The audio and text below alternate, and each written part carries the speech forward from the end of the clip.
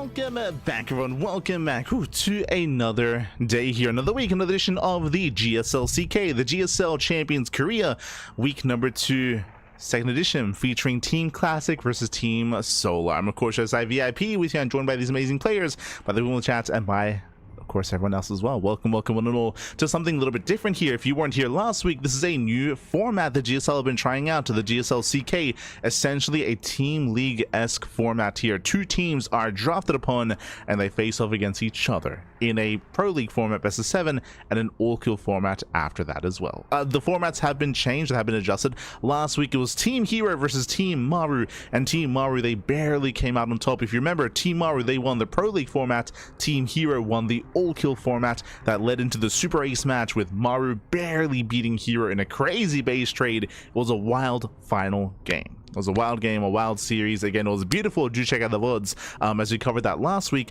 This week we are here live on Super, of course, with the second edition, this time featuring Team Classic and Team Solar. Let's go, but let's go. So two different teams, and they have just finished picking their teams. They finished drafting.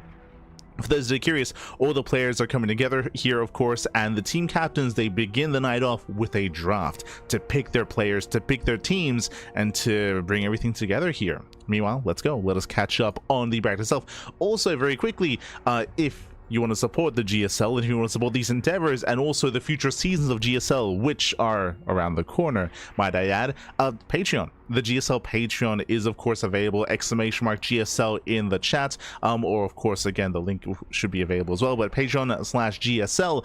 GSL is a way to support the events here in Korea, to support the scene, to support events not just like the regular season of GSL, but even here in the off season, having these more fun Team League-esque format events as well, which again is a blast from the past. It's amazing, it's beautiful. Likewise, big shout to Intel, of course. They have expressed interest in funding and in supporting more StarCraft events, and they're the main sponsor of last week's edition, this week's edition as well. GSL CK is supported by Intel, so much love to Intel. I do appreciate, as we do have our map order here. Now, as a reminder, this is the initial best of 7 pro league format. So we have Team Classic, we have Team Solar. Before I get ahead of myself, we do have the teams drafted. So Classic, he did pick first. Classic, he went for herO. herO was his first pick.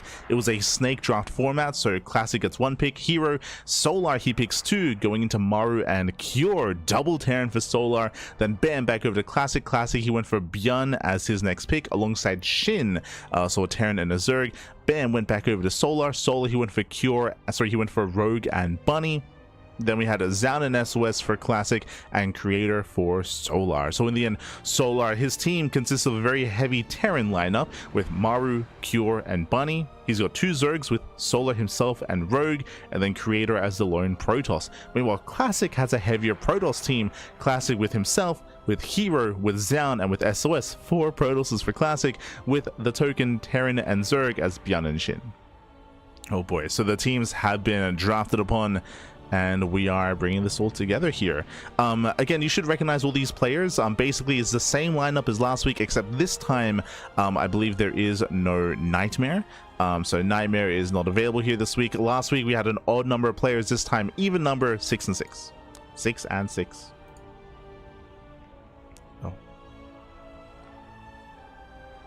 There we go. But again, this is going to be the best of 7. We already have our maps predetermined. So game 1 is going to be on Tourmaline, game 2 is on Mothership, game 3 is on Reclamation. Now, if you know anything about StarCraft, you must be thinking to yourself, hold on, what's Reclamation? Is that like a TLMC map? Is that like a new map that's coming around the corner? Reclamation is a 2v2 map. Fun fact, and shout out to GSL, by the way, they asked us if we had any feedback regarding the format and regarding the event after last week. And I did kind of float the idea of potentially mixing in 2v2s, just because 2v2 has been on the rise as of late with the 2v2 circuit that Uthermal's been hosting. Wardy also has been mixing in 2v2s in his Wardy TV Team League. 2v2 in general has been more accepted by the greater StarCraft scene, and a lot of these Korean players have also been playing and competing in 2v2 as well, and so they did actually take some of that feedback, and bam, we got some 2v2 here. Reclamation is a 2v2 map. Likewise, later on down the line, Rust Bucket is also another 2v2 map as well. Oh boy.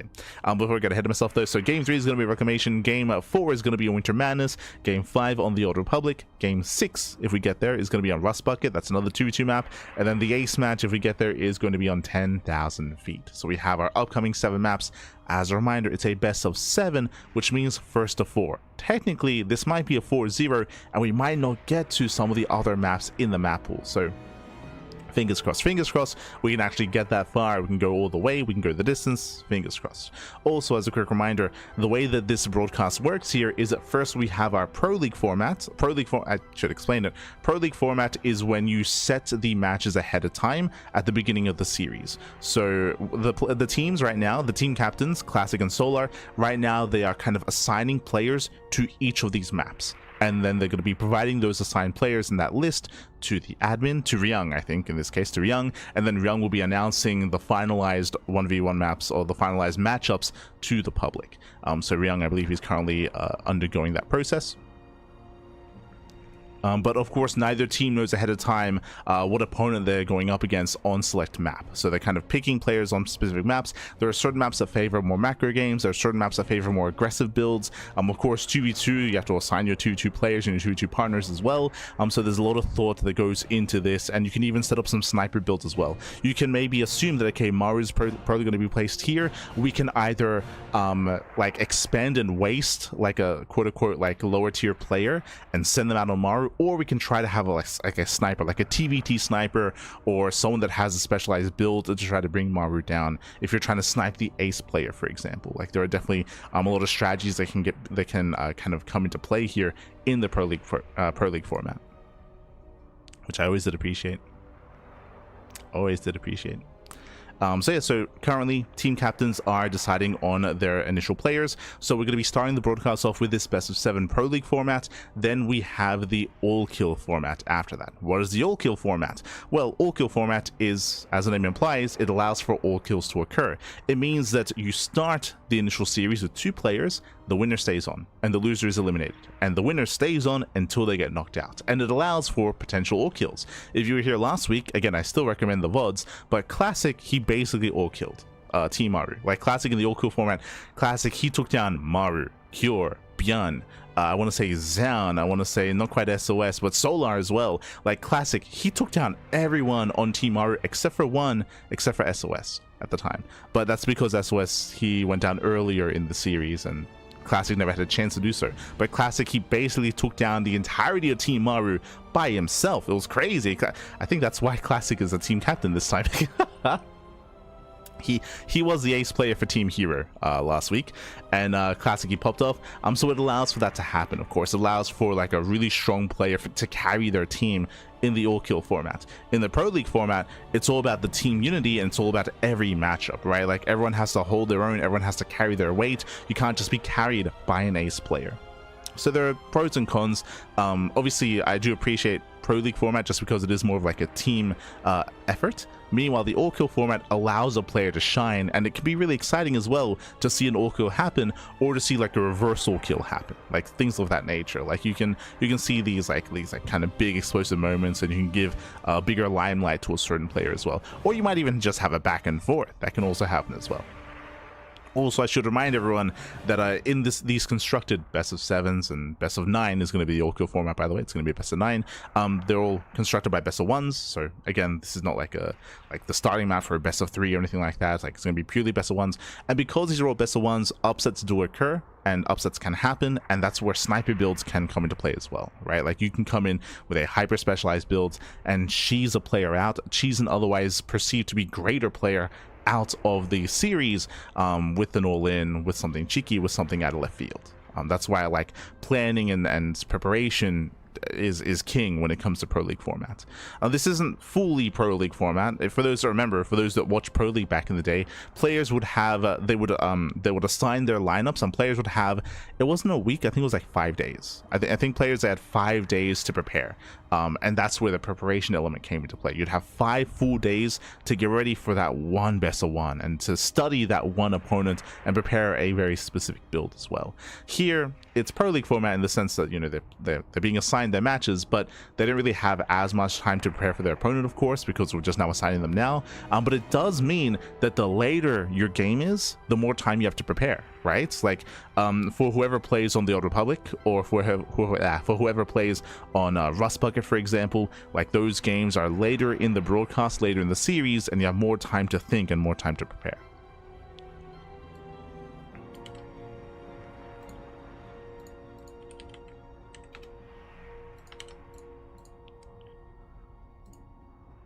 Meanwhile, looks like we have our finalized players here.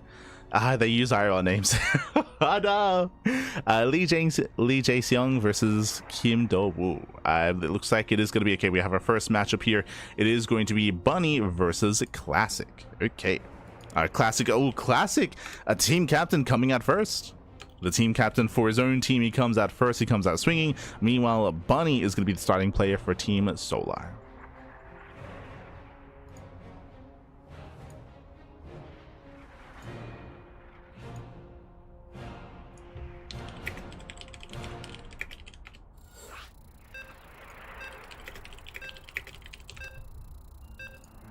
There we go. Here we go. We have our starting players here. It's going to be Classic and Bunny. We already have the starting players for the other matches as well. But I will need some time to translate because they do use their IRL names. So, so I can't. Min Soo Kang. Is that Solar? Hold on. Spawning in the bottom left-hand corner of Tourmaline, we have the man of the hour himself. Let's go. We have the team captain representing Team Classic. It is a Classic. And spawning in the top right-hand corner, we have his opponent. Oh, we have the blue Terran player. We have the South Korean Terran representing Team Solar. It is Bunny. Bunny. Let's go. And here we go. We're jumping into our first game of the series, first game of the broadcast. Once again, if you want to help support this event, you can do so via supporting, of course, shout out to Intel. Shout out to Intel, of course, for supporting the tournament, for sponsoring, for helping to fund, helping to allow for this to even become a reality. So much love to Intel. At the same time, if you want us to help support the GSL, the GSL CK, and GSL adjacent events, you can do so via their Patreon. True. Let's go. Let us go. As we do open up at Classic, sorry, Bunny does open up with a more standard opener, going for a Rax Expand, a single gas opener out of Bunny, going for the more economic start. Meanwhile, Classic going to be opening up standard as well. Now, what I will say about Bunny's play in this matchup is that Bunny is hyper aggressive. If you remember, we did see Bunny versus Creator last week, and Bunny just did not give Creator any breathing room. Like Bunny, he was hyper aggressive, hyper assertive, and just very in the face of Creator. I expect to see that here as well. Yes, it is a standard economic opener, but I do expect to see some aggression in the mid game from Bunny, and aggression is favored here on Tourmaline. Remember, Tourmaline is a very small map of the map pool, short rush distance by ground.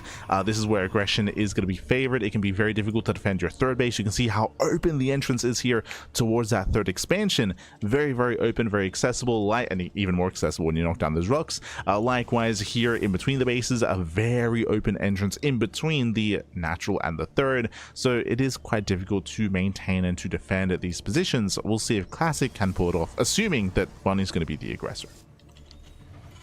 But now, Rax Expand into Factory. Everything's looking normal from the side of Bunny so far. Does check nearby with his Reaper, looking for any kind of proxy gateway shenanigans here. Yeah, checking the third and the fourth locations. Just ensuring everything's okay. Does ensure. Oh, sorry, just making sure audio levels are good. Beautiful. Meanwhile, behind this, we have our take of choice. Twilight Council opener out of Classic, standard opener out of our Korean Protoss. Everything's looking normal, everything's looking standard. Classic does poke out. And just checking the timing of the CC, as there was no Probe Scout. Yeah, there was no Probe Scout earlier, so he confirms that there's a CC on the low ground. Gets eyes on the outlands as well. So far, so good.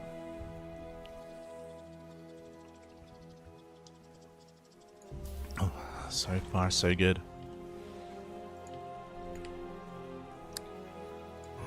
Once again, blink has begun. Extra gateway is going to be on the way. Oh, but it does shade into the mineral line and gets one SCV. Just gets one, gets a scout off, and more importantly confirms that there's a Hellion follow-up. Not a big commitment, of course. He did confirm the extra Marines on the way and the reactor as well. It's just going to be Reaper into Hellion, no big commitment, and Classic is now aware that he doesn't have to be too careful back at home to defend. So for now he's fully rolling up. We have 2 gateways on low ground. It looks like 3 gate blink. Yep, 3 gate blink Stalker. A very safe way to play. We should be seeing a Robo soon. We'll see if we decide to skip that tech structure and go straight for the expand. Very intentional target firing there out of Classic, focusing down the Hellion, dealing more permanent damage. More permanent damage.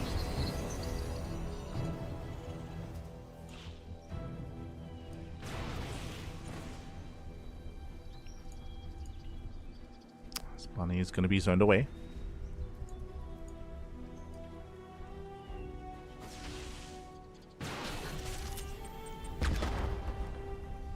Back, gonna be zoned away.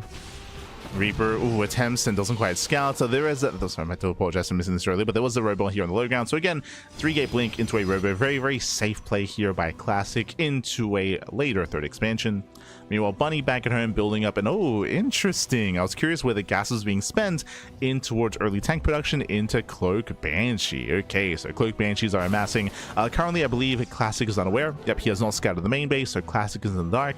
I believe Classic, he has no sentry either. Yep, no sentry, no hallucination, no scout across the map, not yet. So there is the Observer at least, and the Observer is on the way. The Observer making its way into the main. We'll see if Bunny can react in time. The Banshee gets scouted. Yeah, it does scout the Banshee. Oh, and Cloak did finish researching, but I believe there's only... Okay, there are 2. There are 2 Banshees. 1 into the main. Cloak is activated. The Observer's across the map. There's only 1 Observer currently, but another one is about to pop out. And we're killing probes. Can 2 shot, getting 1, 2, 3 probe kills. Decent damage so far. Stalkers, they respawn. The Banshee has to get the hell out of here. Is gonna get caught out. Massive blink. Only 3. Only 3. Meanwhile, second Banshee towards the natural. Can we get even more damage done? Getting it to 4. 5. 4. 4 probes. It's okay damage, but this is better for Classic. Much better for Classic here. That was 2 Banshees and Cloak research for only 4 worker kills. If we had kept one of the Banshees alive, different story, because you can always go back in and you can at least keep supply back at home, right? You can just type some supply and force like 3, 4, 5 Stalkers to stay at home to defend. But now there's nothing to keep Classic back. He's moving out. And Bunny's in a rough position. The Banshees in the end, they were not worth it. Not quite going for the dive. Now, the one advantage of the Banshee play is that it did force Classic back home. So it allowed Bunny to expand. Otherwise, his 3rd base would be even more delayed. But he is taking a 3rd. He's expanding, building up into the mid-game. Bunny breaking out on the right-hand side. So far, unscouted. There we go, dropping in towards the main. We can see Classic, he does now get in position, but it's too late. Stalker's here to scout, but the Banshees, sorry, the drops have already gone past. They've already gone past. Menami moves out, and Classic should recognize that this army is looking a little bit small. There we go, we have plenty of Zelts here at the 3rd location. But what about the main? Yeah, the main base is exposed. Recall, I mean, there's no energy for a recall, not yet. Bunny's pushing, distracting. Here comes a drop into the mineral line. Yeah, so far, nice drop. Oh my god, a massive storm on the Marines. The Marines do go down. And Classic is giving chase at the same time, though. The mineral line is falling. 13 probe kills. And nice damage so far here by Bunny. Oh, getting up to 15 probes. Ay, ay, ay. Yeah, 15 workers go down. This arm is going to be cleaned up. And across the map, Classic kind of keep pushing. Oh, the tanks got away. If they were caught out, then Classic could actually commit. And he's going for it anyway. There's not much of him to defend. Bunny forced to lift up his CC. Again, that was some nice damage there by Bunny. What about that counterattack? Okay, Zealot drop into the bases. Bunny, he's fully walling up here at the natural, getting his depots, getting his bunker, sieging up his tanks, and just giving up on his 3rd. Yeah, just gives up on the 3rd base. Bunny knows he cannot defend. So very mature decision here by Bunny. Very mature. Ghosts are building up. Whew, and as it all settles, on the one hand, Bunny did amazing damage, right? Bunny, he killed an entire mineral line. 19 probes have gone down this game. Very nice damage, that is true. But at the same time, he is stuck on 2 bases. And Classic is rebuilding. He is recovering as we speak. Now, the pressure is still on Classic to find some more damage. Turret does zone away. Nice placement here by Bunny. Oh. He's hunting for the prism. Doesn't quite find it. And not quite. Bunny now establishing his third. Now, what's scary here is that Classic, because he had to reprobe, what is hurting him the most, no fourth. No fourth expansion. Bunny's getting his own third base fully saturated, and Bunny now has the economic lead. Oh, nice EMP. EMP goes off. Does he catch the prism? He does not. Yeah, storms, they don't quite connect though. Boys are being pulled. We still have plenty of storms. Yeah, storms not coming in. But are there enough zealots? Yeah, there are enough chargers here. We have maybe 1, maybe 2 more storms. Ooh, massive tank shot here on the High Templar. Nice target firing at a Bunny. And Bunny should barely hold on. Does barely hold. It does cost him both tanks. Does cost him 12 SCVs. But he can give chase. Hunts down all the High Templar. Hunts down the Templar. Again, Classic, he barely didn't have enough zealots. We're getting messy. We're getting very, very messy here. Bunny does have the stronger army. He does have the scarier force to work with. Did lose a little workers. That is helping Classic because his fourth base is so delayed. But the army is still heavily in favor of Bunny. Classic just now throwing down the Bay. And no Bay, no Colossus. Things looking rough here for now Classic. As you mentioned, that economic damage earlier did have a did have a snowball effect here. A knock-on effect. That's good. There we go. Great Classic, he was desperate for damage and he just did not do enough. And Bunny's moving out. If Bunny gives Classic time, then Classic can build up Colossi and try to stabilize. But Bunny should soon be pushing.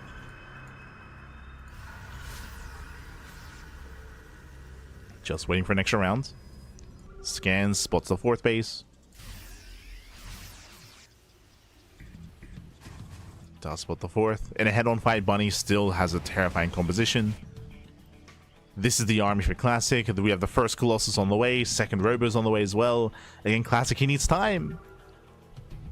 He needs time.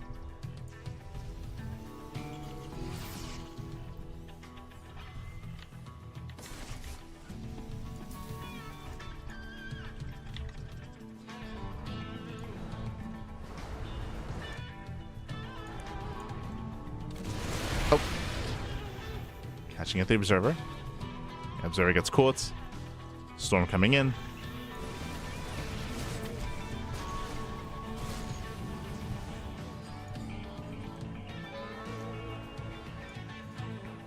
As now we have the first Colossus. First Colossus has arrived. I still do favor Bunny's army. It's all about the storms just buying time. Just buying time for extra Colossus. The Viking count only at 6.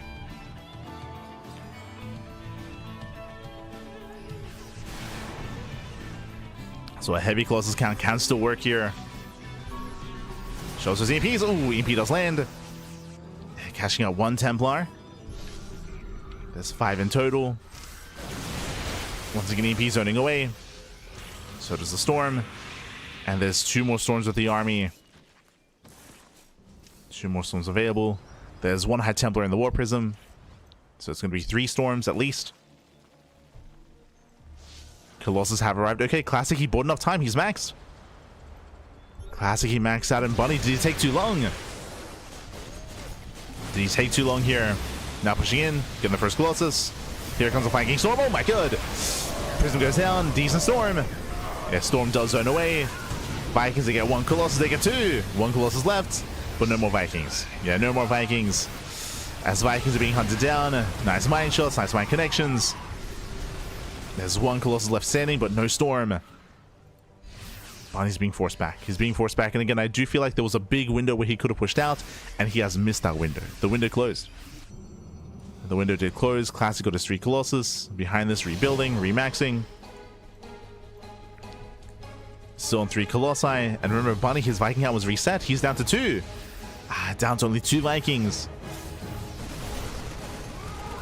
The Colossus, they hold their own. Getting a 4th Colossus, actually. Gee. Oh, God. And Classic has stabilized. He hasn't stabilized. It's built back up.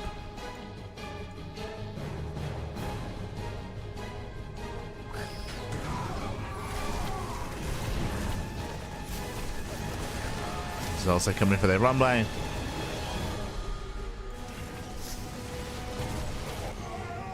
Catching a couple of SCVs, distracting Bunny. Main army moves in. Bunny has a double drop on the south side, which means he has a little bit less to defend. He's going for the economy, going for the southern base, but here comes Classic with a massive army, kills the CC.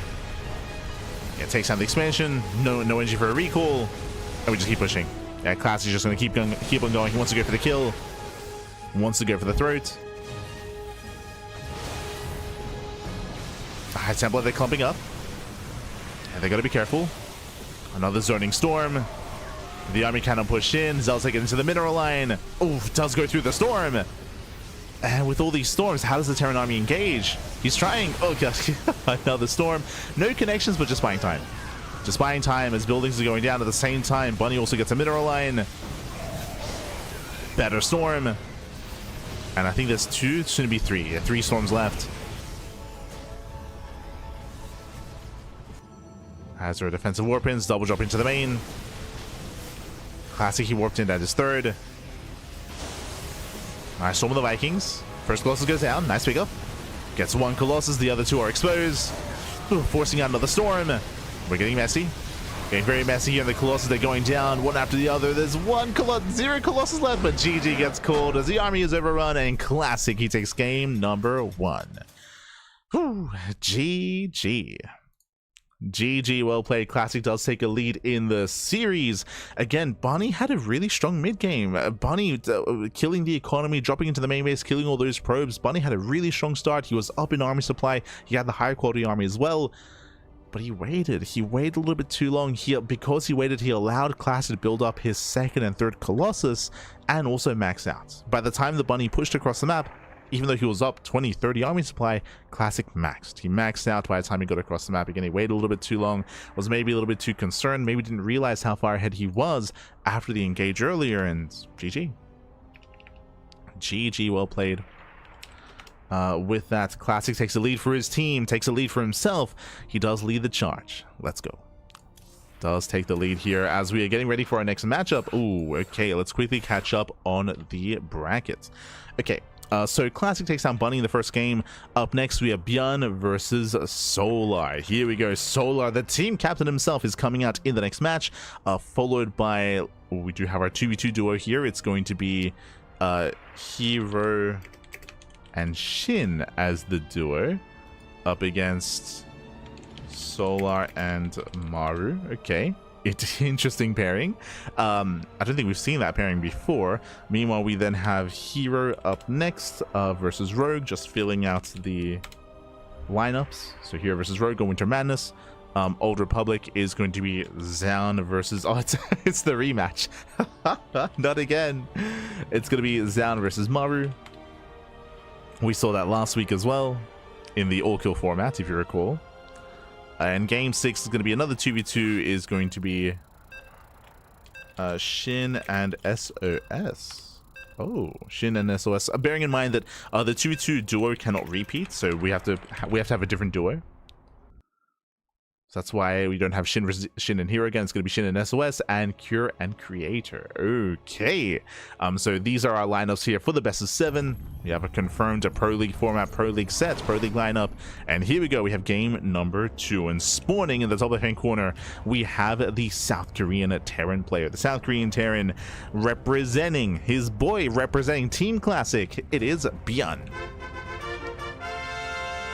And he's up against the captain. Spawning in the bottom side of Mothership, we have the captain himself representing Team Solar.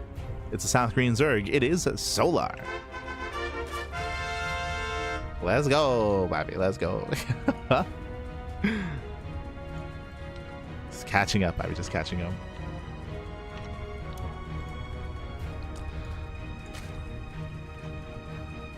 Cool, just making sure we have everything set up.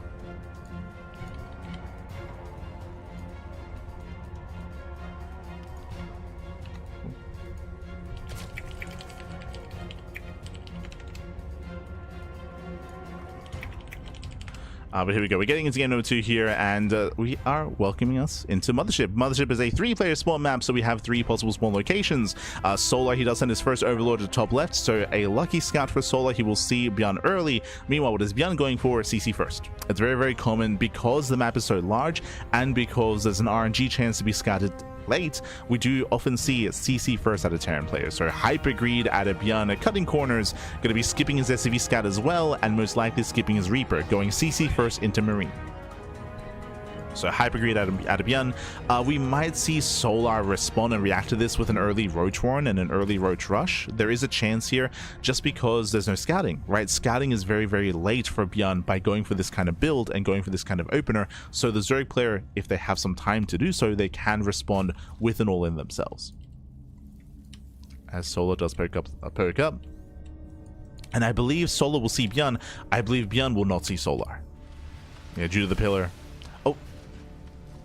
Solar, he does edge a little bit closer, does confirm, and yeah, as you can see here, the Overlord spots a CC, and ByuN. Okay. For a moment, I thought it was gonna, float over. It was crazy. But Solar, upon seeing the timing of the CC, he knows it will CC first. Like, he's fully aware it was a faster command center. ByuN going to his own 1-1 setup, and Solar's just droning. Solar just droning, getting a 3rd expansion. There is no early Roach Warren.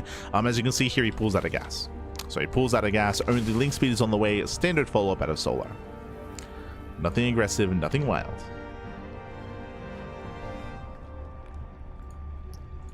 Nothing crazy. As initial Zergling does poke in. Doesn't see anything up the ramp. And behind this, a 1-1-1. Okay, we have a greedy start into an aggressive follow-up. Now, we have seen ByuN embrace mech in the past, so there is potential for a second factory. For now, though, 1-1-1, this can lead into faster Banshee play, into more committed Hellion play as well. This feels like a Hellbat push, especially because we're actually committing into Reacted Marine. Interesting. So we're continuing Reacted Marine. Typically, we would add-on swap into Reacted Hellion, so we're going to have a slightly higher Marine count than normal, and we can go for an early drop with the early medevac. Yep, early medevac, early drop. With this, the goal should be to hunt down Overlords. Hunt down Overlords, deny vision, deny scouting, and hide what comes next. That's why we did mention that it's possible that we could even see mech here. We have seen that before at a ByuN, so we'll see what the follow-up is going to be. Either a 3rd CC, second factory, or extra Raxes.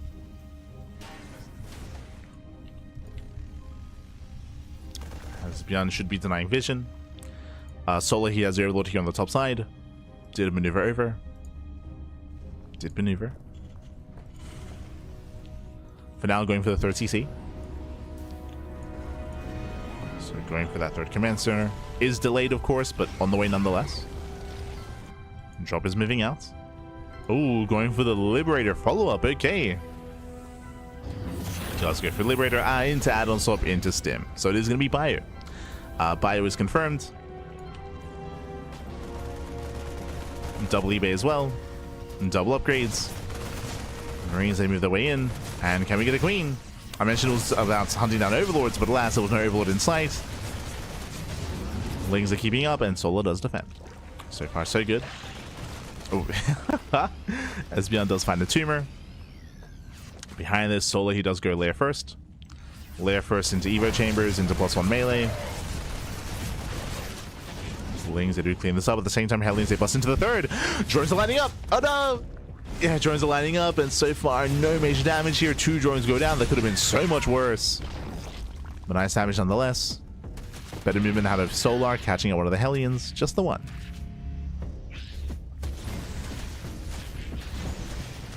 Just the one. Second Hellion does go down though. Nice cleanup out of Solar. Claiming his 4th base, and I'm curious to see how aggressive ByuN is going to be. I mean, he's already being aggressive with the initial 1-1-1. Now Liberator into the main. Drops is still being active, and we'll keep an eye on the Rax count of ByuN. We'll see if he does build up into a 4th or not. Again, at the best of 1, anything can happen.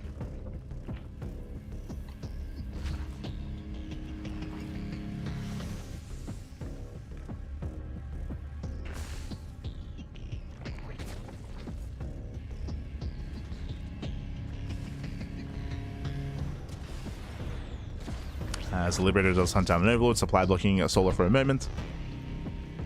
We have Solar building up into his own Lingbane Hydra. Oh, range upgrades, not melee. Solar has been very fond of these 3-base Hydra all-ins. I'm curious if that's the plan here as well. This can more seamlessly transition into Lurkers just because of the range upgrades, but it's going to be a much more Hydra-heavy composition. The downside is late Baneling Nest, right? The Baneling Nest is late because of the early Hydras. That means that this Bio army can have more success here. There's no Banelings to be worried about. Has no concern for Banelings. Marines, they threaten the Queens.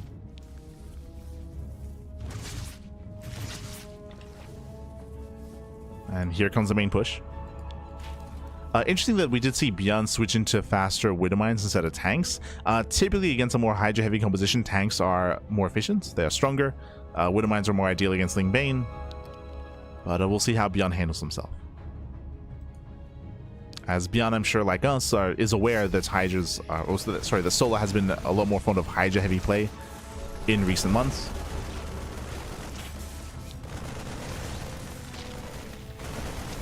Hydras are revealed. Cashing out the Overlord.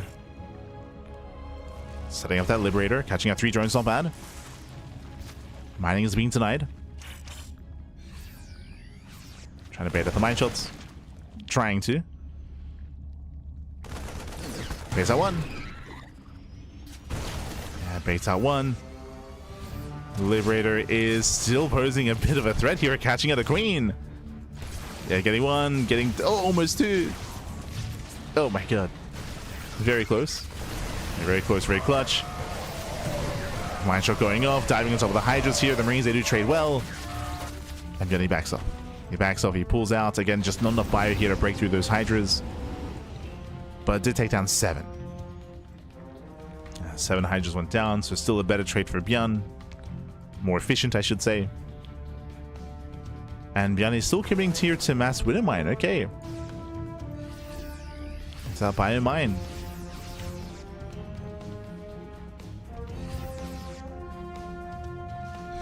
As ByuN is veering off. Again, creep is still quite limited here for Solar. Mainly connecting his bases. But a lot of creep is receding. As Marines that don't quite make it into the mineral line, but against Solar, he's spread thin. He's spread thin in between the bases. Now taking a 5th expansion on the left-hand side. Solar trying to split up his army. Oh. Catching at the drop. Not bad. At the same time, Lingbane is in position. And we'll see how ByuN reacts. Ooh. First mine goes down. And so do the others. Yeah, not a single mine shot connects. Nice cleanup here by Solar. Very nice cleanup. Ooh, as the medevacs, they miss rally. 2 medevacs get thrown away. Again, ByuN is slipping up here. Falling apart a little bit at the seams. And Solar, he's maxed. He's maxing out. Now, if you recall, we did actually mention this. Because of the early +1 range, it was indicative of potentially Lurker tech, and there it is. Lurkers are on the way, not Ultras. Ultras have been very common, and we've been very fond of Ultra tech in late game ZVT, but here Solar investing into Lurkers. Now working on +2 range. Vipers have arrived, but they're gathering energy as we speak. The Viper's not ready yet.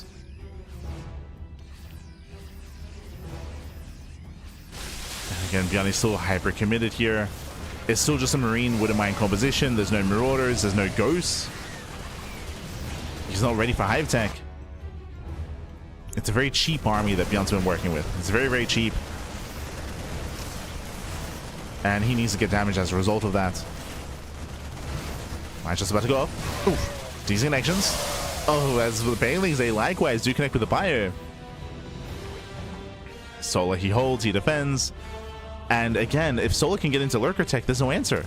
There is zero answer here. Again, there's just now Marauders just now beginning. So late here for ByuN.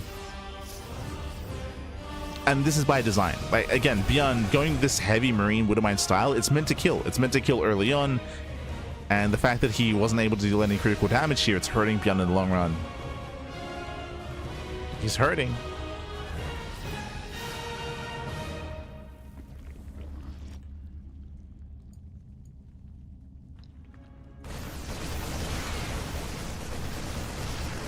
Nice catch. Catching up 2, almost 3 queens. Okay. No bailings. Wow, no bailings in position. The Marines, they do trade well against the Lings, against the queens as well. At the same time, ByuN breaks another expansion. Solar getting pulled apart. Very nice damage here by ByuN. As we mentioned, he has to do damage. The pressure's on the Terran. And ByuN trades very well. And he's got to keep going. Because here come the lurkers. The lunkers are coming. 7 lunkers back. We do have some liberators on the way. A couple of marauders. Like ByuN slowly transitioning. Ooh, getting caught out there. Yeah, rough trade here for ByuN. I mean, he does pick up Lings. We're going to be forced back. Going to be forced out. Nidus storm into the main base. Solo going for his own counterattack. Collapsing on the ByuN.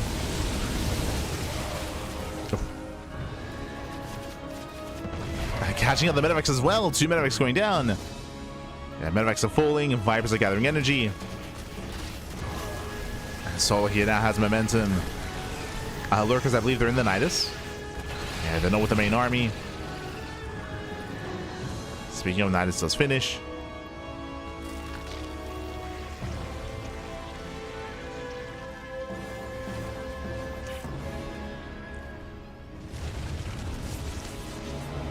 Okay, Nidus on the top side.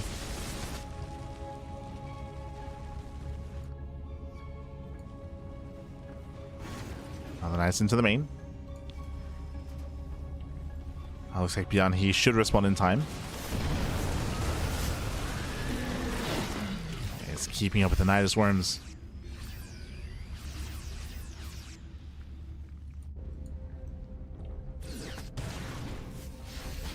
Oh, nice mine shots, okay. Catching out a couple of workers. We have the Aspire on the way to potentially work towards Broodlords. What's a little bit concerning here is that the lurkers, they've not really come into play in any of these engagements. It's still in the Nidus worms.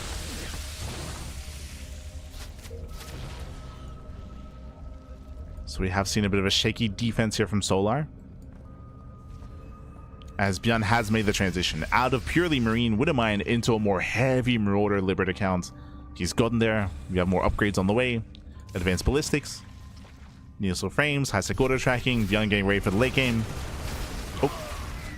Doesn't quite pick up the Viper. Not quite.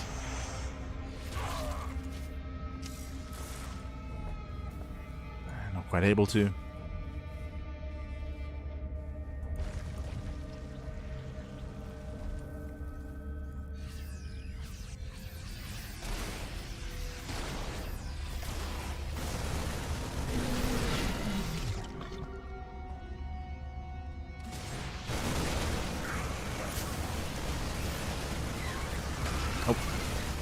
By army does take down the base, not bad. Gets the expansion. Yeah, nice power bomb. This is a pretty big investment here by ByuN, throwing away 4 full Medivacs. We'll see if it's worth it so far. Nah, not worth it. Not worth it at all. The entire drop here is going to go down at the same time, pushing right down mid. Decent setup with the Liberators, but he's prone to getting surrounded. Solar's coming in a little bit too soon. Yeah, he's coming too soon. There's no flank. There's no surround. Solo was premature. Please add the Bailings, Hydras, and the expansion. Better trade for ByuN. We're getting messy. We're getting messy, papi. Solo, he has to calm down. Catching out the Liberators. Oh. Catching out the Liberators. I believe so far still no Academy. Yeah, there's no Academy. I said ByuN's still hyperfixated on this more mobile composition. He's got to be careful with these drops. I'll just have to be careful. As he threw away the core drop earlier.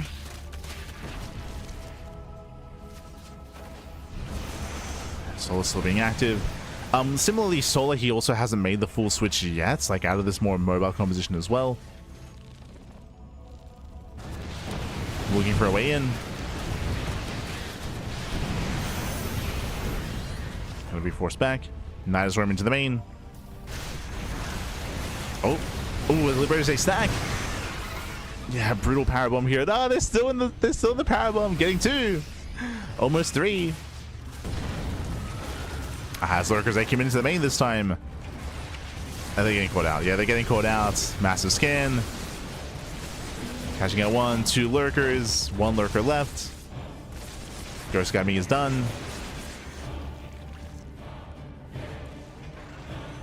Oh, get out of here. They're waddling away. The lunker, papi.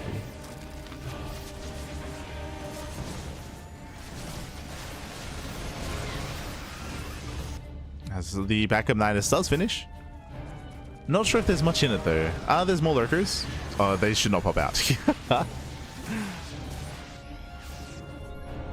Yeah, Solar desperately trying to find some damage, but he's being pulled apart. Again, this space, they're just so spread out. It's so big, papi. It's so big. Another expansion falls. 12 drone kills as well.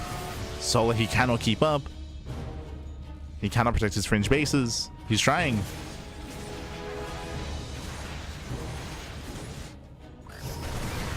Oh, as he does catch at the bio. A couple of Marines, a couple of Marauders.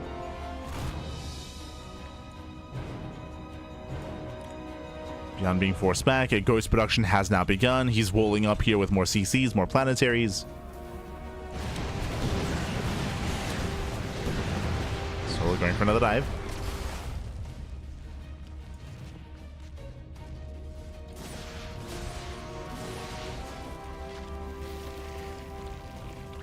And you can argue that these Nidus Worms are at least keeping supply busy, right? There's 3 Liberators here in the main and also a couple of Marauders.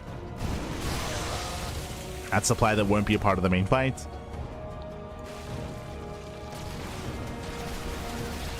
we're moving in. Catching out to 2 more Liberators. Nice abductions. Takes out 2. Catching out another.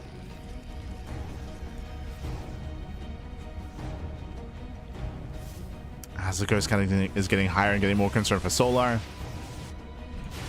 Oh, Ben has to be careful. Pulls away.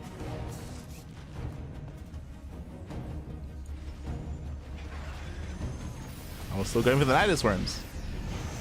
He's still going, Pat.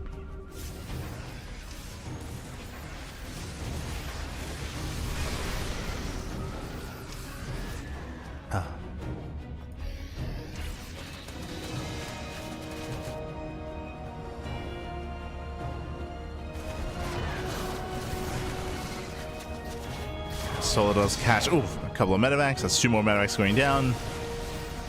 Oh, ByuN late to react. Yeah, late to react, late to respond. Ooh, getting caught out by the banelings. ByuN, he himself is now falling apart a little bit here. Just a little bit too inattentive. As the Nidus does finish. No major damage though. Solar's trying to move in. Bleeding out some more Hydras. Bane does break through into the mineral lines though. SCVs can go down. Oh, catching the Marines. Oh my god. No splits. Yeah, no splits. No reaction there from ByuN. ByuN gets caught out. And because ByuN's been bleeding out so many Marines and so many medevacs, he has no bank, right? Typically, the Terran player should have a bank by now. But ByuN has not been efficient. Or not as efficient as he otherwise should be. Now we have Solar triple expanding, taking more bases and maintaining his own economy. And in recent times, this has been better for Solar. Has been slightly better. Now this can change if ByuN establishes another base. Solar's now aware. Oh, brutal mine shot. Brutal mine connection. Solar moving in. He wants that planetary. Gets 1, gets 2 Liberators, nice abductions. Might barely get a 3rd Liberator. Bailey's to do zone away, but they do not break the expansion. Yeah, the planetary does survive. ByuN is holding on. The mass mule hammer here on the northern base.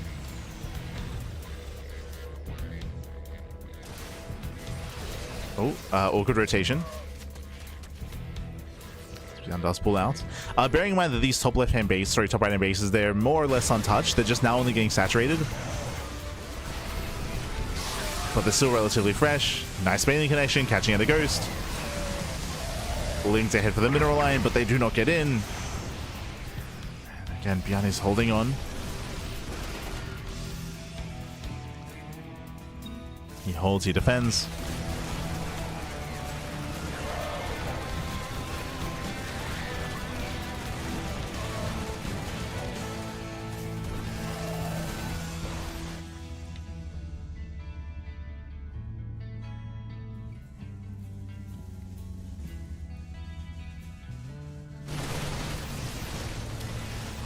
Again, Solar still trying to break through at the same time. Nice drop here by ByuN. Takes out the expansion as well. 6 drones in the base. Doesn't take down top right, but it is imperative here that ByuN denies specifically these 2 expansions, as ByuN can take them later on as his own. Either these bases or these southern bases. The fringe locations. Nice Liberator. That's a kill, not a cancel. Again, Solar out of position, racing on over. Drop back in top right. Denies another base. Can he get into that mineral line? It's close. Yeah, he's so close here. He does make his way in. Lings are trickling forward. Drones are going down. No major damage here, but 12 drone kills nonetheless. Snipes on the Hydras. Has to get out. Ooh. Expensive drop. Yeah, very expensive drop here for ByuN. Does bleed out Ghosts. That was 5 Ghosts falling. Did I say 5? We're going to get more, as here come the Vipers. Oof. Abductions, power bombs, crazy damage. That was a very expensive drop for ByuN. Remember, he has no gas bank. The gas is lacking. Solar, he commits. Going for the most crucial mining base for ByuN. Brings it down. ByuN counterattacks. Yeah, it does go for the counterattack, but there are lurkers at home to defend. Yeah, lurkers already. That's going to be 23 ACV kills. 22 SCVs. Hydras, they lunge in. And ByuN is hurting. Losing more CCs. And again, all that ByuN got was a hatchery. Like, this hatchery did not matter as much. ByuN, he needed more damage, but there were lurkers at home to defend. Oh, now we have a couple of infestors. 1 so far. Yeah, 1 infestor.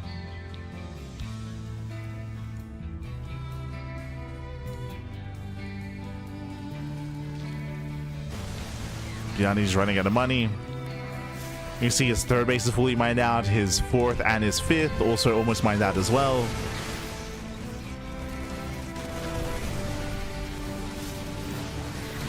ByuN, he needs mining. That's a lot of freedom. After liberation zones. They punish the Ling Bane. Looks like another base goes down, but no, ghosts are falling. We can't afford these losses, Pappy.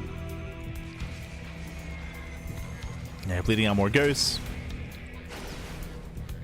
Nice setup with the Liberator.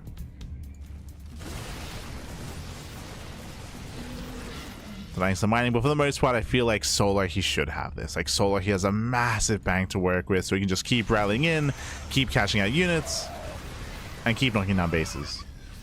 Again, this is all that matters. This one expansion, if we can deny mining here, we can win the game. And Solar, he's going for it. Catching out the Liberator. A little bit of a messy fight here from Solar. Doesn't quite break through. And not quite. Solar pulls away. That was a better fight for ByuN. Oh, nice fungal. Catching out 2 ghosts. There are how many ghosts left? Down to 5. Yeah, still only a handful of ghosts remaining. I was wondering where the bio army was, going for a triple drop. You can say, yep, he's out of money in the center base. ByuN, he's broke. He's broke, Pappy. Double drop on the top side. Catching up 4 more drones. Solar collapsing in. Thankfully, ByuN does pull away in time. Nice moves out of ByuN. I was curious where the Vipers were. Vipers are here in the center. Infestor got sniped.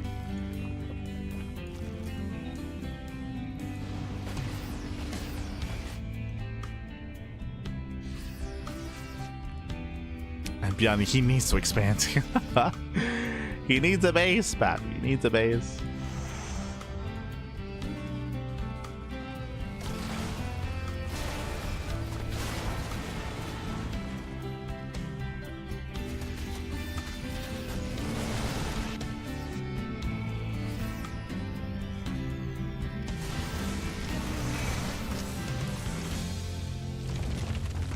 Solo's in position.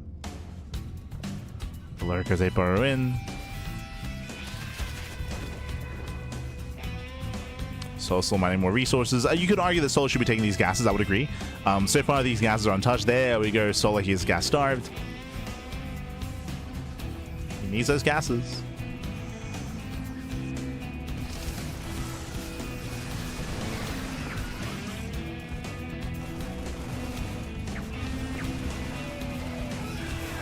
So far, nice scouting at ByuN. Shows some line shots. Ooh, nice connections. Yeah, the wood mines, they pop up. They trade very well. ByuN. He's trading well. Ooh, does land a massive fungal though. Yeah, the flanking pole power bomb as well. Ay, ay, ay. More fungals are coming in. The burrowed investor. Crazy connection. And now we're collapsing forward. Yeah, now we're pushing him forward. Thor is going down. We have another fungal in the chamber. Oh, does land on the ghost. ByuN barely pulling it away. And again, losses that ByuN cannot afford. He's broke. He's out of money, out of money, out of steam, out of resources. As ByuN, he might barely hold here, but it's not going to be worth it. And he cannot hold. He cannot hold on. ByuN has been broken. More links are trickling in. Again, ByuN, he has zero economy, zero income. He has 3 patches, 4 patches even. Barely an economy.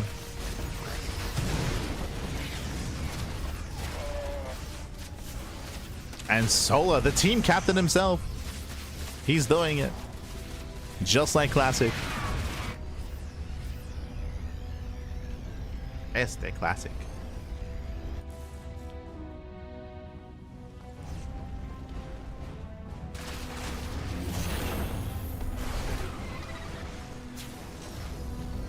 Hey, the captain's for a reason, Pappy. True, true. And GG gets called. Solar, he will claim the series. He will claim the game, and he will fight back in the series, putting a point on the board. Whew, GG. GG, well played. We do have a point on the board here for Solar. We're tied up 1-1. Again, Classic winning the first game, and Solar winning the second game here. Does win that second game. GG, well played. Very intense back and forth. As we mentioned, both players were staying on a very kind of, I wouldn't say low economy, but a very cheap army, very mobile compositions. ByuN, he was able to deny some bases for sure, but he was not able to maintain his own. He had a very, very hard time maintaining his bases, and because he kept losing drops, he couldn't really build up his bank either. We saw so many medevacs shut down, so many drops shut down as well. In the end, Solo was still out trading ByuN, and in the end did overwhelm. GG. GG, well played.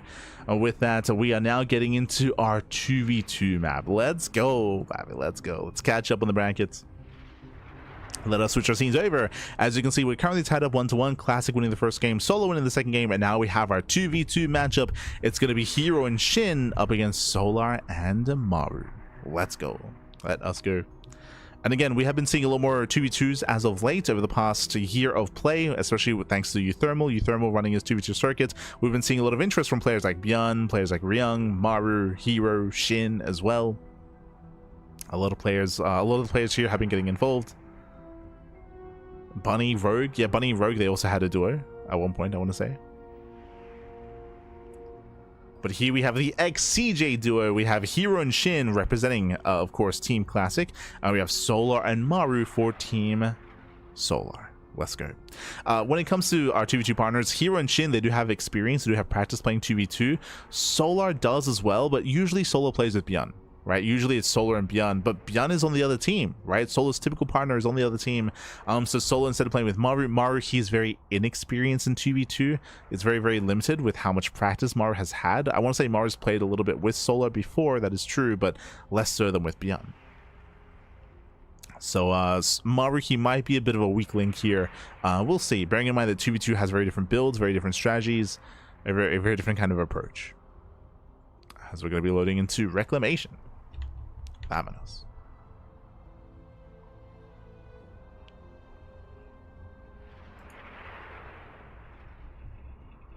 We're here to reclaim.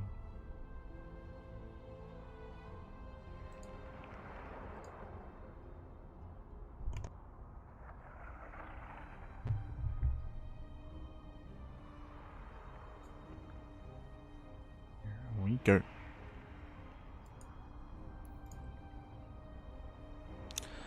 As looks like we have our players ready, casters as well, about to jump in.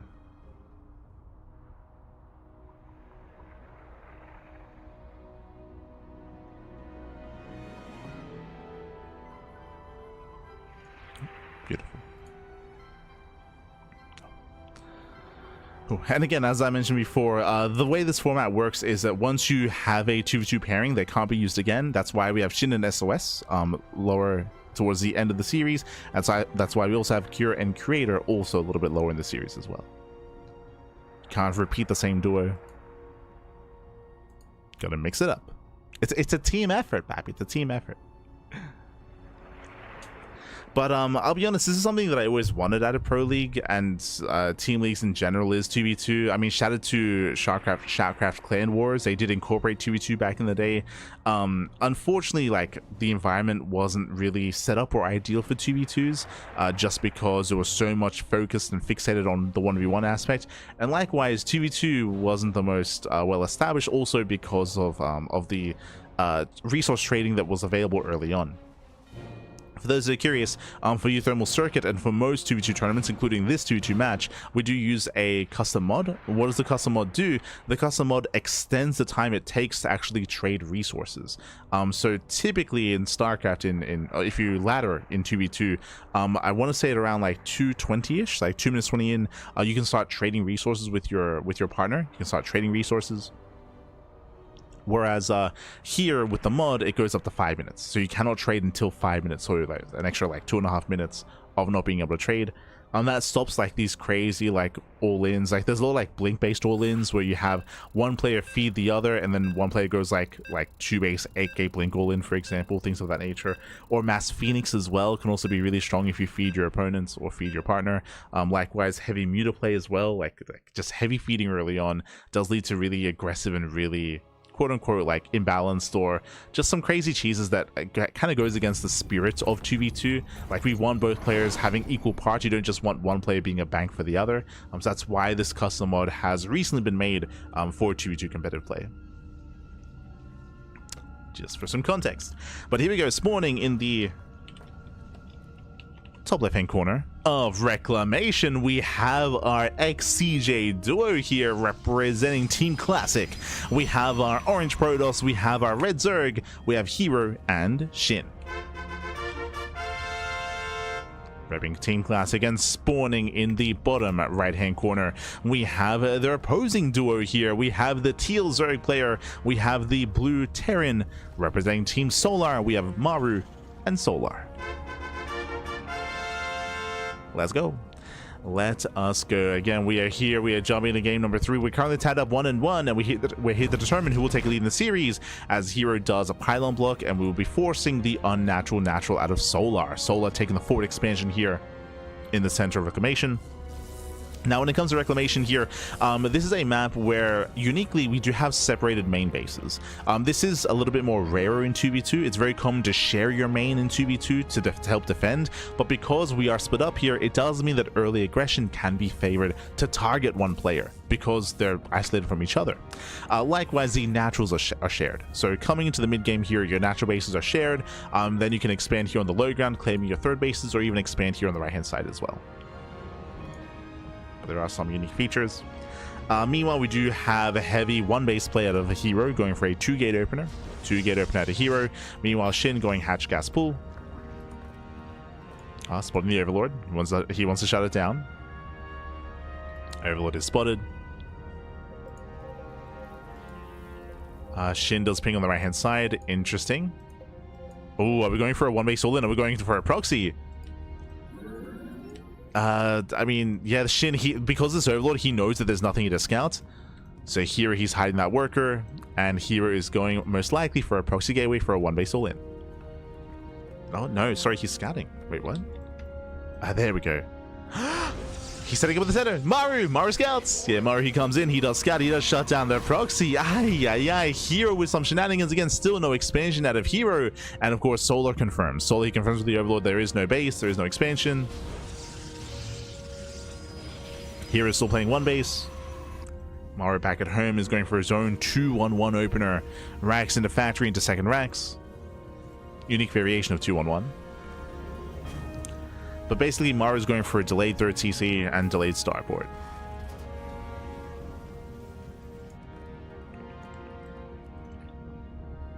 Pylon is cancelled. ByuN S on the way for Solar. ByuN S on the way for SHIN. SHIN is going for a Ling Bane all-in. He's going for the all-in. But again, hero's reinforcements are late.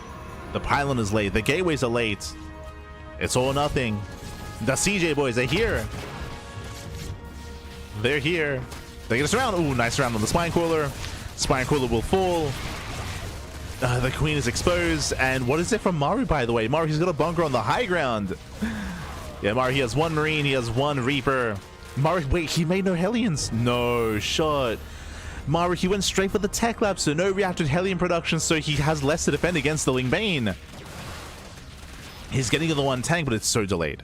Yeah, Maru, he's so delayed when it comes to his army. ByuN's able to in.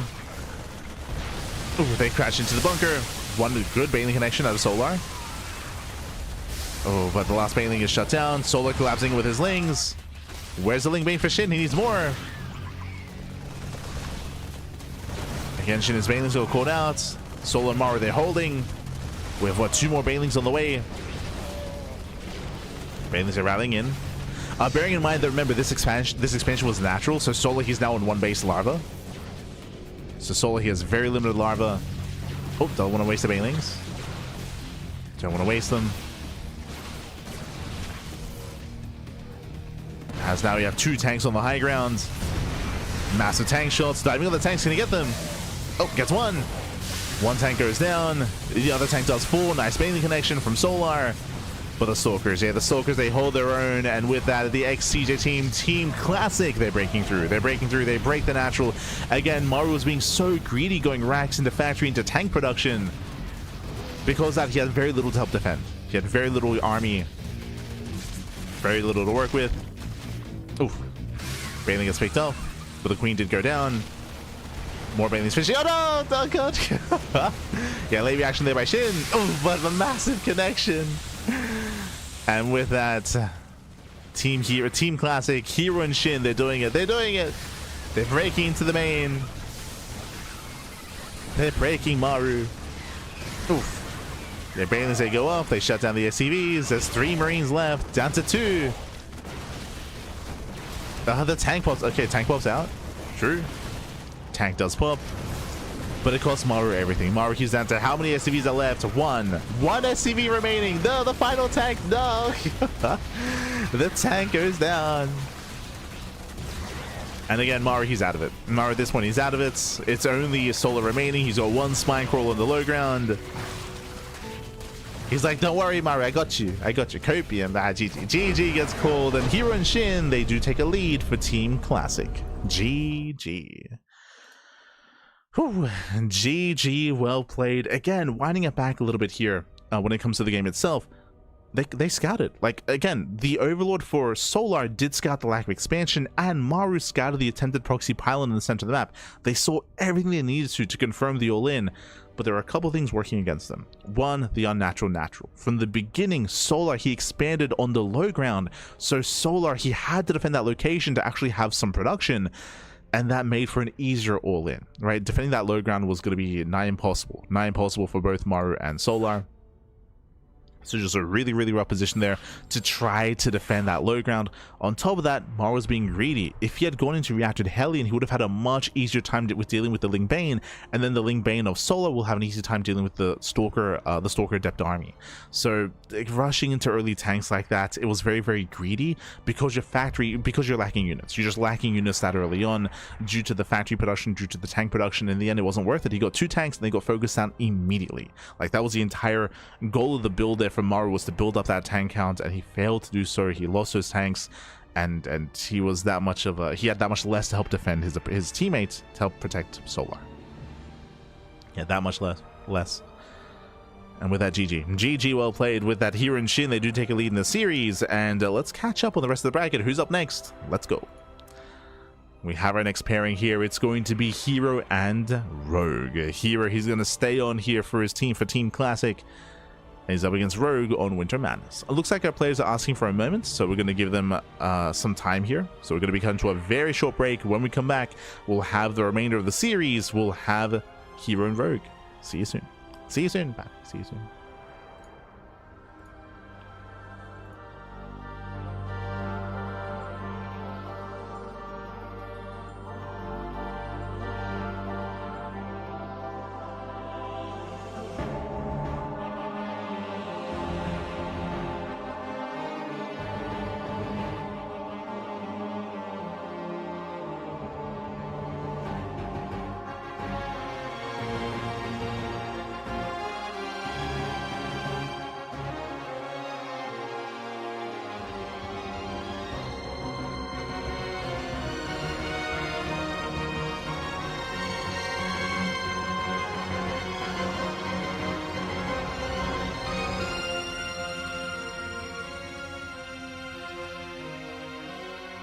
And welcome back, everyone. Welcome back to the second half of the first series. Welcome back to the Pro League set here of the GSL CK, the Champions Korea. Welcome back to Team Classic versus Team Solar. We are currently mid-series, of course, and we do currently have a lead for Team Classic, but we'll see if we can bounce back. We'll see if we can tie things up here this morning. In the top left-hand corner of Winter Madness, we have the South Korean Zerg player. We have the Blue Zerg representing his boy. Representing Team Solar, it is Rogue. And spawning in the bottom right hand corner, we have the South Korean Protoss player, the Red Protoss, representing Team Classic. It is herO. Let's go. Let us go. And again, if you want to help support the GSL, support this event alongside the regular season as well, you can do so via the GSL Patreon. The Patreon is the place to be to help support the GSL. Running regular leagues, running regular tournaments, and even something special like this, something like the Invitational, or something like the CK. It's a breath of fresh air, especially including the 2v2s. Breath of fresh air. I'm here for it. Ooh, as Rogue, he commits quite hard to try to kill the probe. He fails to do so. That's going to be 3 workers off the mineral line, and the unnatural natural as well. Yeah, shaky start here for Rogue. Also, quick shout out to Intel. The other one. There we go. Shout out to Intel for, of course, sponsoring and supporting the event and supporting StarCraft. Again, we did hear that Intel, they have interest in supporting even more StarCraft events in the future. So really cool to hear.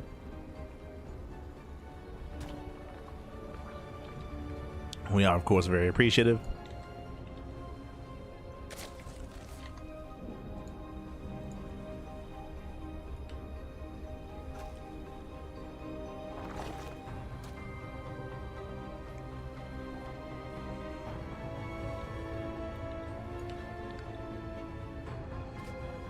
So now we are going to be building up. So our hatch gas pool, link speed is on the way. Rogue is building up into his own standard opener. Zone opener. But again, with a shaky start. Meanwhile, herO back at home going for his own Stargate. Gate expand into Cybercore into Stargate. Standard open out of herO. From here, we can build up into a third base, open up Oracle, but behind that, we'll see what he does hide. Bearing in mind that because of Rogue's early game, it's a little bit shaky, he is vulnerable to aggression, and we could see herO double down. Could see him double down. Eyes are on herO.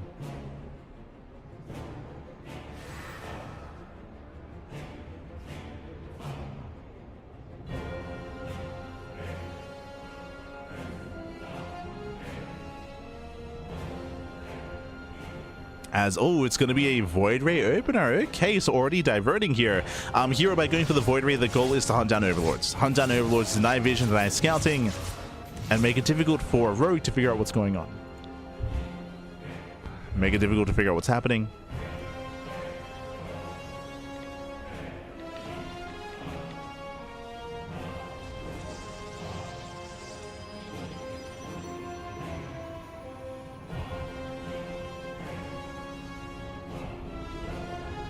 So here comes that Void Ray.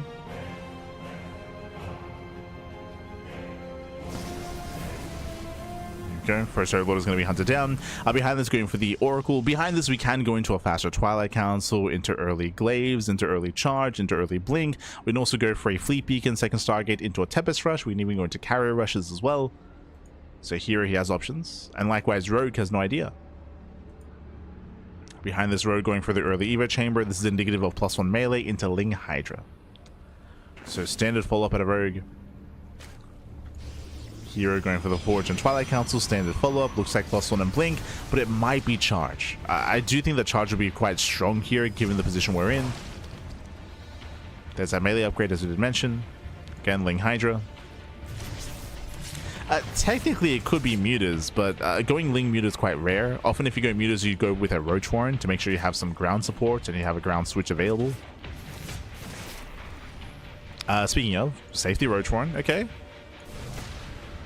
Safety Warren at a Rogue. Does not claim his 4th. We're about to decide our tech of choice. Show us what you got. Is the Blink or Charge? What's it gonna be? We have a bit of a gateway explosion. We have the gas and the minerals for it, by the way. There it is, Blink. It's a little bit late. It is a little bit off time compared to +1. It's a little bit mistimed. But regardless, it's going for a standard follow-up. Now the big sign here is gases. Do we take our gases? Do we go for a higher gateway count? Do we build up into a 3-base all-in?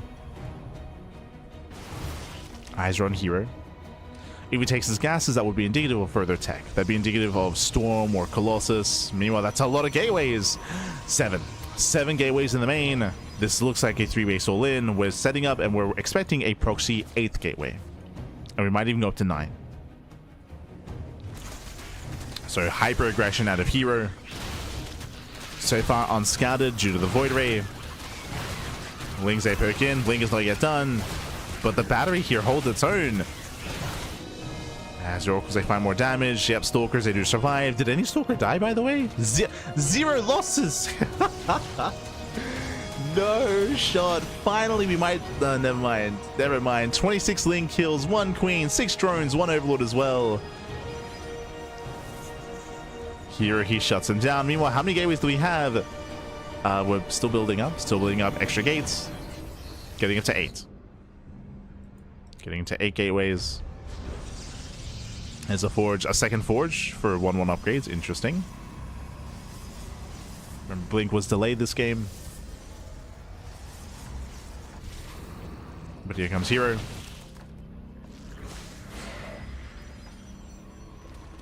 Rogue is still trying to stabilize. There's our proxy gateway. Again, as we mentioned, this is a 3-base all-in out of herO.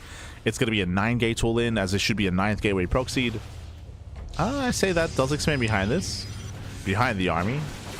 But still hyper committed as we're delaying our tech. Ling's aiming for the surround. Nice setup. Oracle's going for stage traps, but that's a lot of Stalkers going down. That's a lot of Stalkers falling. Yeah, messy assault here from herO. Very messy. That was 6 Stalkers going down. That should not have happened.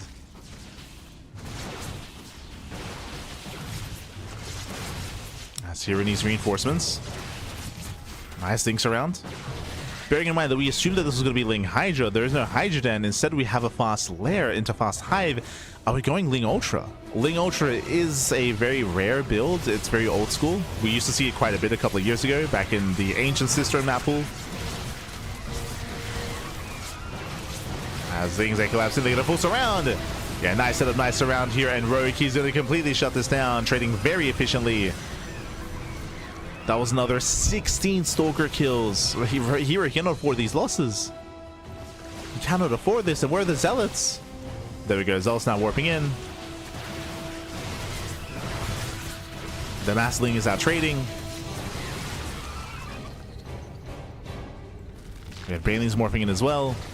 Hive is now done. And remember, Rogue, his goal here, we have Adrenal on the way, but his goal should be Ultras. We'll see if he can get there. We'll see if he needs to. Yeah, Ling's a collapse on the Stalkers. herO getting caught out. Leading out even more Stalkers. Oh, a better movement here. Okay.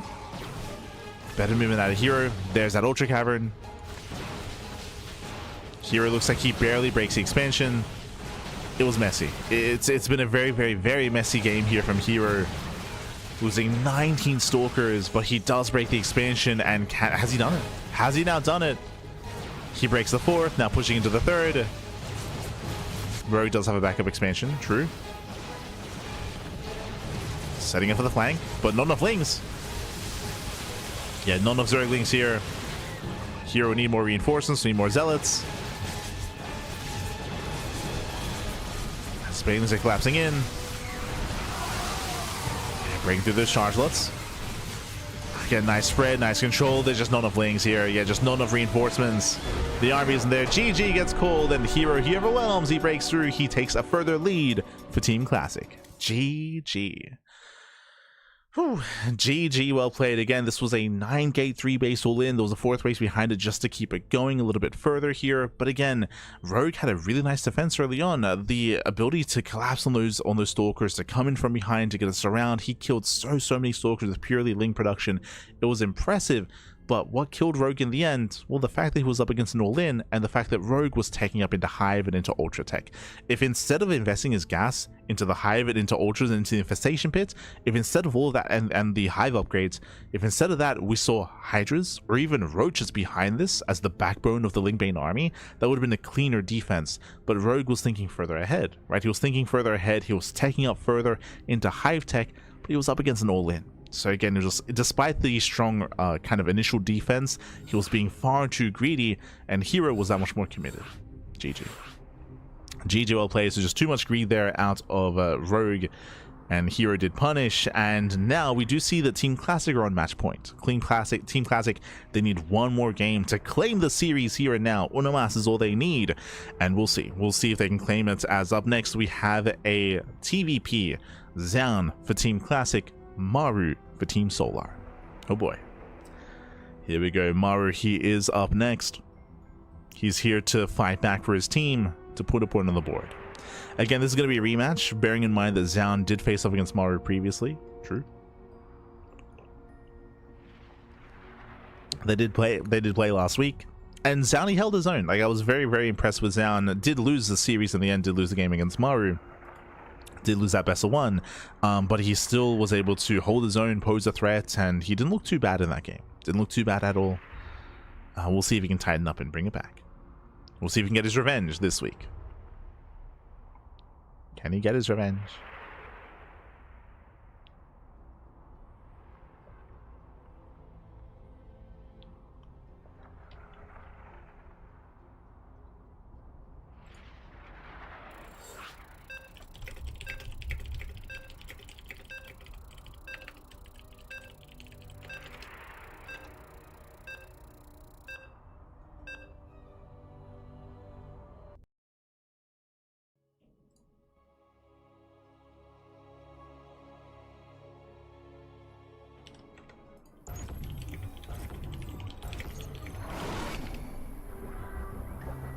There we go. Here we go. We're getting to our next game. We're getting to our next series here, and potentially the final game of this best of 7.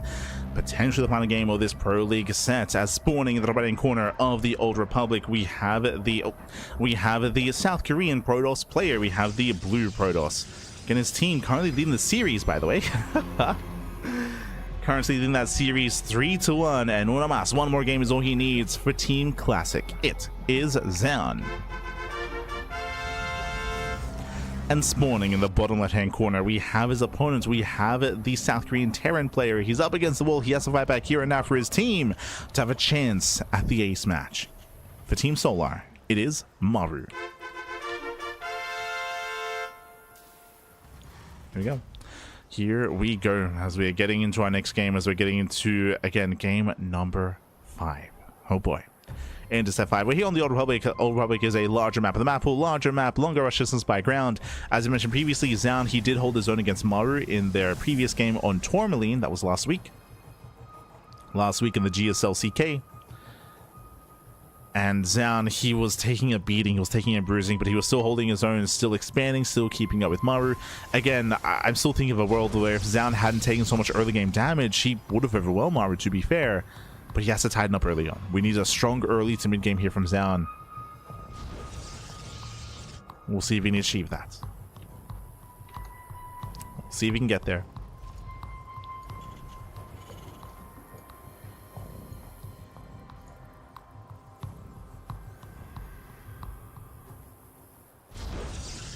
As our players are opening up.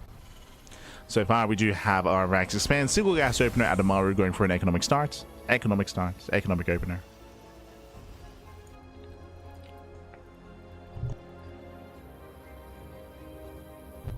Likewise, we have ByuN across the map opening up in a standard fashion as well.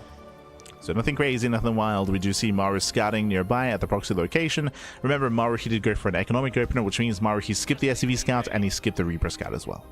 So early on, Maru, he's going to be playing blind. That's why he had to check the proxy location just in case. And from here, he can go into Hellions, and Hellions can scout. Otherwise, we could even go for a Widowmine drop, which will also be a way to get some scouting information. There's the add-on sub. Going into Hellions, there we go. So there's going to be a reactor Hellion follow-up, and again, with these Hellions, they're not really built to deal damage. They're built instead to scout, right? To scout, to get a read on what's going on, to try to confirm the tech. Is it Twilight Council? Is it Stargate? Is it Robo? You know, how many gateways? How aggressive? How economic?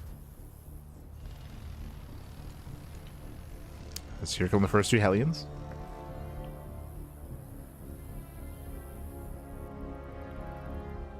First two Hellions do move out. They fan out to scout. There's that Widowmine drop follow-up. Again, all designed for scouting information.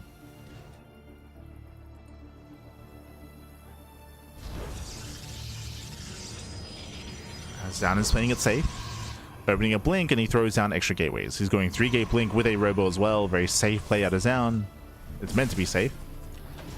Hallucination does confirm the Widowmine drop. So mentally, ByuN is prepared. Oh, going for... Oh, we're not subbing! Now, this is a style that you must have seen previously. If you've been watching StarCraft over the past couple of months, Maru's been very fond of this, where he starts mine drops and he does not stop mine drops. So we have continued Widowmine production and drop play, more medevacs, more Widowmines. So we have a quad drop and another quad drop on the way. Now, the purpose of this, it is partially about economic damage, but it's also about keeping the Protoss player busy. It allows Maru to expand, get a third, get a fourth base, and build up into the late game. Here comes a mine drop. Widowmines that do drop. Ooh, massive connection here on the Sentry. Sentry goes down. Cashing out 3 probes. Yeah, another worker goes down. I believe there's still 1 mine left. Yep, 1 mine in the medevac. Medevac pulls away on 4 HP. And remember, we're not stopping. Oh, actually, my apologies. I thought we were not going to stop, but no. Maru, he's slowing down. He did make an extra pair of Widowmines, but no extra medevac. He's preparing to go for another drop here, but he's now switching into ByuN. So I got ahead of myself. Oh, no, yeah, he did make an extra medevac. He did make an extra medevac and did make extra Widowmines. But I did kind of overstep because I assumed that he was going to continue this, which we have seen before. Here, he's slowing down. So here comes the second Widowmine drop.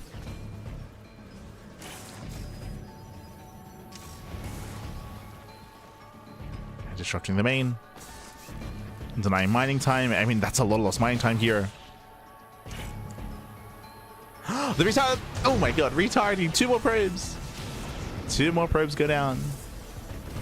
Ay, ay, ay.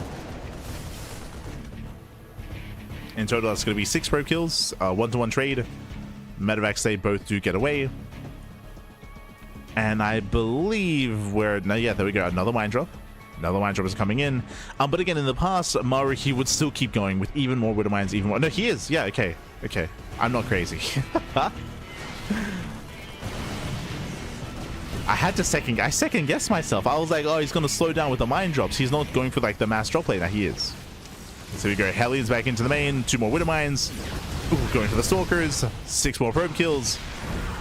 They're lining up. No, the probes, they line up. Oh, massive connections here. 9 probes go down. At the same time, Stalkers, they do get some kind of damage across the map, getting 6 SCVs. And as you can see, yep, the mine drops, they continue. Oh, they attempt to. Oh no, ByuN. He knows. Shuts down the medevac. We have more medevacs on the way, more widow mines on the way as well. Clean the defense here by ByuN. He shuts down the drop ahead of time. Again, Maru's known for this. There's a reason why we called it ahead of time. As he continues mine drop play, it's how he's been playing for the past couple of months. We saw it in the GSL Cup, sorry, in GSL CK. We saw it in Rongi Cup, Lily Cup.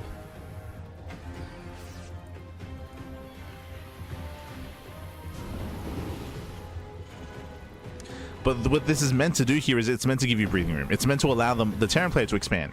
But so far there is no... Okay, there is a CC.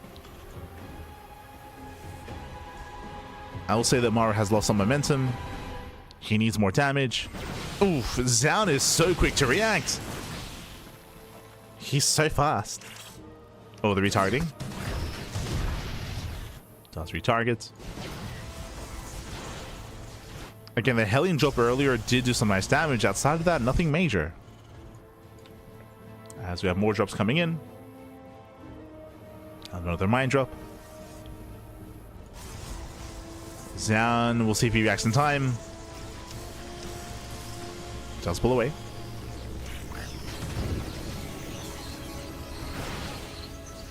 Pulls away. Breaks down both widow mines.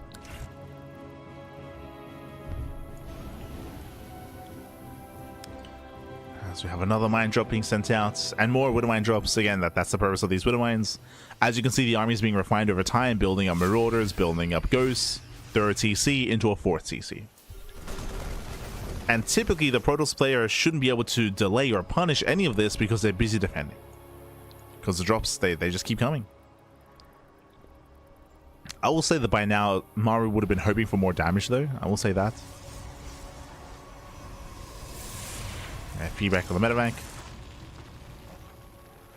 One would mine. Ooh, goes off. Maru, he breaks out with the main army. Uh-oh. ByuN not quite in position. ByuN does spot this. That was the prism going down. Massive pickup. ByuN rotates. Rotates over. Still a mine drop on the right hand side. I believe we should be setting up for another mine drop.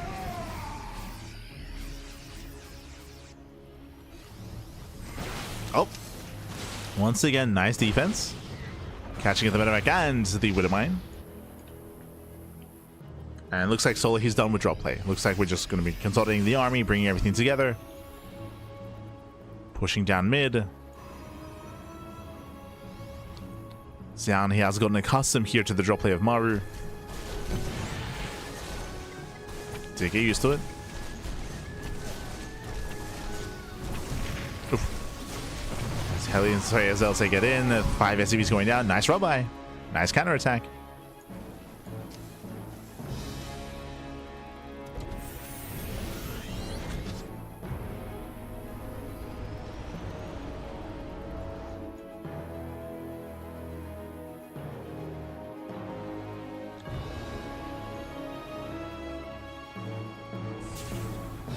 And now we're in a really awkward game state where, I mean, Maru, he does establish a fourth base. This is a big moment for him, true. Like, this is a big power spike for the Terran, getting their fourth up and running. Fifth base on the way for ByuN. For the most part, ByuN is caught up, or he's been able to keep up. This is still a better position for Maru, as typically the Terran player fights quite hard for their fourth base. But here, because of all the drop play and because ByuN's been stuck at home, the fourth base is being established quite easily. ByuN slips into the main. Going for the warp-in. At the same time, the main army does break forward. Ooh, does take some mean piece of the face. But he's distracting Maru at the same time. Zelsa going for the upgrades. Okay, +2. +2 is being denied. A drop in towards a third. Yeah, pulling Maru apart. He's being pulled apart, Pappy. Killing more SCVs. This is getting out of hand. He denies the armory upgrade as well. Ship weapons. That means the Colossus are going to be even stronger. Yeah, the Colossus are going uncontested here. 14 dead SCVs. Critical damage, Zelta Maru. And ByuN can move in. He can start to move in here. So far, he only has 2 Colossus, though, building up to 4. Building up to 4 Colossus. Nice snipe here on the center tower. Snipes a ghost. Xian, he's locked in. Again, after last week, he's had it up. He's had enough. Like, never again, Pappy. Maru didn't even pick me for his team. True, that was the real heartbreaking moment, if you remember last week. Was that even though Maru and Xian are on this, they're on side, they're on Team Vitality as well before that, Maru didn't pick Xian. He didn't pick him for Team Maru. And he's angry. He's upset. Ooh, massive EMP. Jesus. Yeah, massive EMP. Storms are coming in. Nice storm. Yeah, storm does land. Prism is dealt with. Maru, he can now focus on the main push. And Xian has to be careful. He only has 3 High Templar. How many Vikings? 6. Okay, 6 Vikings versus 4 Colossus. Colossi, they pull away. They gotta respect the Vikings. Ooh, sniping the CC once again. Very nice target firing at his own. Snipes the command center. Rotating back over. High Templar looking a little bit exposed. You can see the Ghost is on the hunt. Ooh. Yeah, the Ghost is denied.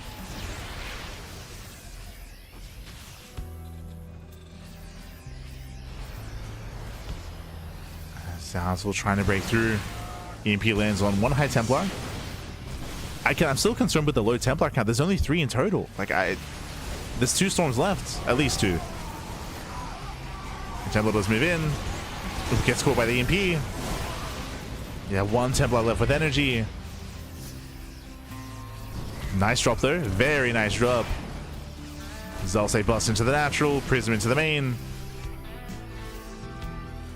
Last week cannot break through the Liberators though. Yeah, Prism goes down to the turrets. That's still another 12 SCV kills. That was nice damage, but there was no follow-up.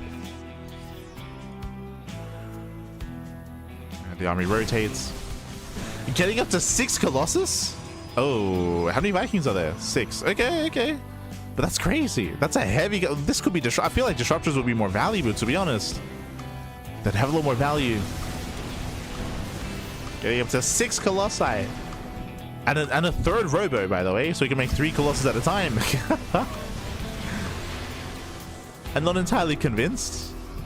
I feel like there's more value in Disruptors at this point, but sure. Oh, as soon as they blink in, they get punished. And crazy blink there by Xian. High Templar does rally forward, bit of a miss rally. Free High Templar from Maru. And Xian, he has failed to achieve damage with this. Like, he needs to find more damage. At the same time, he needs his gases as well. The gases are unsaturated. That's why Xian has no gas. Pull in. There we go. Does pull in.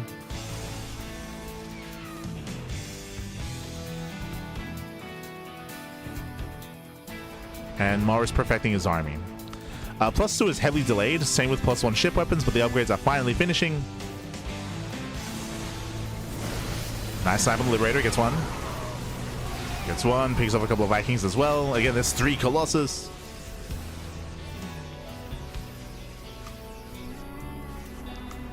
You could argue too many. I would agree. I would say it's too many Colossus. There's a lot of like over damage here, a lot of overkill.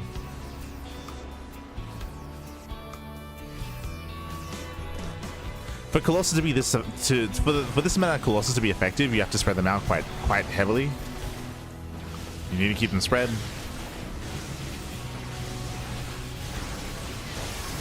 Storm of the Vikings, nice storm. EMP lands on 1. Army does stem in, gets a Colossus. Takes down 1, now going for the other. 2 Colossus go down. Down to 4, and Xian, he's replacing the Colossus with more Colossus. Like, he's crazy. Let's go more Colossus out of the way. I mean, the Viking count is still low. Stalkers, they try to push in. Oof, rough movement. As another Colossus goes down. These are expensive losses here for Xian.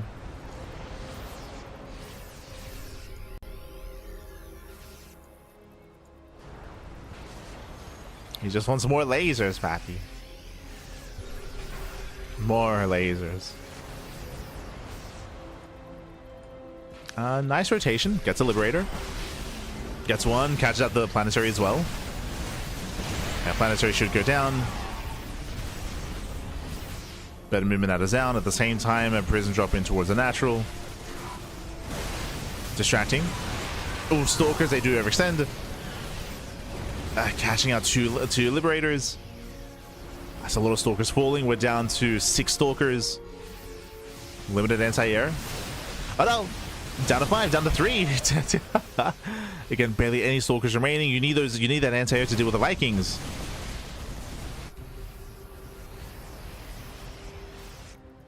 Sound taking extra gases. Okay, does warp in. Does warp in. Nice rotation. No storm. Again, lack of storms is concerning. As another Colossus falls. Now we've built up to 8 Vikings.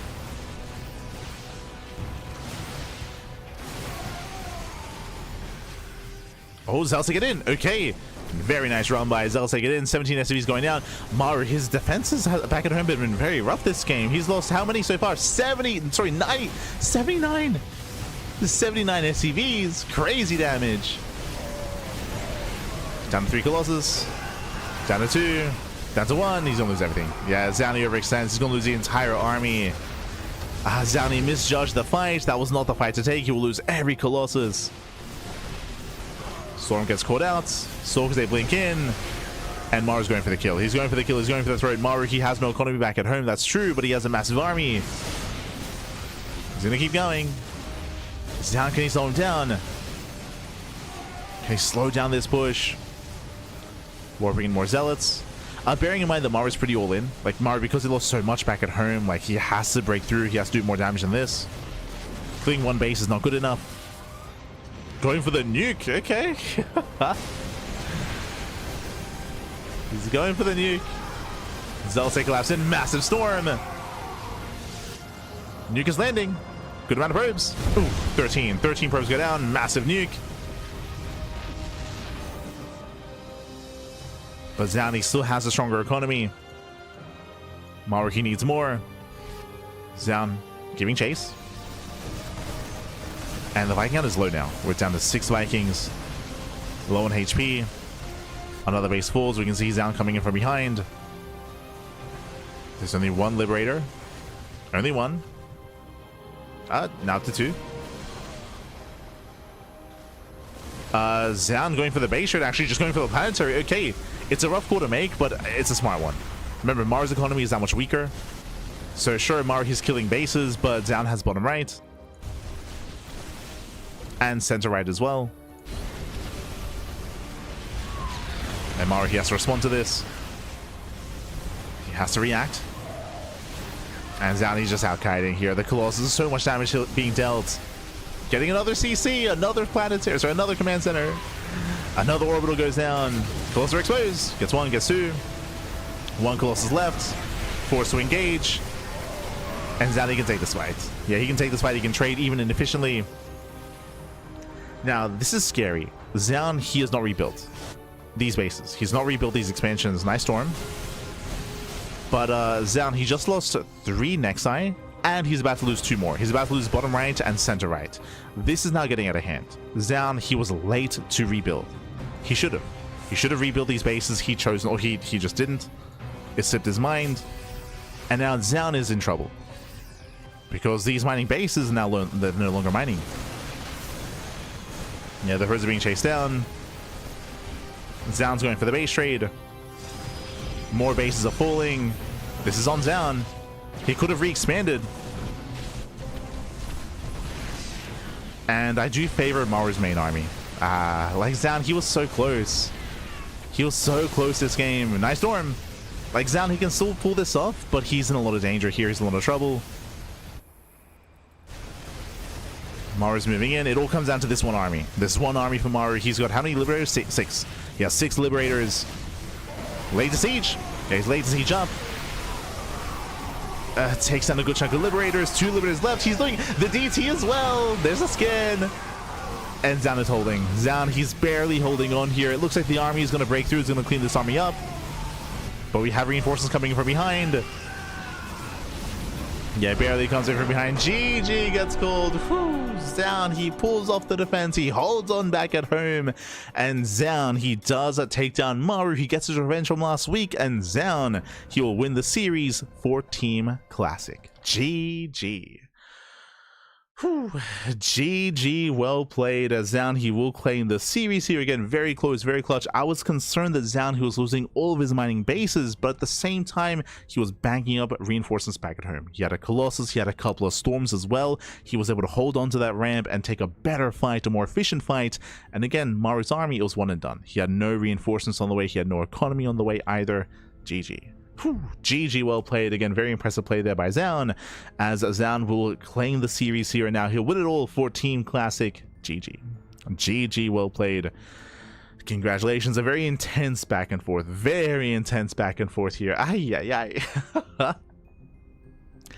And with that, we have our final results here. Classic took down Bunny to start the series. As the team captain, he led his team.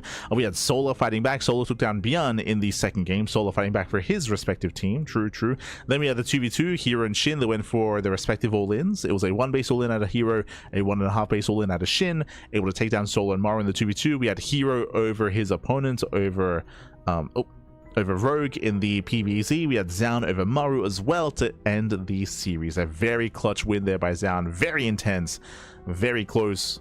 And with that, Team Classic claimed the series. GG, well played. Team Classic, they will claim the series, but remember, this was only the first series. We have one more up next, the all-kill format. We're going to be cutting to a break. We're going to be cutting to a break here, and up next we'll be returning with the all-kill format. It's going to be a best of 9. Bam! You can see the scene switch. It's going to be a best of 9 instead. 9 games. Yeah. It's only going up to 7 here, but again, up to potentially 9 games. And the starting map is Ruby Rock. We're going to be going on a break. When we come back, we'll have our next series, our best of 9 between Team Classic and Team Solar. See you soon after the break. See you soon, Pappy. See you soon.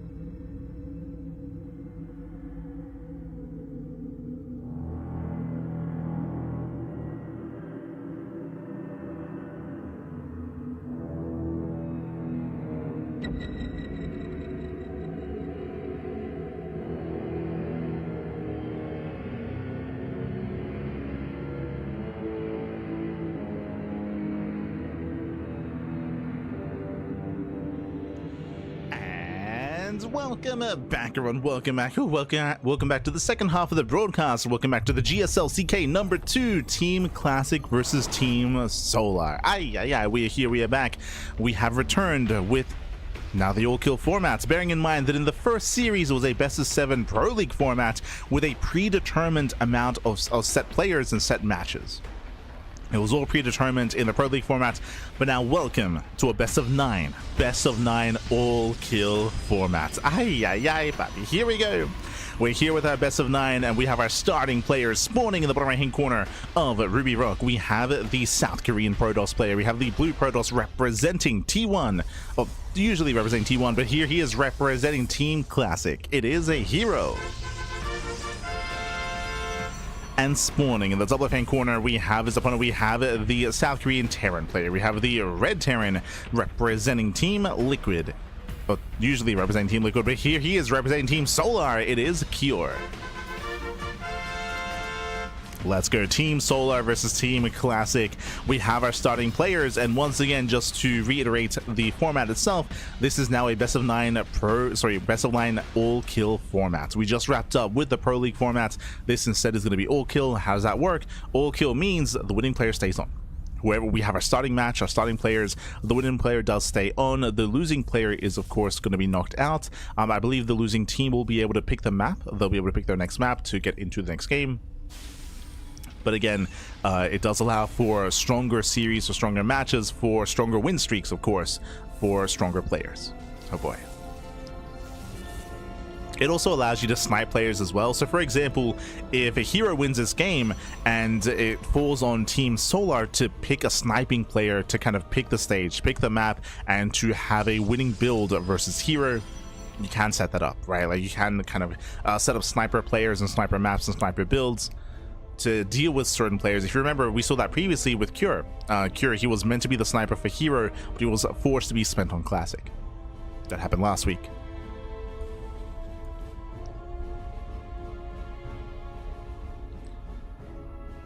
So I'm sure as we speak, Team Solar are kind of picking their next player to snipe herO. Likewise, Team Classic is picking the next player to snipe Cure, in case the worst were to happen.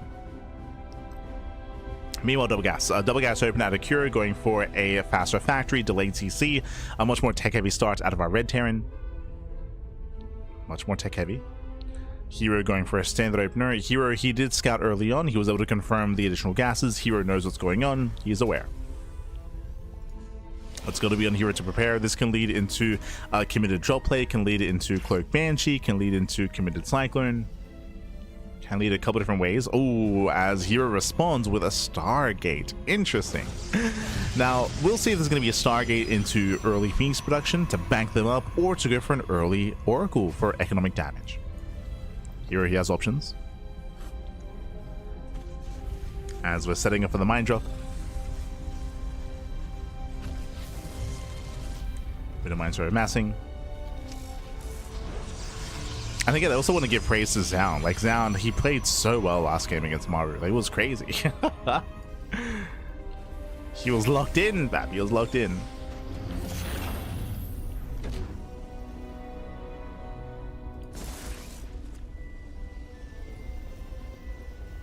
As here comes the initial mine drop. Adults stop to get the tech lab onto the starport. With this is going to lead into Raven or Banshee.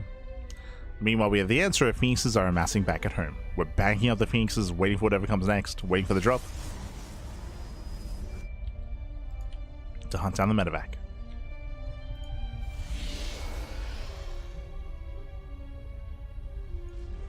As again, Curie has no idea what he's walking into. He did not scout early on. And drop boost in. Phoenixes are revealed. Does reveal the Phoenixes. Widowmine does land. Picking up one and picking up the other. Oh, yeah, he's gonna be able to clean up these Widow Mines. Likewise, give chase here to the medevac. Ooh, does spend boost early on though. Yeah, boost is spent and the medevac will not get away. So nice clean up here by herO. Here he loses 0 probes, 0 workers being lost. And did lose a bit of mining time because he had to pull the boys for the first Widow Mine. But otherwise, a clean defense. Behind this, Curie is going into early stim, so we have stim on the way. I believe the Raven also did pop out. Yeah, the Raven so far staying back at home.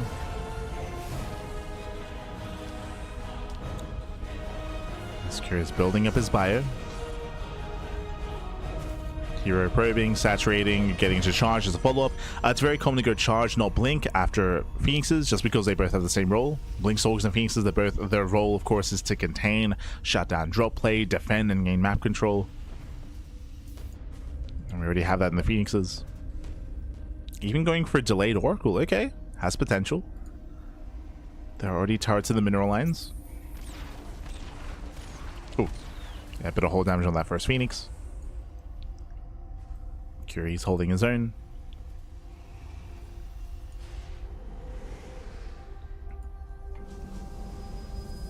As hero's moving out. There is no turret here at the natural. Oh, actually setting up stasis traps. Okay, I mean, the Oracle does have a lot of utility. Revelations, damage, stasis traps. Can work well. Thankfully, Cure does have a Raven with the main army, at least currently. But this also should alert herO. Army gets spotted. Army gets spotted. Raven, oh, does spot the stasis. First stasis is going to go down. Oh, the points are being pulled. We're just going for the all-in. Oh my god. It's just a straight up 2-base all-in. CranKy's rallying across the map with 3 Raxes, catching out one of the Phoenixes. Feedback on the Raven. Does have the feedback. Oracle's, sorry, the Archon's on the way. There's one more stasis. Does pull back. Massive stasis. Oh my god. Catching out every single SCV. Yeah, workers are called out, but the Bio Army is still standing strong, and herO has to give up on the expansion. This is the downside of herO going into Phoenixes. You are vulnerable to these 2-base all-ins, and CranKy's here to all-in. He's here to end the game. And the Marines are too many. There's just too much man with gun. CranKy has done it. He has broken herO. I say that we do have a massive warp in the Stalkers coming in for the surround. But again, there are just so many Marines here. Yeah, Stutter stepping forward without splash damage, without charge lots. How do you defend against this? You don't. As every probe is going to fall. Baiting out mine shots. There's still 2 mines left. Catching out all the Stalkers. Thus Stutter stepping with the SCVs. Let's go. And we're going to be starting things off here with a win for Team Solar as he breaks that expansion. 33 probe kills, depowers all the gateways. And again, herO just a little bit too greedy. He was unaware of the all-in. And we bring this up all the time in regards to Stargate openers, but Stargate openers do leave you vulnerable to these all-ins, specifically. And GG gets called. GG gets called. Cure takes down herO. Cure starts things off with a win. GG.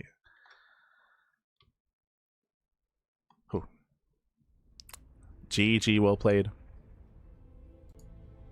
Nope. GG, well played, as we are getting into our next game. As we are loading on in.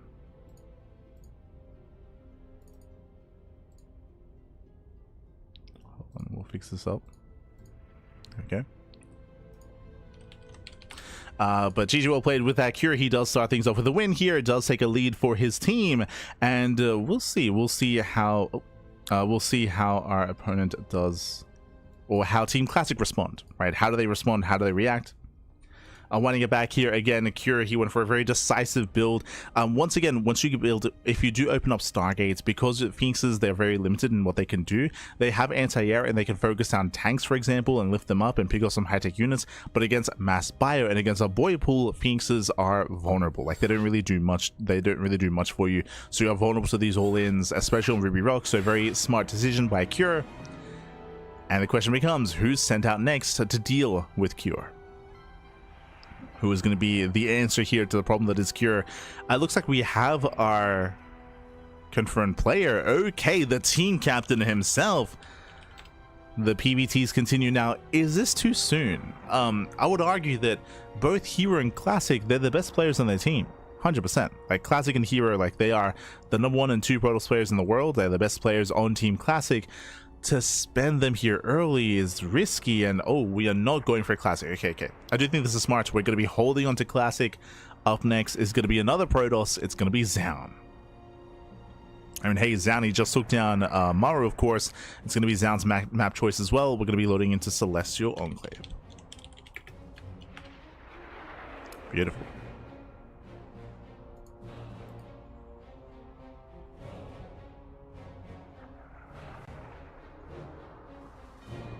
Here we go.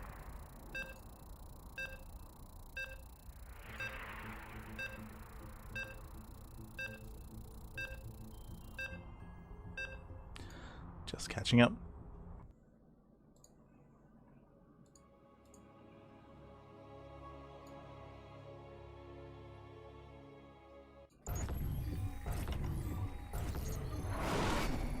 As spawning in the top right-hand corner of Celestial Enclave, we have the South Korean Terran player. We have the Blue Terran representing his boys, representing Team Solar. It is a Cure. Currently with a 1-0 lead in the best of 9, and spawning in the bottom left-hand corner, we have the South Korean Protoss player, the Red Protoss representing Team Classic. It is Zhaon. Here we go again. We're holding on to Classic. We do not want to burn him early. I will say that losing herO at the beginning of the series is a pretty big blow, to be honest. Like, herO, he is arguably the best Protoss in the world. So to lose herO immediately in the best of 9, that's brutal.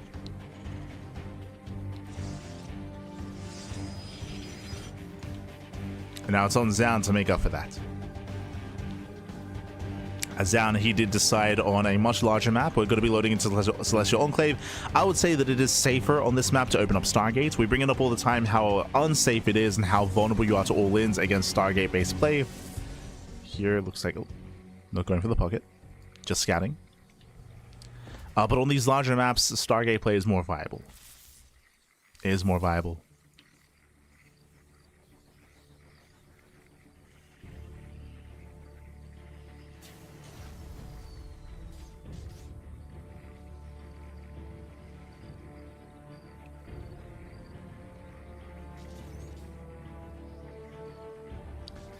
Zhaon, he will delay the expansion, being as annoying as possible. This time it's going to be an economic start out of Cure.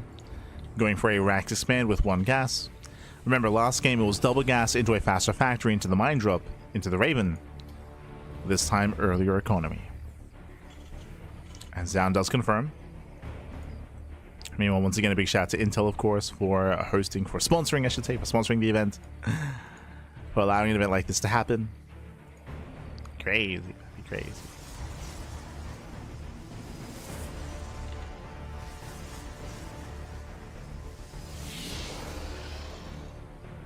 And we're still kind of deciding, or we're still soon to decide our take of choice. Twilight Council or Stargates. Based on the Stalker here, it should be Twilight Council. But we'll see. Yep, Twilight Council opener out of Zhaon. Zhaon pokes into the main. Pokes in, pulls away.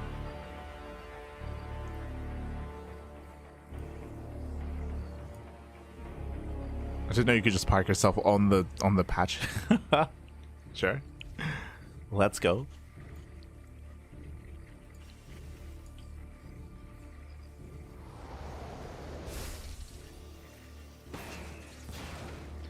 And was able to rescan, just getting eyes on the add-ons. Confirming that it's going to be a 1-1-1.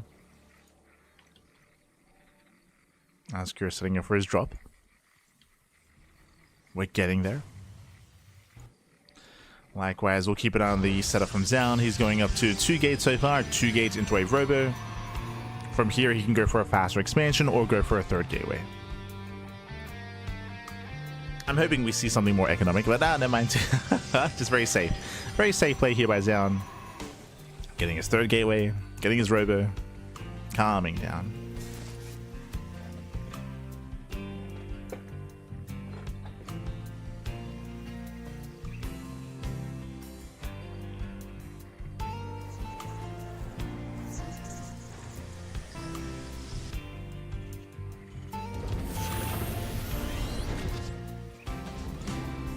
So here comes the initial drop. Double mine drop across the map.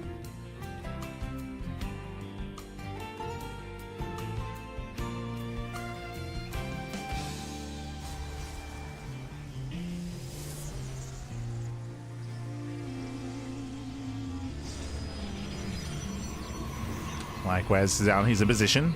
Good reactions. So far, good reaction. Does turn away the medevac. Wouldn't mind say waddle into the bases. They tend to waddle in. So far, doesn't like a lot of money. 7 pro. Wait, what? Oh, did target on the low ground. Ay. Did retarget actually.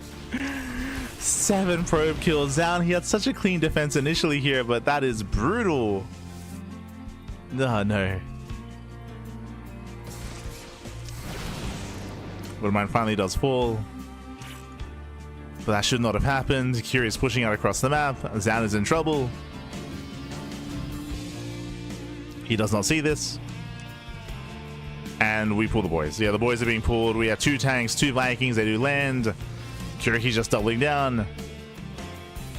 Curie smells blood in the water. He knows. He smells blood, pappy. He's going for the kill behind us. What do we have to defend? We have a decent chunk of stalkers. Going for the first tank. First tank does get targeted. Second tank is far back. Yeah, the tank is very far back. Army does push forward. Tank will siege within range of the pylon. And nice pickup. Takes on the pylon. Depowers one of the gateways. Tank is a little bit too far behind though. It can't get within range. Oh, sorry, it is within range of the Nexus. Not at the mineral line. Prism can attempt to surround. But Cure is reinforcing. Yeah, Cure is reinforcing. He does miss the War Prism. But we have another tank getting within range. And Zani's in so much trouble here. Charge only just now began. The Nexus will go down. We got to commit. He goes in. He gets one. He gets one. He gets both tanks. But at a cost, he's going to lose everything in the process. The Vikings, they just punish. They go to town. The boys are being pulled, but it's too late. It's too late, pappy. The Vikings, they pop up. They shut down the mineral line. They take down the expansion. Have another tank rallying in. GG gets called, and Cure, he overwhelms. Curie puts another point on the board. GG. Whew. GG, well played, Cure. He does continue his win streak. Ay. Takes down herO, takes down Zaun. And again, I can feel it already. You don't want to burn Classic. You don't want to burn him against Cure, but you might have to. What are the other options here? True, who else can we pick? ByuN, I do favor Cure in a TBT. I favor Cure in a TBT over ByuN. We have SHIN. I'll be honest, I think I favor Cure over SHIN as well. Just quickly checking here. SOS? SOS hasn't played yet. He's true. SOS is yet to play. Do we want to spend SOS on? I would want to hold on to SOS for like a PvP. But the opposing team only has Creator, so maybe SOS. Do we send out SOS and pray we got something special here? What's the plan? Team Classic, they're having a very, very rough start here. And again, they're burning through a lot of their good players. Oh boy. As game 3 is going to be on Mothership.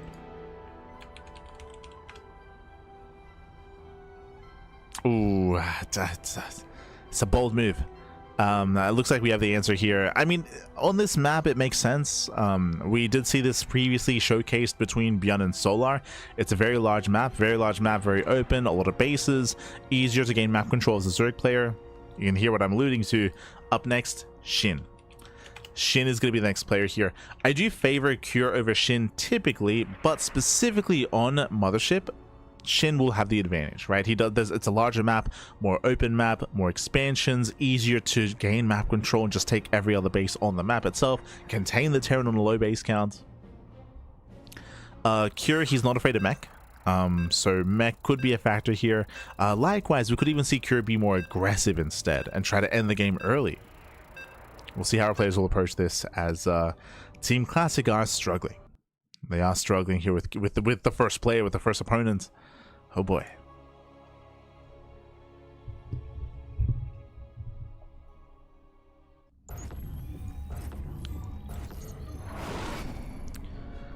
Spawning in the bottom side of Mothership, we have the South Korean Terran player. We have the Red Terran. Oh boy, he is on a 2-game win streak, and can he claim another here as he is representing Team Solar? It is Cure. And spawning in the top left-hand corner, we have his opponent. We have the blue Zerg player. We have the South Korean Zerg representing Team Classic. It is SHIN. Oh, he's using the portrait.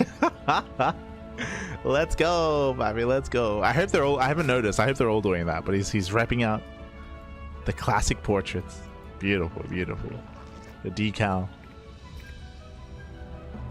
But welcome on also Mothership. Mothership is a very large map. The map pool, large map, long rush distance spike ground. As a result, we often do see longer games on this map. And because the map is so large, it's quite common for Zerg players to just engulf the entire map in creep, take all the fringe bases, and the Terran player is going to be stuck in their corner of the map, taking their own 4 and 5 base setup. It can be quite difficult for the Terran to maintain a 6th expansion here. And we'll see if we do end up that far. Jesus, pull first. Gas first. He's crazy. Gas pool opener into a delayed hatchery. SHIN, he's going for a hyper aggressive build. I was getting ready. I was talking about the advantages of the late game here for SHIN, but no, SHIN is going for an all-in. He's going for the all-in.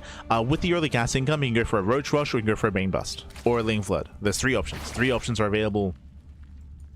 We're still mining gas. Cure back at home. He's going CC first. True. CC first at a Cure, and SHIN might just cheese him out. There's 100 gas.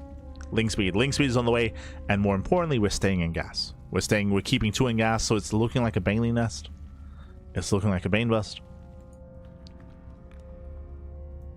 As we're keeping 2 in. And SHIN is checking. He's checking with the expansion. He confirms that Cure is not on the top side. Remember, Cure, he went CC first, and there is no SCV scat out of Cure. He has no idea what's coming his way. Cure, his pants are down. The pants are down. Lings are amassing as we speak. And something like this can only be done on Mothership, because the Terran player is not SCV scanning because of the map itself, and the Terran player is going for a CC first also because of the map. SHIN, he does not reveal the Zerglings, thankfully. Doesn't reveal. My assumption was a Baneling nest, but SHIN, he pulls another out of the gas geyser. And despite all that gas income, still no nest. So it's just a Ling Flood. And now he's droning. It's yeah, it's a little bit disjointed here from SHIN. It's like, are we all in or not? It looks like he's half in. He's half in, baby. Again, with a Bane Bust, we can just kill. Yeah, Lings are revealed. Then we'll get a couple of SCVs. But the Hellion is out. And there's no breaking this wall. Yeah, not without Baneling. So this deals a little bit of damage here. It does deny the natural at least. But Cure's just chilling. He's just chilling here. SHIN is redroning.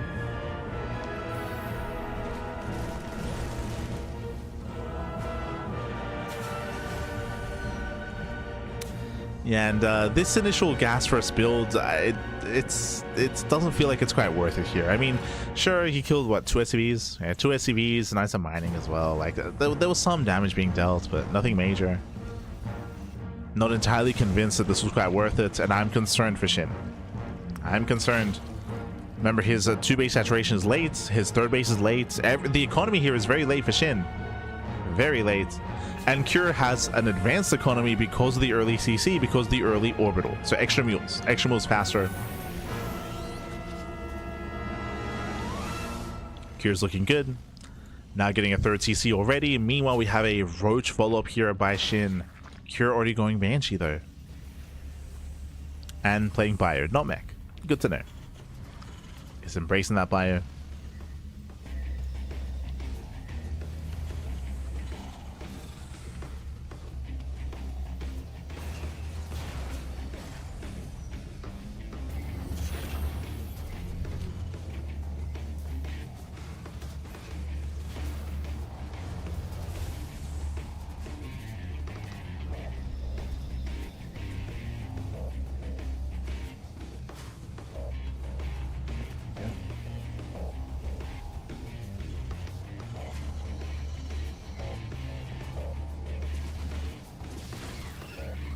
As again, the Banshee does pop up. Ling does at least confirm the third TC, so Shin knows that Kira is building up into a longer economic game.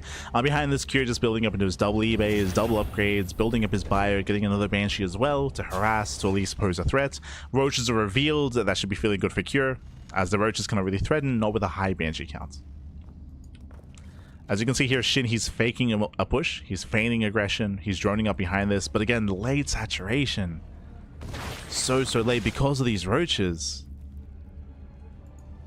Getting into the mid game here, getting into a macro game, Shin is stumbling his way in. He's stumbling.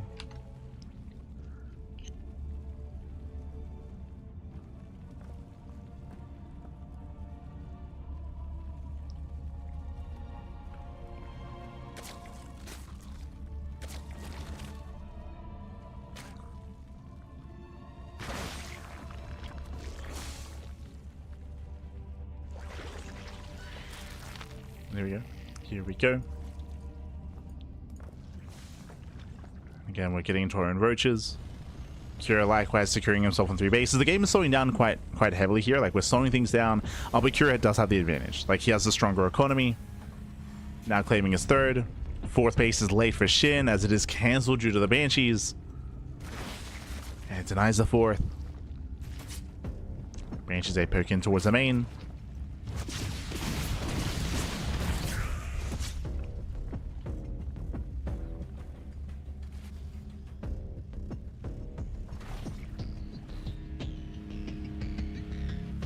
Pokes in, he pulls away. 3 drone kills so far. Nice damage dealt here by Cure.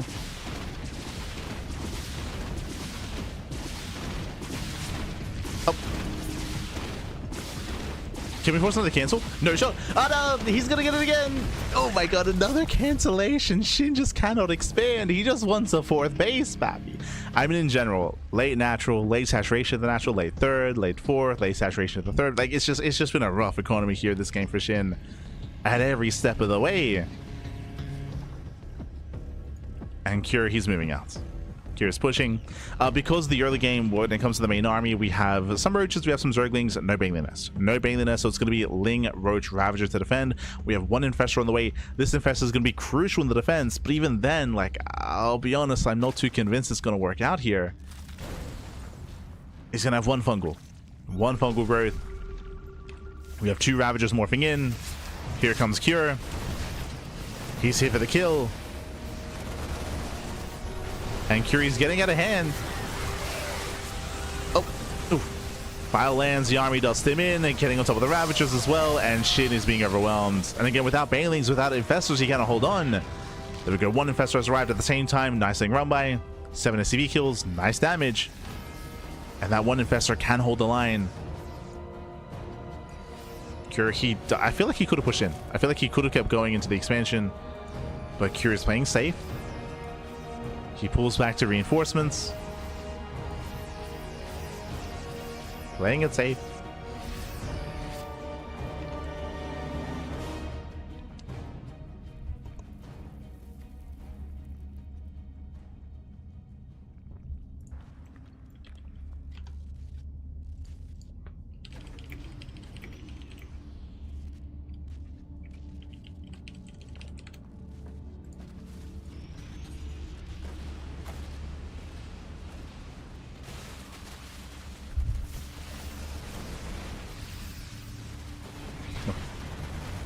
So we go. As the army does push in, Fungal does land. Massive Fungal, okay. Oh my god, very juicy. I mean, you couldn't have asked for a better Fungal, but the reality is we're too far behind, right? That was the best Fungal the Shin could have hoped for, but Cure, he's not being stopped. He's not being slowed down. He can still commit at the same time. Another Roach counterattack. Banshees are at home to defend. Cure can just keep going, and he should be able to get within range of the expansion. Yeah, he's moving in.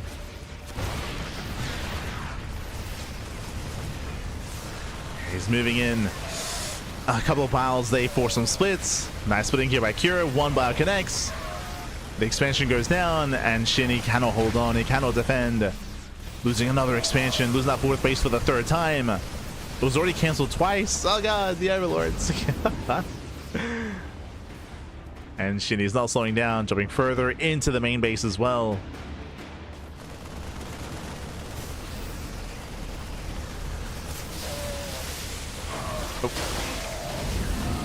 Even denying kindness.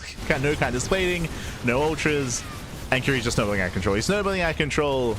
The main army's moving in. Shin, he's just had such a hard time from the beginning of this game. It all came down to the opener, to be honest. Like, the opener was hyper aggressive from Shin, but he didn't commit to the aggression. It was gas first. Remember, it was gas first into pull into late expansion. And we thought that Shin was bane busting, but then he droned. And from that moment, Shin fell behind. To be honest, like, from that moment, he just fell behind economically. He's been struggling to macro. The opener in the end hurt him more than helped him. And with that, Shin is stuck on 3 bases. Stuck on 3 bases. He does take this southern expansion. But Cure, once again, he backs off. Consolidates his army. Healing back up. Thankfully, we do have a couple of ultras, but kindness plating is heavily delayed. It's heavily delayed here.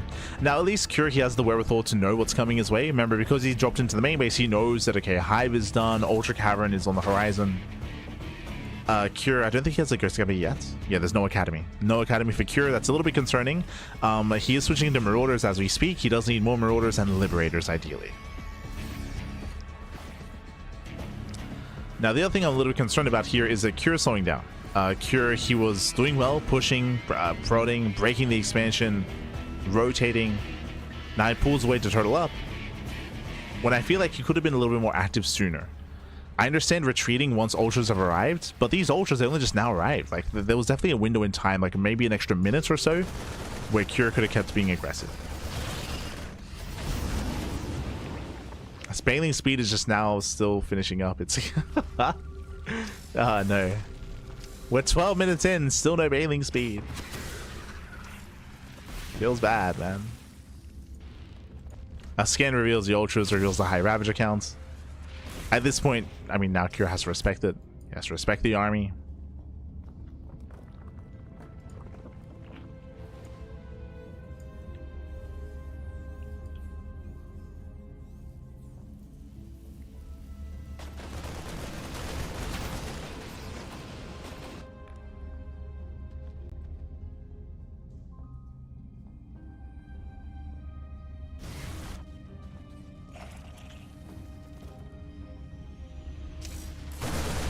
Cure's moving in, getting another expansion, forcing rid of friendly fire, but another hatchery goes down.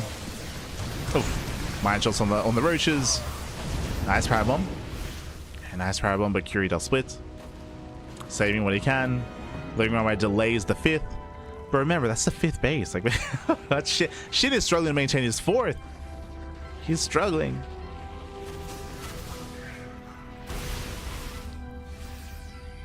And because of Shin's struggles in the economy, that's why we have a comparable bank here. Typically, the Zerg player should have a bigger bank than the Terran, as the Zerg army is less efficient, but that's not the case here. As another expansion goes down, that's a cancel. Ooh, Cure, he almost caught the mineral line. If he had came a little bit later, then he would have. But the drones do get away. I spoke too soon as he's going for another base. Tanks the miles. Ooh, we'll lose 1 full medevac. 1 full medevac goes down, but he does take down the hatchery. So another base falls, a Shin down to a 3-base economy, really down to a 2-base economy as the main base is mining out, and so is the natural. Oh, as Cure plummets in supply, he left the army idle. Wow, he left the army idle. He did tank some banelings, sorry, some vials I meant to say. That should not have happened. So Cure does plummet. This does give Shin some breathing room. If that hadn't happened, Cure would just keep dropping and just keep dropping, keep pushing. But now he's forced back home. And Cure, he had to burn through a lot of his gas bank as well as a result of that. Oof. Okay. So Shin is still in this. He's still in this. Oh. As he tries to bait out his mine shots. Zoning back the army. Maybe a fresh double drop moving out on the top side. And should be spotted by these overlords.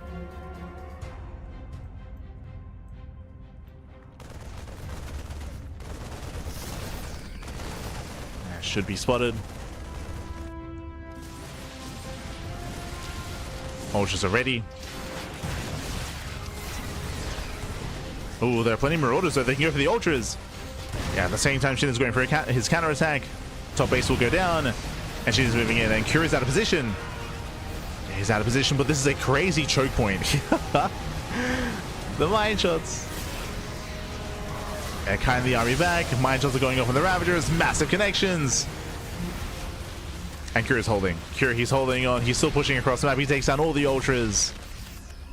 Again, a crazy choke point here made by all these CCs. A really nice SimCity out of Cure. Yeah, very nice SimCity. And again, SHIN is just falling apart here. Losing base after base, expansion after expansion. He just cannot keep up. And the ace player for Team Solar is doing it. As he's already got 2 wins under his belt, and now he's claiming a 3rd. He's looking to at least. SHIN just wants to expand. He just wants an economy. Ah, no. Let him expand, Pappy. As when the mass Ultras move in. Oof, massive mine shots on the Lings. So a lot of Zerglings going down. Once again, Curie's cutting back to his choke point. No Liberators, true. No Liberation Zones. Mine shots dragging into the army. Friendly fire. Ultras are pushing forward. That's a lot of Ultras. Down goes 1. Down goes 1. Down goes 2. 3rd Ultra's gonna fall. But there's still so many more behind this. Up. Once again, dragging the mines. Does drag those mines. Ultras are getting to the mineral line. 12 SCV kills, but these are expensive losses here for SHIN. And SHIN, he will lose every Ultra. He's down to 2. Down to 2 Ultras. Down to 1. And GG. Yeah, GG gets called. That was the final Ultra for SHIN. And Cure, he will claim another game. He will take down another opponent. GG. Whew. GG, well played. Este Cure. Cure with 3 wins under his belt. He took down herO, took down Zaun, and now has taken down SHIN as well. Again, winding it back for some greater context. Remember, SHIN, he was hyper aggressive. He was hyper aggressive early on by going gas first, but he wasn't aggressive. It was really weird. It was a gas first build, and he made some Zerglings, and then he droned. And he was still mining gas, but he didn't do anything with it. I thought it was Bane busting or going for a roach all in, but no. Instead, he was a bit aggressive, but then he droned up behind it, so the aggression was lackluster. The droning was worse as well because it was a late natural and late droning and late 3rd base, like everything was delayed, and SHIN stumbled his way into the mid game and into the late game. He was playing from behind economically the entire game. GG. GG, well played. As a result, at no point was Cure in any real danger. The best that SHIN had was towards the end there with the Mass Ultra, but that's all he had left. That's all he did have left. And with that, we are getting ready for our next game, getting ready for our next matchup. Very quickly though, before we get into our next game and before Team Classic decide on their player, of course, it's up to Team Classic here to determine, do we finally send Classic out or another player? I want to give a big shout to Intel. So for those that are aware of this, you know, Intel, they're sponsoring the event. That is true, but on top of that, if you are keeping up with some tech news, it was 5 days ago, it was less than a week ago, that Intel actually announced a new CPU. They announced a new CPU called the Arrow Lake Refresh, and I mean, there's no coincidence here, most likely tied into each other here, in the sense that Intel, they are promoting their new CPU that was just recently announced and is going to be coming out soon, coinciding with, of course, the support of GSL. So again, big shout out to Intel. They're sponsoring the event, and of course, they are here to bring us some new CPUs. So again, big shout out to Intel. There is going to be, I believe, a promo code, or I should say a discount link soon. It isn't available yet, just because, I mean, the CPUs, I believe, aren't actually available to purchase yet. It's just an announcement, and they're coming out on the horizon. But soon, exclusively to StarCraft viewers and to StarCraft supporters, there is going to be a discount link to be able to get a new CPU, to get the Arrow Lake Refresh at a discount. And again, that's going to be, of course, promoted here in the GSL events, and also, I would imagine, elsewhere as well on socials. So it's a way not just to get a discount, but it's also a way to track, you know, how worth it, you know, is the sponsorship, how many people are willing to help out with Intel or help support Intel for supporting StarCraft, right? So that can be tracked. So it is going to be important here to show your support. If you're out there, if you're looking to upgrade your PC, if you're looking to maybe get some new pieces, of course, and get ready for a new year of gaming, then hey, do consider supporting Intel as they support StarCraft. Do consider it. But yes, discount code or discount link soon TM. Most likely will be released with the release of the new processor. Just as a heads up. Meanwhile, it looks like Team Classic still are deciding. So who's left? Who's left for Team Classic? Very quickly here, we have ByuN. We have ByuN, we have SOS, and Classic himself. We're running out of players. Reality here, we're running out of players here, and ideally you can make a strong argument that you want to save Classic for Maru, right? Classic, he beat Maru last week. He did beat him. Zan beat Maru last week as well. Oh, sorry, this week. So ideally you want to save Classic for a little bit later, but is it too late? Right? Like the problem here is that there's been no answer for Cure, and Cure, he's just racking up wins and racking up kills here. Someone has to deal with the problem that is Cure, and I understand the logic behind saving Classic, but at this point we gotta send them out. Like at this point it's too late, right? Like we gotta send out the captain, the king, pappy. True. We'll see. As the next map is going to be on the Old Republic.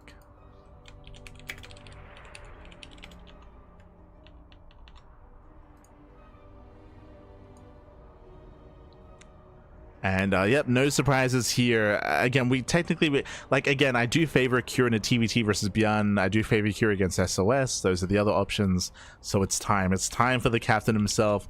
Classic is coming out as the team captain for his own team.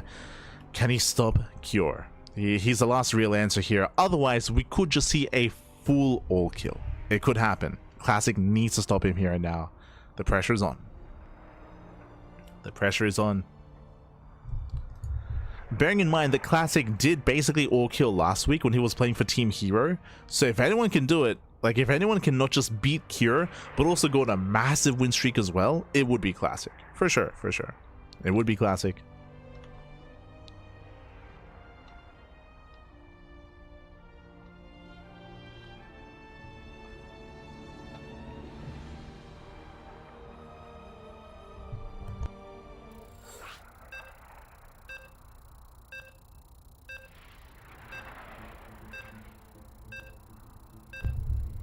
Here we go. Yeah, here we go as we're going to be loading in. And again, the comeback needs to start here and now. The pressure's on Classic. Oh boy. Pressure is on.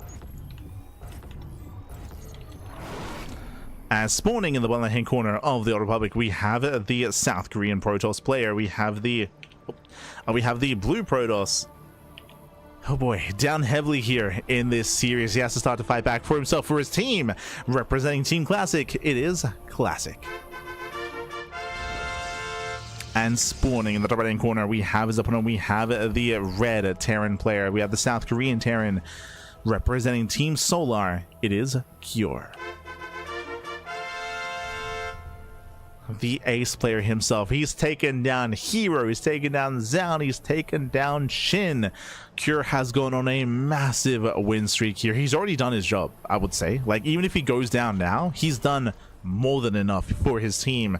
I will say that Cure, he is top 2 as a part of Team Solar alongside Maru. I'd say like Maru and Cure, they're like the strongest assets that Solar has at his disposal. His strongest warriors, if you will. And that's the scary thing, is that even if Classic deals with Cure, we still have Maru behind it as well. There's still Maru and the rest of the team, of course, as Cure is still only the first player. Oh boy. Now, bearing in mind that if Team Solar win this series, if they claim this all kill format set, then that will lead us into the ace match, right? That does lead into that super ace match. Bearing in mind the Team Classic did win in the Pro League format.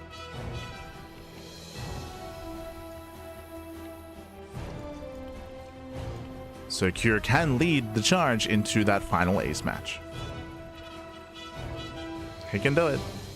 For now, CC's off center. Nice cheeky start here by Classic. Does force a bit of an inefficient start here as Cure is opening up with a single gas geyser. Bearing in mind, of course, Cure can always lift and land. You can always just lift and land the CC, but I mean, that's going to be time where the orbital isn't being made or where the SCVs aren't being produced.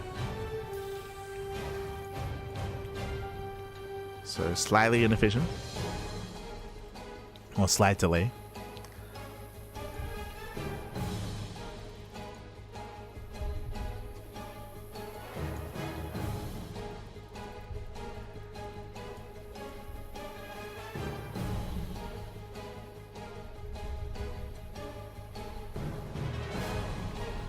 As from here we have Classic going to be opening up Twilight Council. Twilight Council into Blink. The question becomes, how many gateways? Do we go 2-gate Blink, 3-gate Blink, or 4-gate Blink Stalker? We'll see how aggressive Classic plans on being, or how economic he plans on being instead. I mean, we are on the Old Republic. It's a very large map in the map pool. Typically, this map does favor Protoss, by the way.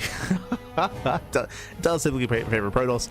The reason why I say that, it's a very large map in the map pool, long rush distance by ground, but also it has a very open third and fourth base. So it's very common for Protoss players to get comfortable in this map, to maintain map control, and then to threaten the third and fourth base of the Terran player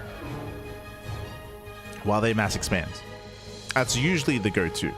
If you recall, Maru's answer to this issue against Zaun was to try to be hyper-aggressive with drop play and try to keep Zaun busy while Maru expanded, and it did allow Maru to get a fourth. It did allow for that to happen. And it was a very close, very clutch game between Maru and Zaun. Very clutch. In the end, it come down to the lack of economy for the Terran. As double Hellion into the main. Gets 2 probes, not bad. Getting it to 3. Do we get 4?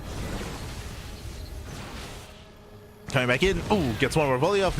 Barely does not. That was very close, very clutch. In the end, Classic does defend. Only losing 3 workers. That could have been so much worse. Could have been worse.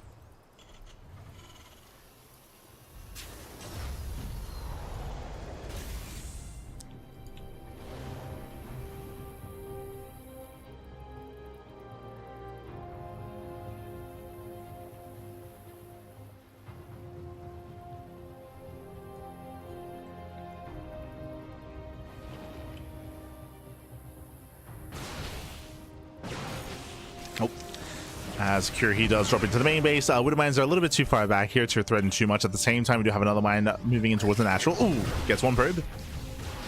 Takes down 1 worker. Likewise, Blink is done. Base out 1 of the mine shots. Base out 1, base out 2, base out 3. Yeah, clean defense here by Classic. I mean, I say clean defense, but he did lose a lot of mining time, right? There was a lot of mining time lost in the main. Took a long time to deal with this drop. So this drop did, in a way, pay for itself, but it was 4 Widow mines. It was 4 Widow mines. The medevac also went down as well, so it was quite expensive there for Cure. Ideally, he did want more damage, for sure. So shaky start out of Cure. Behind this building up in his own 3-rack setup. Stim, into eventually combat shields, upgrades, biotank. We're settling in towards the mid-game.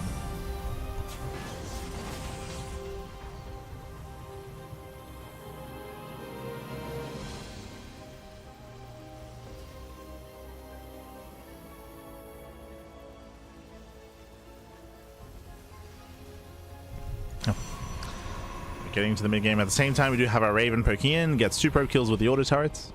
Not bad. Couple of probe kills, the Raven does survive at keeping Classic in check. Dipping once again, nope. Almost. Has to be careful. Cuidado, Pat. Cuidado. Likewise, Cure is also building up as well, getting his own 3rd CC. Building up into that macro game. As I mentioned before, if we do end up into a macro game here, and if Cure is not able to be too aggressive, then he's going to be stuck at home defending. Classic will be able to freely get a 4th base, gain map control. Cure is moving out, but he gets spotted by the Observer. He is spotted. Classic knows. Cure, does he notice the shimmer? So far, he has not. You see Classic respond. Secure is reinforcing, is quite committed with this move out. I guess what about Pylon? Pylon does confirm. You can see Classic trying to catch reinforcements as well. He does put the medevac. Oh, the medevac. Oh my god, does try to boost away and it gets completely shut down. Classic, calm down. Ay, ay, ay. Classic shuts down the drop. Curie has to get the hell out of here. Going for another drop into the natural, but the army's in position and Curie will find no damage. He finds no damage. Now claiming his third CC, getting into Ghost production. At the same time, Classic building up into Colossus. So from here, Classic should be able to build up to 4 bases and max out. And gain map control. It's going to be up to Cure to turtle up. He's got a turtle up back at home. As we mentioned, the big challenge here, the big hurdle for Cure is going to be establishing and maintaining the 4th. This low ground 4th base or the linear 4th base, they're very isolated, they're very exposed, and they're very difficult to defend. Classic doesn't need to push in. Classic just has to chill and wait for Cure to expand. And when Cure spreads himself thin, attempting to save the 4th, that's when Classic can kill. Typically.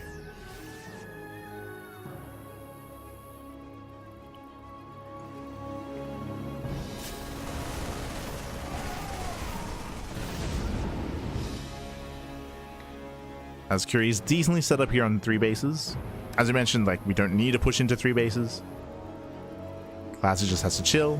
There's our 4th. Can now take a 5th base. Double expand. There it is. 5th base is on the way. Taking his fringe expansions. Setting up his War Prism. 2nd Robo. Getting to double Colossus. Eventually into, oh, Disruptor, not Storm. Okay. Bold move. Building up into Purification Novas. I mean, again, they're going to be safe against Vikings or safe against EMPs. They are the late game option here. The most preferred late game option. There are some players that do go into like Mass Immortal or go into Storm, or I mean, you saw Zaun previously go into a heavy Colossus play that worked against a very light Viking composition. There are some kind of niche scenarios for that to happen.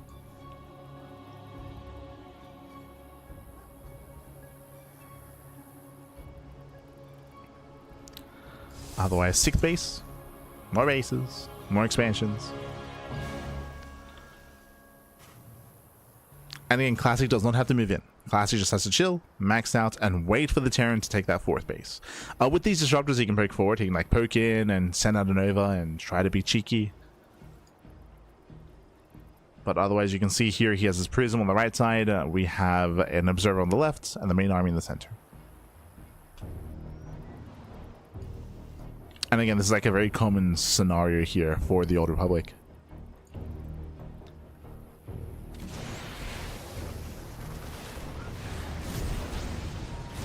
Nova grazes the army. No pickoffs though. Disruptors are revealed. Dark Shrine is on the way. From here, Cure, he needs Liberators. And there's that Fusion Core. That's going to be for Liberator range. 4th base is now on the way, and this will be when Classic can move in. Now getting a 7th expansion.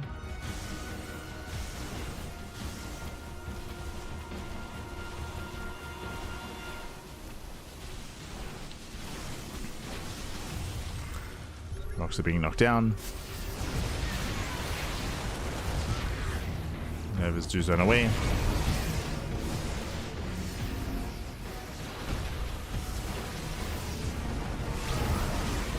Is going to make the army. So far just grazing, no major connection. And so far Cure is holding. Cure is holding on. Della run by is late. Yeah, late run by. Ooh, much better connection. Much better. Nova goes off. Zelsaboss into the mineral line. Cure is out of position. He's racing back home, and that's going to be 5 dead SCVs. No mining time. We're going to force a cancel. Ooh, that's a kill. That's a kill. Another cancel. Main army does push forward. Another massive connection. And Cure is being torn apart. And bearing in mind that Classic can afford these losses. Oh, nice Vikings. They move in. They catch a Colossus. Colossus goes down. The Classic looks like he did overextend. He has to get the hell out of here. He has to pull away, losing every single Colossus. Oh, Panic Novas. The Panic Novas. Another Zealot run by though. And Curious forced back home. He's forced to turn back around. Zealot busts into the mineral line. And this is less about doing damage, it's more about forcing Cure back. And this made sure that the disruptor survived. So nice save on these disruptors. Classic, he got back home. Double Prism into the main. Classic does have a panic, but he needs time. He needs time to rebuild his army. As he'll be losing another expansion. Nice Nova. Gets a Ghost. Yeah, Ghost goes down. Another Ghost gets caught. Oof. Yeah, losing a second Ghost. Double Prism into the main base. Shows the Warp in. Oh, no Warp in. Yeah, no Warp in into the main. Damage is being done. This is going to be an expensive drop here for Classic. Does get 12 SCVs. Catching reinforcements. Yeah, the Zealot Ramais, they just continue. Raven gets caught out as well. Oh my god. Calm down, Classic, calm down. As Classic takes out one of the tanks. Pulls away, once again going for another mineral line, forcing friendly fire. And Cure is being torn apart. His main army is still terrifying. Shows those Novas. Oh, the flanking Novas. Oh my god. A little bit messy. It's very, very messy here. Every disruptor goes down. The disruptors get thrown away. Yeah, messy engage here from Classic. Oof. But he should hold on. He should have enough warp-ins. As Classic, he may lose another expansion. Looks like he will. There's a recall. We do have reinforcements coming in for Cure, though. He does trickle forward. Can Cure do this? Can he have one of the Zealots? And can he get into another expansion? Yeah, nice kiting so far. Very nice kiting. Cure, he has to keep pushing. Takes down one expansion. He's got to keep going forward. He's going bottom right. He's going for bottom right instead. This is giving Classic time to rebuild. And time to respond. Yeah, he's moving in, catching stray units, medevacs, marines. Back at him, Curie's only got 33 SCVs. He doesn't really have much of an economy here. That's why Curie had to keep going. Taking down bottom right doesn't really accomplish that. It doesn't do any meaningful damage. Speaking of meaningful, oof. Classic moves in, denies center expansion. The CC may even go down. He wants it! He wants to commence. He gets it as well. CC goes down. Oh my god. Crazy pickle here by Classic. Command center is being replaced, but we're running out of CCs as DTs they waddle into the mineral lines. More SCVs going down. Cura's main army is terrifying. He does have a strong main army, but now we have Colossus on the way. Oh, Zal said too soon. Zal's premature. Here come the Novas. And Cure, how does he move into this many disruptors? Oof. The answer is he can't. Cannot move in. Now we have Colossus on the way. Extra weapons out of Classic. Extra weapons. DTs they get across the map. More SCV kills. And again, Classic, he's doing it. Again, it's been a rough all kills format here for Team Classic. Cure, he went on a tear, and even if he goes down here, he already did his job, right? Like, Cure, he already achieved so much. Taking down herO, taking down Zao, taking down SHIN.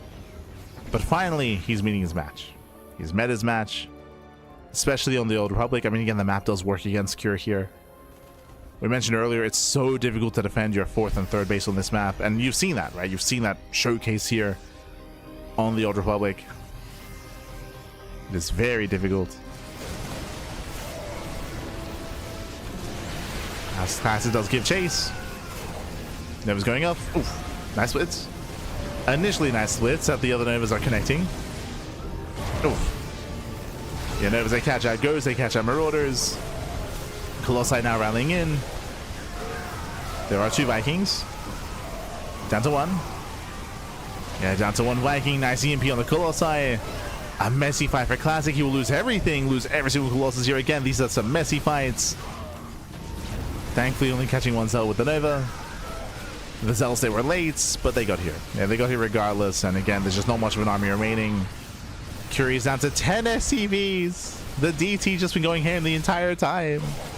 The one Dark Templar. GG gets called, and Classic, he fights back. He puts a point on the board for Team Classic. GG. Whew. GG, well played. Again, a very impressive win streak out of Cure to take down herO, ZYN, and SHIN, but the win streak does finally end. Classic came out swinging here as the team captain. The captain did show us how it's done. He takes the game, takes down Cure, and Classic takes a lead. Or he fights back for his team. Fights back for his team, does put a point on the board, but the question is, how far can Classic go? Now, Classic, he did all kill last week. He did essentially all kill. He was able to take down like 4 or 5 different players. Can he do it again? The pressure's on Classic to take the lead here and to fight back and even up the score. We'll see if he can even up. We'll see if he can even go further than that. Este Classic. Again, when it comes to the game itself, as we mentioned, like, it's just very, very difficult to get into a macro game on the Old Republic in TVP. The Terran player does have the map working against them when it comes to trying to secure their 4 bases, and we saw that Classic took full advantage of that with the non-stop run-bys, non-stop counterattacks. Did go into a very heavy disruptor style, and he was very successful with that as well. There were maybe some opportunities for Cure where when he was pushing on the right-hand side, but as we mentioned, it was a little bit disappointing to see that he did go bottom right instead of center left. He went for some safer pickoffs instead of going all in and going for the kill, which he had to. Not saying that it would have worked, but there was a lot of onus, a lot of pressure on Cure to find more damage. Because he was basically all in. He was all in. But with that, Classic does put a point on the board, and the question becomes, who is going to rise up next to challenge Classic? Who's it going to be?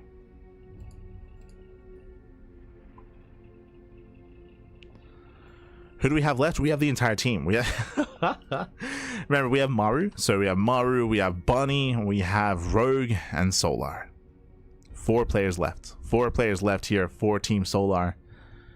Who do we set next for Classic? Now, it depends on the remaining maps, of course. Tourmaline is remaining, 10,000 feet as well. I could see Solar cheesing Classic out on a small map like Tourmaline, or like Tourmaline, like 10,000 feet. If you're going to use Maru, he can also excel on smaller maps as well. True. So we still have a lot of small maps available, and I do see both Maru, Bunny, and Solar excelling on these smaller maps. But no, we're loading into White Rabbit. What? Who's next? White Rabbit is our next map.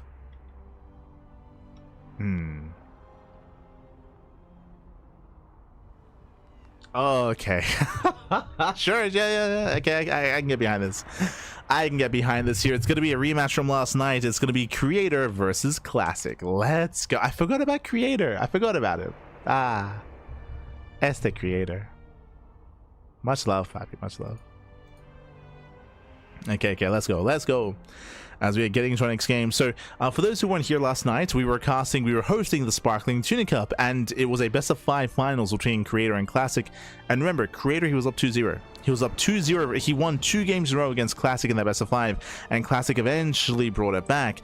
Creator was being very assertive, very aggressive. He was very in the face of Classic, shutting him down at every turn. It was a really impressive showing by Creator last night. And hey, he took 2 games last night. All he needs is 1 game here. That's why I do think that Creator is a smart choice against Classic. I feel like he can like upset, and he can be a PvP sniper here without wasting, without burning one of the other top players.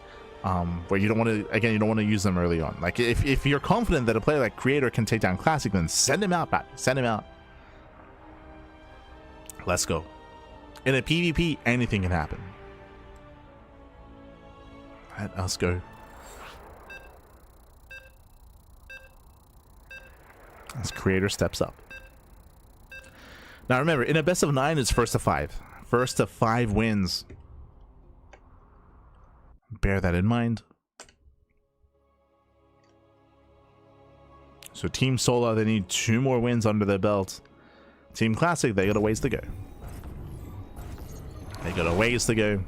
As spawning in the bottom hand corner of White Rabbits, we have the South Korean Protoss player. We have the Red Protoss representing himself, his own team, representing Team Classic, putting a point on the board, beginning that comeback. Can he go all the way? It is Classic. And spawning in the top right hand corner, we have his opponent. We have the blue Protoss player. The blue Protoss, we have the South Korean Protoss representing Team Solar. It is a creator. Again, Cure, he put in a lot of work. Cure, he put in a lot of work to give this lead to Team Solar. And I want to say the creator is a smart choice here to snipe Classic. I do think it's a smart decision. And we'll see what kind of builds we go for. There's a lot of variety. A lot of variety available. We can open up a 2-gate blink, sorry, 2-gate opener, 2-gate opener into a proxy, into a one-base all-in. We can see Classic setting up his gateways further closer to the main. Technically, this is more efficient, but riskier.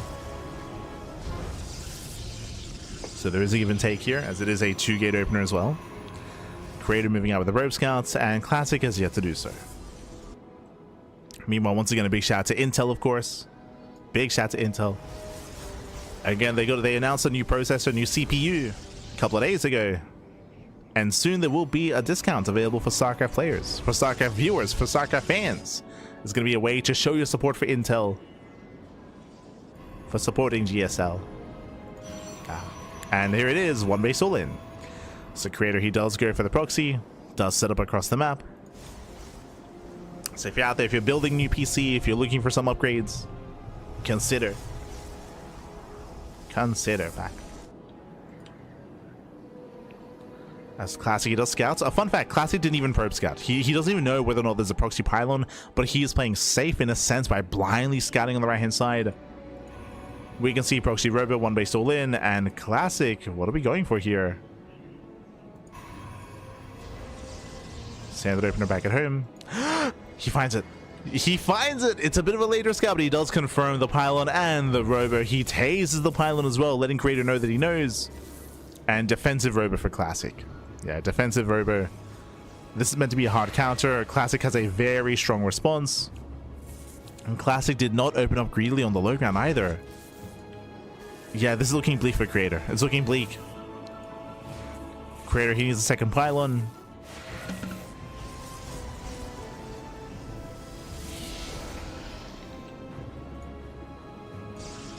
Okay, there we go. Second pylon has been thrown down. It episode move out across the map. Creator, does he react in time? Oh! Ooh, does react. Whew. Essay creator. He does all up in time.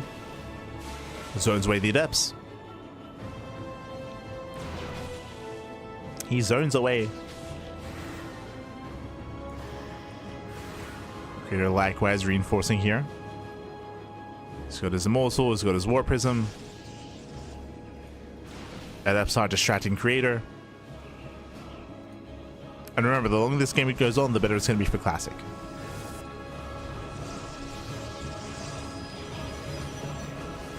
Oh, Adept gets away. That should not have happened. Adept does barely get away. Prism can keep harassing.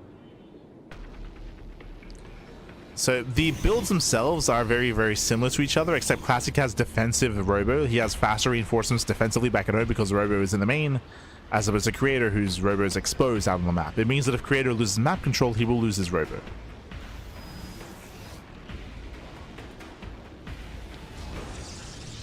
As he's poking into the main, going for his own adept drop. He's going for the mineral line. Classic's out of position. Probes are going to go down. At the same time, the same is happening here in the main. Yeah, there's going to be 8 probe kills. Ay, ay, ay. Critical damage. And meanwhile, creator's on A move. More probes going to be going down. Losing up to 9 workers. Creator going back in. Oh, getting 1 more probe. Getting very messy, very shaky. Creator losing 9, and Classic losing 6. Oh, he wants a sentry. He wants the sentry. As creator, he's walled in. Had to kill his own battery. Glaives are on the way. Okay. I mean, he is all in, so just furthering that. Classic does confirm there's a Twilight Council. Classic, he breaks out. Yep, he will depower the robo. As we mentioned, there's the downside here of going for the proxy in this kind of position. Creator is at a disadvantage. As the Robo goes down and Classic getting further ahead, he still has a stronger economy. Now the larger army. And now map control as well.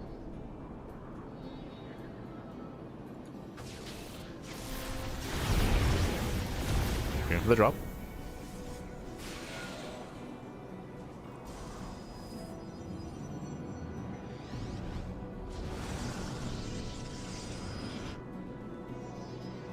Does attempt the drop. Again, Creator, he's just waiting for Glaives to kick in, and then he might be able to pull this all in off. Only if Classic expands. Like, if Classic takes a natural and starts probing and starts taking up too much, then maybe. The problem is that Classic is staying on one base himself. As hyper fixated on his army. Looks like now Classic can expand. Here comes the natural.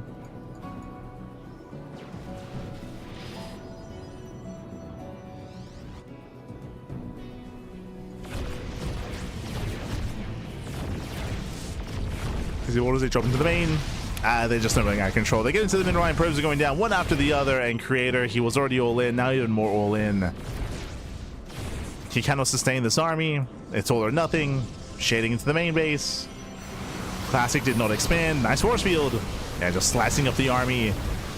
Prism taking all hits. The Prism goes down. Up, barely gets away. Nice force field. GG. GG gets called. Classic defends, and Classic puts another point on the board. GG.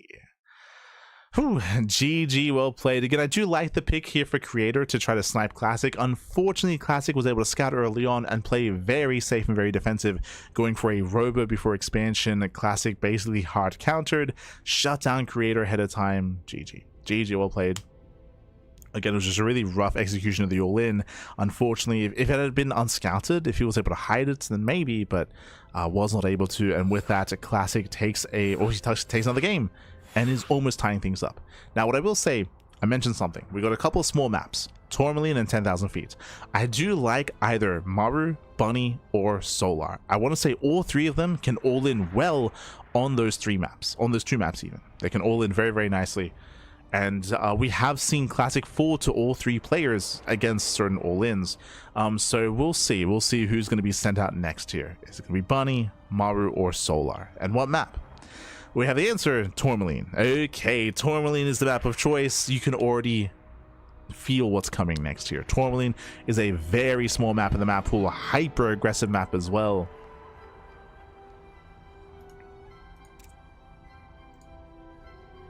Hyper aggressive. Annyeong haseyo. We have our challenger here. Up next, it is the final boss. It is the ace player, what should be the ace player. I mean, Cure has proven his own when it comes to Team Solar. But up next, bam. You can see here we have our new challenger. It's gonna be Maru. Here we go. So again, Cure, he did start things off with a 3-win streak over herO, over Zhao, over SHIN. Then Classic has been fighting back over Cure, over Creator. Up next, Classic versus Maru in a best of 1 on Tourmaline. Let's go. So Maru is our latest challenger. Bearing in mind here that, again, for a best of 9, it is first to 5. Right now, it's only showing 7 maps on the screen before me. It's only set up for a best of 7, so we'll have to do something about that later. But best of 9. There's just that there's no room. There's no room, pappy. What do I do? I'll try to fix it. But there we go. Spawning in the bottom left-hand corner of Tourmaline, we have the blue Terran player. We have the South Korean Terran. We have our new challenger here for Team Solar in this best of 9 all-kill format. It is a Maru. And spawning in the top right-hand corner, we have the red Protoss player, the South Korean Protoss,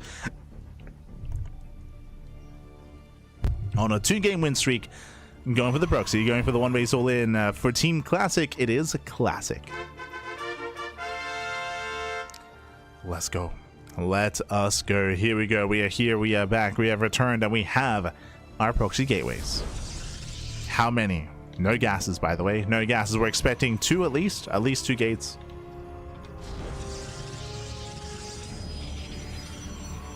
Not quite the flower, unfortunately. And this is not an all-in. It's a 2-gate opener to be hyper-aggressive early on, and then we take gases into Cybercore, into the follow-up, into potentially Stalker reinforcements. But this is still a hyper-aggressive start. And what Classic is hoping for is an economic opener. And it is. Rax Expander. Single gas opener here out of Maru. Ay, ay, ay. So things are lining up here for Classic. Because of this, we're going for a delayed factory and a faster command center. And we'll see if Classic can delay that command center. We'll see if he can delay. We'll see if he can cancel the CC. That'll be the big one. Here it comes. CC's on the way. Here comes our Zealots. The Zealots are coming. They will get here in time to disrupt the build. And remember, the Cybercore follow-up means that we can reinforce the Stalkers, which means almost certainly Classic, he should be able to force a cancel. And he might even find more damage. The goal would be to force a cancel, then push up into the main base and pick off the add-on. Kill some SCVs. We have our first 2 Zealots. And here come the Stalker reinforcements. And we gotta go soon. CC's halfway done. Here come the Zealots. The slow lots are waddling in. Ooh, we have a Marauder opener actually. Okay, Tech Lab into Concussive Shell. Interesting. I mean, they can trade well against Stalkers. But here we go. Zealots, they do arrive just in time. SCV's gonna be focused down. Zealots, they get up the ramp. They focus on the CC, okay. Yeah, he does spot the research. He knows. Yeah, he's aware of the Marauders. So we have the bunker on the way to defend the main base. And again, we're hoping for a cancel. Classic does expand. And there's no Cyclone follow-up. It's going to be a 3-rax follow-up. There's no factory. Without a Cyclone, there's no defense here. There's a cancellation. Yeah, big cancel. Bunker is denied. Can we focus on some of the Marauders? Boys are being pulled. We have an SCV coming in. Ooh, piece of a Marine. Nice shuffling here. Very nice shuffling at a Classic. Does shuffle the units around. One of the Marauders is very low. Stalker does barely pull away in time. Barely pulls away. Better positioning here. Picks off an SCV. But the bunker does finish. The bunker does barely complete. Can we get more SCVs? Uno más. Gets one more. Yeah, one more SCV kill. 5 SCV kills in total. 5 SCVs and a cancellation. And again, Maru, he's stuck on one base. He's stuck on one expansion. He's one base all in. Going 3 racks. Going 3 racks stim.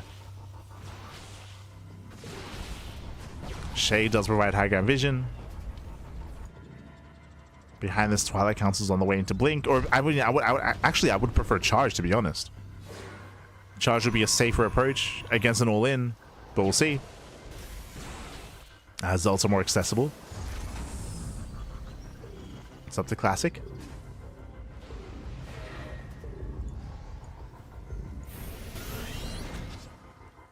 Remember, the factory was delayed. Still waiting for extra gas. Maru does try to break out.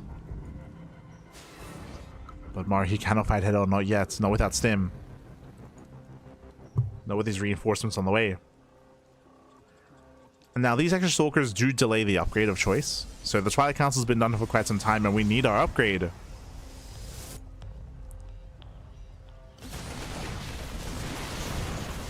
Oh, yeah, one Stalker gets targeted. Does pick up a good amount of Marines. Nice force field. Zone back one of the Marauders. And we're down to 4. Yeah, 4 Marauders left. Down to 3. 3 Marauders. Down to 2. Oof. Yeah, massive losses here. Maru, whoever extended, he should not have been out here. Maru will lose everything. Still no upgrade. But sniping 2 Marauders is worth it. Oh, okay, I like this. DTs. Remember, it's a 1 base all in. There's limited scans. Because there's no second orbital here, and because we're at 1 base, we're muling as hard as we can, there is no answer here for Dark Templar. It's very, very smart, considering the limited scans, limited bases, limited orbitals, limited detection. The limitations, bad. And Maru's hurting. Remember what we said earlier at the beginning of the comeback here is that if anyone can pull off the reverse ult kill, it's going to be Classic. And he's doing it. Took down Cure, took down Creator. And he's ahead against Maru. Now Maru's being cheeky. He does drop outside of the main, coming in from behind. Classic, does he notice? So far he has not. Yeah, here's the stim. Yeah, does go for the stim. There's a recall, getting 1, 2 stalkers and a sentry, 3 stalkers, 4 stalker kills, massive pickups. Classic's in trouble. He's in a lot of trouble. He throws down 2 more shield batteries in a panic. Yeah, 4 batteries are on the way. And here go the boys. The boys are being pulled. Maru, he's all in. And does he hold on to a scan? Oh, he's holding on for now. Does have 1 scan available. DT's revealed. Yeah, DT's revealed. Another DT waddling in. Getting free damage.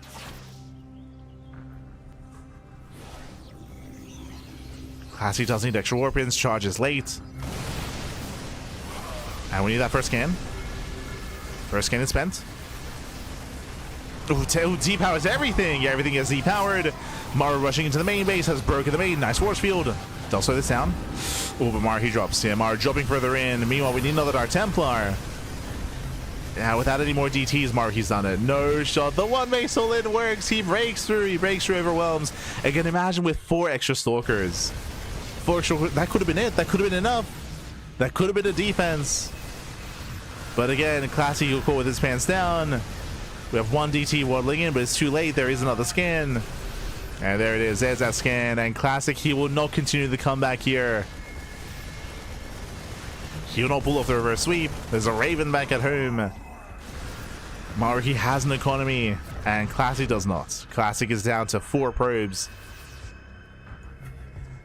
He's got 1 Dark Templar waddling in. This is all he has left. As Tim's in, diving on the stalker. Behind this, there is no scan. Oh, yeah, no scan. Uh-oh. DTs that do a lot of damage here. But again, the Raven has arrived. And, I mean, these are final buildings. I think there's a couple of probes. Yeah, there's a couple of probes out on the map. There's a DT going for the counterattack as well. Oh, Classic having some copium here. There's a scan. DT does waddle away. Waste a scan. Uh-oh. A little bit concerning. Scan is wasted. Dark Shrine goes down. Classic is being revealed. Okay. There's a world where if Classic can... Does he have anti-air? No, never mind. I was going to say if he can snipe the Raven, but there's no anti-air. Yeah. The Raven is going to be enough. Takes down 3 Dark Templars. There's 1 DT left. GG gets called. And Maru, he does fight back. He does redeem himself. His team puts a point on the board and is now 1 game away from claiming the series. GG. Whew, GG, well played again. Classic had such a strong start. He had such a strong start to this game, but the surround, Maru dropping outside of the main base and stimming on forward and catching the army. Remember, he killed 4 stalkers and a sentry. That is huge. Imagine the defense of Classic that game, defending against the all-in with 4 extra stalkers and 1 extra sentry with extra force fields. I mean, that's probably defense. That's probably a whole then and there, to be honest. Like that, it doesn't sound like a lot, but that early on, like those amount of units, they provide so much value. So we could have seen a cleaner defense there, but Classic got caught with his pants down. He lost all of that army, and then Maru snowballed out of control. GG. GG, well played.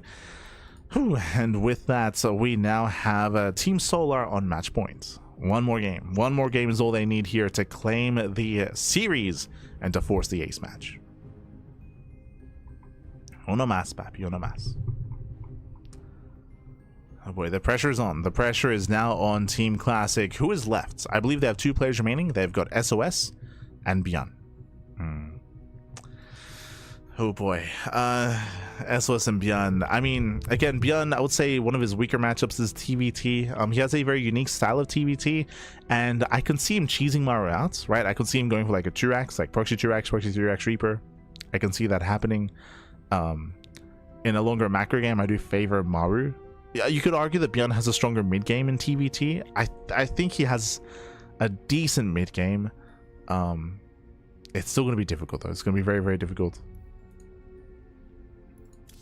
Let's see. I would like to see SOS just because he hasn't played today, right? Like SOS, he has yet to play. Who's it going to be? we have our final map. It's going to be on Taito Citadel, not 10,000 feet. So Taito is going to be a bit of a larger map here, and we have the answer. It's going to be the Terran versus Terran. Oof, it's going to be the TBT. I mean, it was going to be a rough kind of setup, a rough lineup regardless. It's going to be ByuN versus Maru. Let's go. Let us go. Again, the pressure is on ByuN.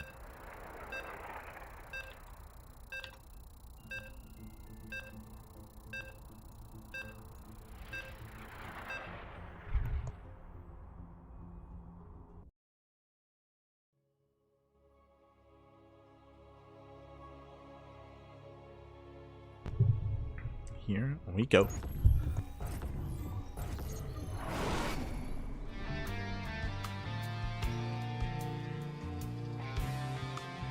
As spawning in the top left-hand corner of Taito Citadel, we have the South Korean Terran player. We have the Red Terran. We have the Red Terran player himself representing Team Solar, and he is one game away from claiming this entire series, claiming the all-kill format, and forcing the Super Race match. Can he claim it? Can he close it out here and now? It is Maru. And spawning in the bottom right hand corner, we have his opponent. We have the South Korean Terran player. We have the Blue Terran representing Shopify Rebellion. Again, the pressure is on. He has to start the comeback here, and now he's got to bring it home to give his team a chance. It is a ByuN to win it all for his team, even as he has a Titan before him here. Again, Maru, he has some of the best late game TVT in the world. Or does he have the best late game TVT? It's up there. It's up there. Like I gotta give respect to Ryung, right? I gotta give respect to Dongwon the Tuna. I know that he's casting right now, but like unironically, like he has some insanely good late game TVT. But Maru's also up there. Maru, he's like top 3. He's like top 3 with like Ryung and Gumiho, I would say. He's definitely up there when it comes to specifically late game TVT. When it comes to mid game TVT, Maru, he's like maybe top 2, like up there with like Maru. Sorry, up there with like Cure. Maru, he is typically very solid when it comes to like turtling up, when it comes to positional play as well. I'll say ByuN's big advantage in TVT is his micro and his speed and his multitasking. Very often ByuN has a very unique approach to TVT, which is very heavy bio play. Very often, instead of going into more tanks and Vikings, he will instead stay on medevac production and go into more marine play instead, getting extra Raxes, faster CCs, more medevacs, and then going for a multi-prong aggression in Terran versus Terran in the mid game.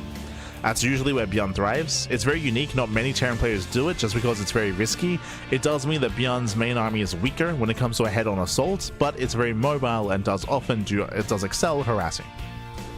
Harassing, counterattacking, catching out units, outmaneuvering your opponents. We'll see if we can get there.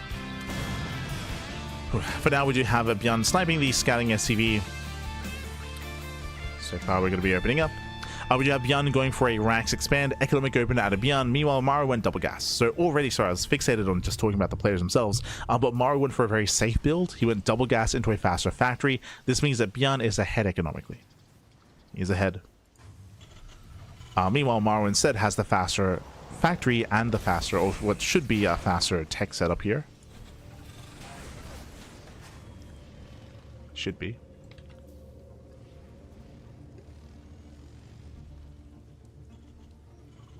As Maru's poking in.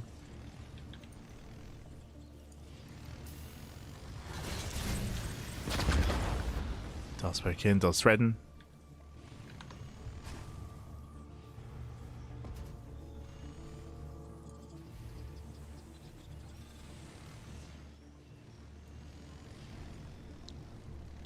As behind this, we're building up in our cyclones. And once again, Maru does threaten the mineral line, just ensuring there's limited mining. Actually gets a nice volley up on the Marines. Yeah, very nice Hellion volley. Ooh, and Maru overwhelms. Yeah, Maru, he does overwhelm the army here. Gets into the mineral line, picks off another Hellion. Ooh, the Reapers are going to be zoned away. Cyclone does arrive in time to defend, and ByuN barely holds on. Whew. ByuN barely does hold. Now he can actually mine freely. Now he can start to saturate that mineral line, head on over. Remember, ByuN does have the higher worker count, 31 SCVs to 29. This is all because of the faster command center. Better mules, and of course, better saturation. Ooh, Maru behind this going for a third CC. So again, he's trying to rush in towards the mid game. Very fast third. And we'll keep an eye on ByuN's own third expansion.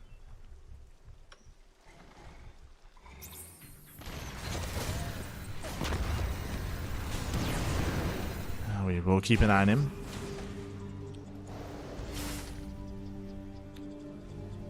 As he's getting into his own Raven, so it's his opponent. Interference Matrix. Third CC is going to be a little bit later here for ByuN. Now, the third base timing is faster for Maru, that is true, but just because his third is faster doesn't mean that he can expand faster. It all comes down to map control and map awareness.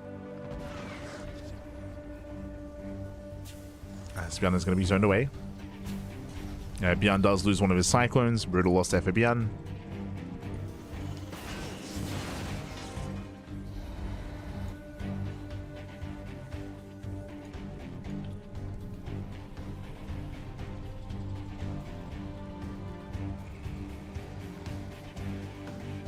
As Maru, he's gaining map control. And getting a shot off here on the Raven. Just the one. Gonna be forced back. Behind this, building up his bio. As Maru gains map control, now he can freely expand. I'm still just waiting for his orbital. Still waiting. Getting to stim. Eventually into a more tank heavy style. For now, just pure bio.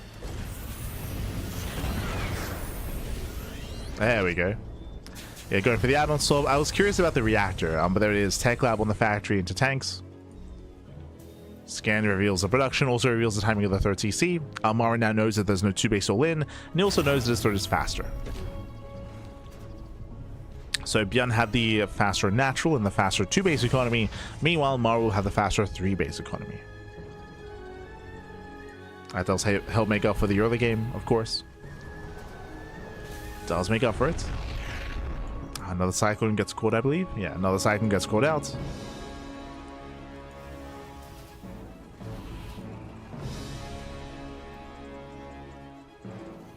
Maru, he's just here to threaten the third.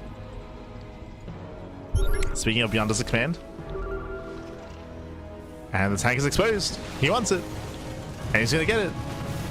Yeah, the tank does go down. Nice pickup. Third base is delayed for ByuN. Getting a couple of volleys off, delaying the expansion. Ravens are just shocking around. Oh, ByuN, I was curious where his Ravens were. They're harassing across the map instead. It does go for the mineral line. That means they're not at him defensively. Tanks are moving in. SCVs are going down. Oh, we pull the boys to attack. Wait, what? 5 SCV kills. Yeah, killing 5 SCVs. More damage in the main. This is getting out of hand here. 8 workers do fall. Tank is unsieged. Yeah, tank is unsieged. The bio army does catch Maru with his pants down. Ooh, nice auto turrets. Yeah, turrets allow Maru to maintain his position. But again, did lose 8 workers across the map. Oh. Maru dropping into the main. He still has energy. He still has energy. Still containing ByuN. Meanwhile, more economic damage, more auto turrets. Ooh, finally one Raven goes down. He gets one. Gets 2. Jesus. Sniping 2 Ravens. Nice defense. Maru, he's recovering economically. Again, he's on that 3-base saturation. And Maru, ByuN finally can expand. Finally, he breaks out. He's getting there.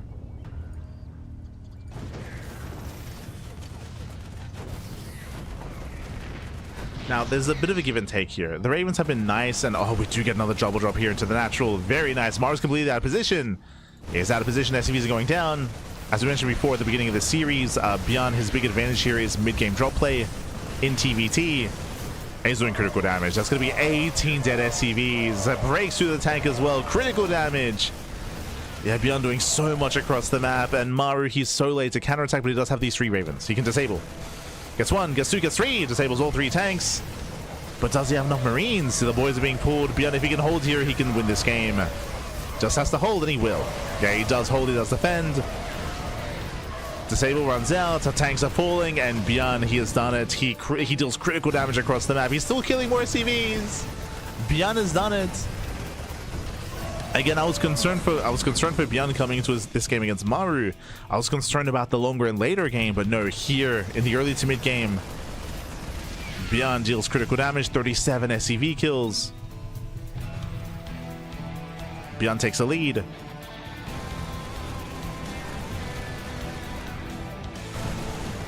And ByuN is pushing.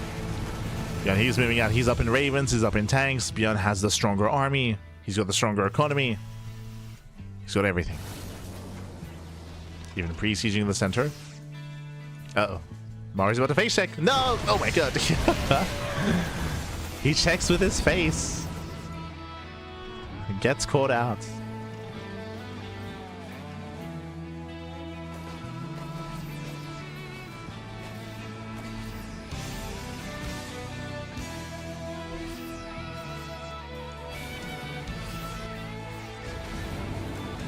As Maru gets pulled back. ByuN likewise looking at position, does get one tank, gets one.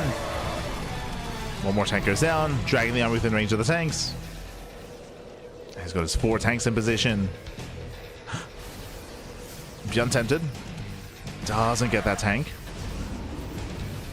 ByuN is running out of Marines, which is a little bit concerning. Yeah, he's running out of ByuN. Liberation has arrived, massive tank shots on the Marines. But these tanks have to pull away. Have to pull away here. Oof. Gets one tank volley. ByuN army does stem in. Maru he defends. He cleans this up. But remember, this was only the harassing army. ByuN has so much more back at home. And here comes that second force. So Maru, he's currently down. Maru, his work account is in the shambles. He barely has 2 base setup. But he has potential. The army does have potential here, especially if it does catch ByuN unsieged. ByuN does siege up. Liberators do allow Maru to kind of gain ground and leapfrog forward. Speaking of, here comes that liberation zone. Oh, there's a Sable. Nice disable in the Liberator. Very nice. Maru still cannot advance. He's trying to.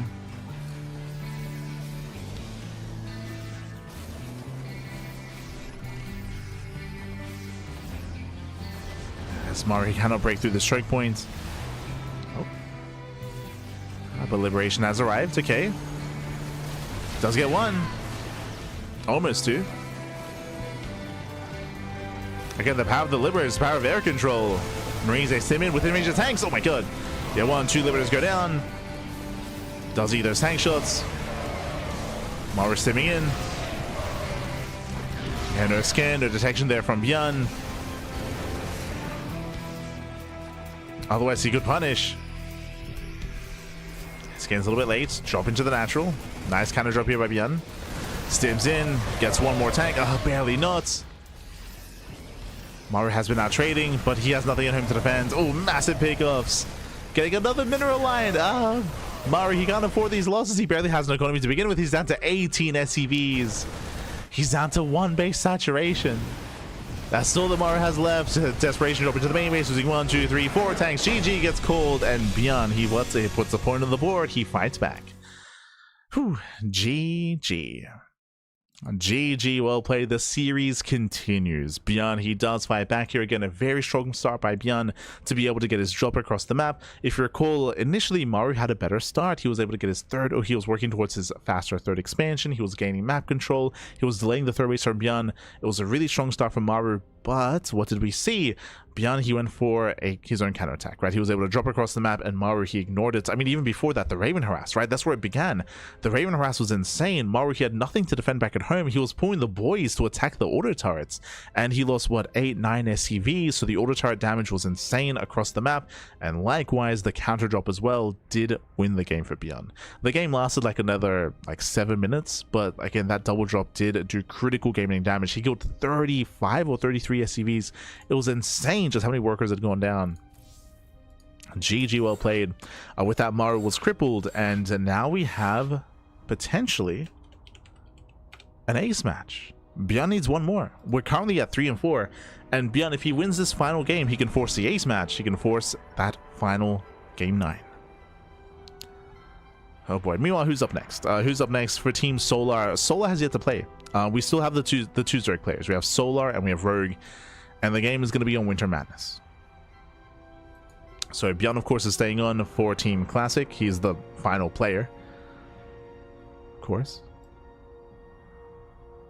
He's the final player for Team Classic. And it is going to be... Oh, it's going to be Rogue. Okay. Rogue is stepping up. It was either going to be Rogue, Bunny, or Solar. So it's going to be Rogue, Bunny, or Solar. And we have the answer. It's going to be Rogue. He's stepping up to the plate here on Winter Madness in our ZBT.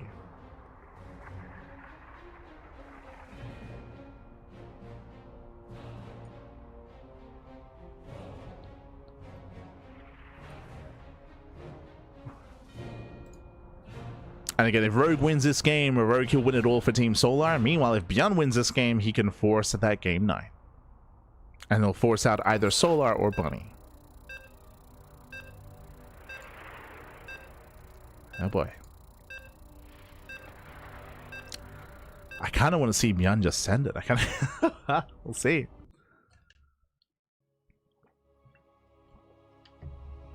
Oh.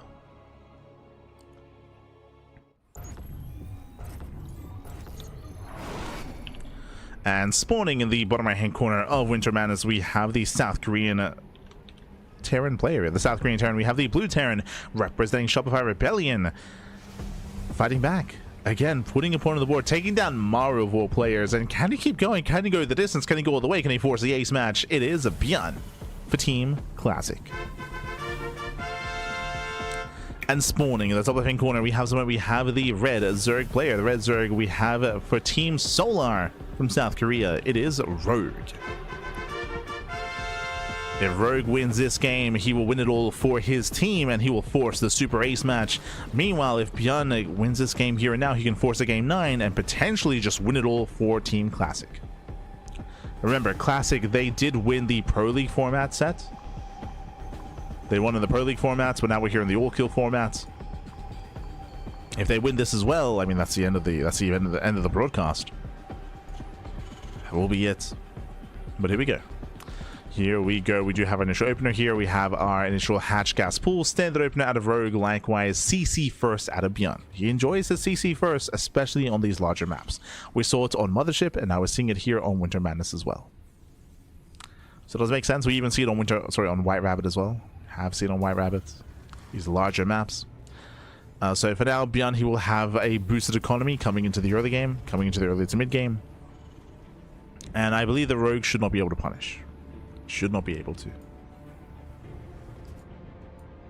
As we're checking our proxies, moving out across the map. ByuN is being hyper greedy, not just going CC first, but ByuN also skips the SCV Scout, and he should skip the Reaper as well. Should be opening up Marine instead. So a lot of greed here out of ByuN. The greed back.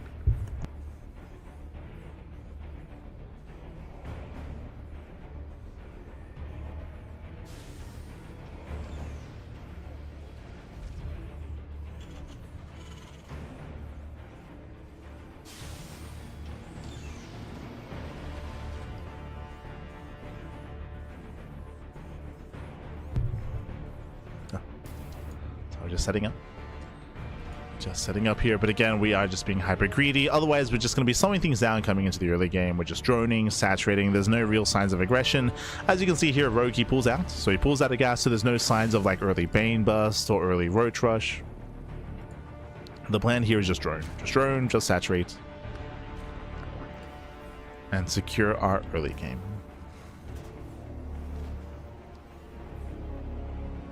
Oh, hello, 111. If you recall, we saw this build by ByuN on previously on Mothership against Solar. So ByuN, he went for the earlier CC, and Marinelings, they do threaten. No major damage though, but if you recall, we did see reactor Marine production into Hellion plus Marine drop across the map to apply pressure to harass, leading into eventually the 3-racks follow-up.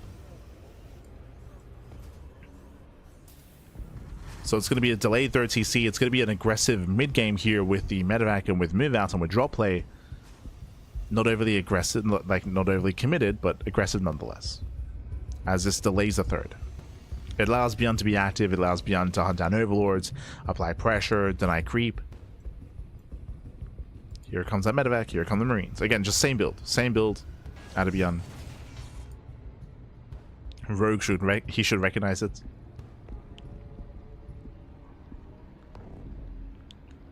As there is the third CC. It is a part of the natural wall, so no kind of hiding it. No deception. Yo, shout to Intel, true. Once again, shout to Intel. They're coming out with a new CPU. It's coming out this month in March. Coming out this month. Big shout to Intel. Much love. For sponsoring GSL. As we have our double jump here into the mineral line, Lings, they trade very poorly. Every Ling goes down. The Marines, they take everything down. That was how many, by the way? That was, oh, I can see here, that was 10. 10 Lings for only 2 Marines. At the same time, Hellions, they attempt to bust into the mineral line. Gonna be zoned back. Rogue, he defends his third base, but again, he traded poorly here at his natural. Hellions, they pick up 2 tumors. 2 creep tumors go down. Drop is rotating over. Drop does rotate. It is going to be layer first out of Rogue. Taking a lot of gas, actually. There's a lot of gases on the way. Getting up to 4. Now going for his mainliness. Going into delayed Evo chambers. Interesting. Delayed chambers. Early layer. This could be indicative of... I know that Rogue, for a time, he did enjoy going Hydra into heavy Hydra play into fast lurkers.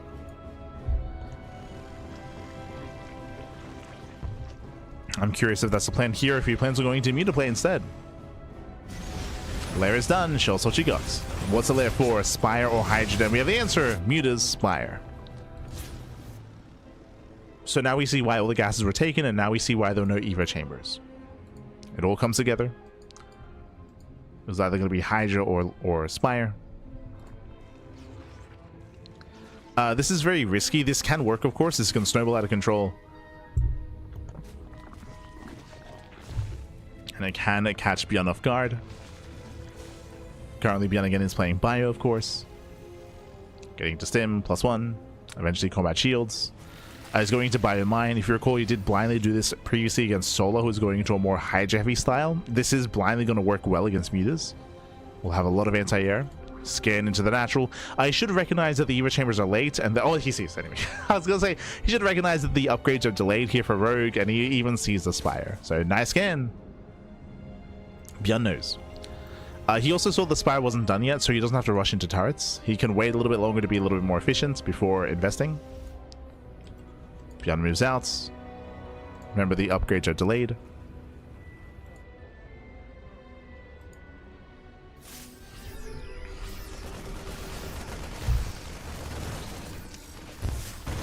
ByuN does move in. Sets out the line. Wouldn't mind does burrow. Doesn't get baited. Queens are exposed. So far, good trades here by ByuN. Trading well. Liberator across the map denying some mining, or at least trying to.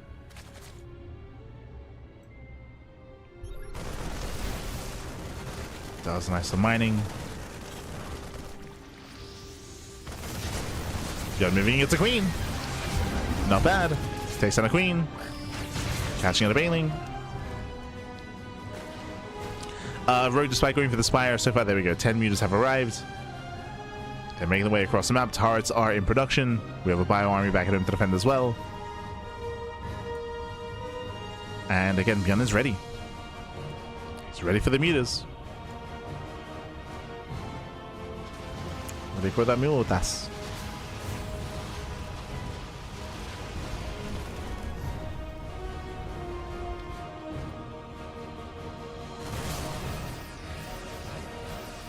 Rogue does threaten. Not going to be zoned back. Wouldn't mind does burrow. Mutas, they don't quite get access to the natural. We can see ByuN trying to catch him out, actually. Yeah, he attempts to. Rogue key commits. He's going for the dive. Massive mine shot. Mine shot goes off, but last there's no more winter mines here. The Banelings, they force a pickup. Mutas are on route. They're coming in for the medevacs. He wants them. He gets one full medevac, 2 medevacs. Oh my god, massive pickoffs. And ByuN, he will lose map control. At the same time, he does counterattack. It looks like he will get an expansion, but he needs more than this.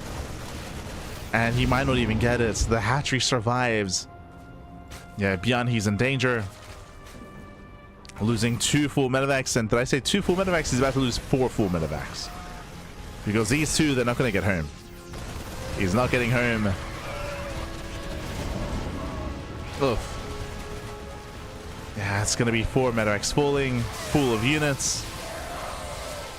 ByuN, he plummets in supply. And Rogue is getting further ahead. It's getting further and further ahead here. Is about to max out. Hive is now on the way as well for eventually Vipers, Ultras, Hive Tech upgrades. ByuN needs to be active. I didn't blame him for being out here, but he doesn't really have much to work with. He barely has a standing army. I believe Maru is done. Yeah, Maru is researched. Yeah, let's go. Show us about Banelings. Setting up at all the ramps. Oh, some of the ramps, I should say.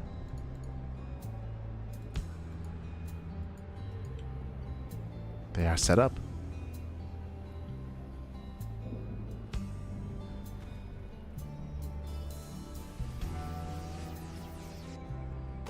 Oh.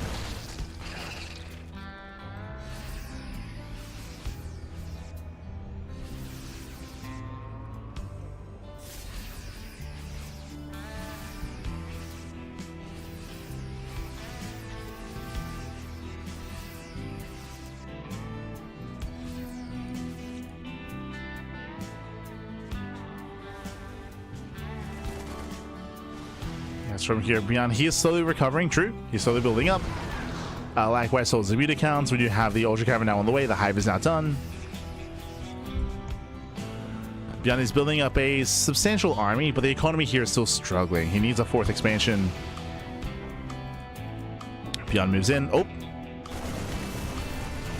tempted with those Banelings. Tempted.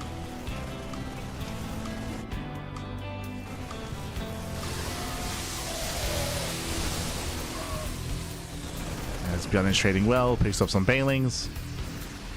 Rogue, he should set up a flank.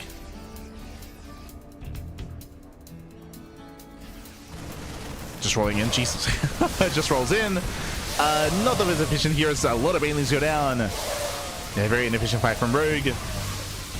Trading with the army. Yeah, no lings, yeah, no supports. As ByuN breaks through. Again, we need more Banelings. Wouldn't mind just setting up. Banelings are now trickling in, but again, this is a messy fight here from Rogue. Decent connections. Yeah, it looks like it's enough. Decent enough connections here. Rogue, he cleans this up. Forces back ByuN. ByuN has to get the hell out of here. Thankfully, Rogue, he's lacking Ling Bane. He's lacking Ling Bane. ByuN's still holding his own. He does rotate. Rogue, he spots the rotation.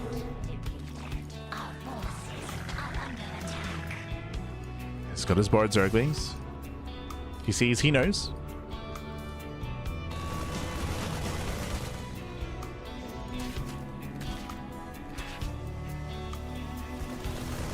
As ByuN, he does drop across the map. Nice pick up here. Gets a mineral line. 7 drones go down. ByuN, he's trading well. And Rogue has a messy defense. Where are the mutas? Where are the mutas? Ah, they're across the map. I see, they're across the map instead.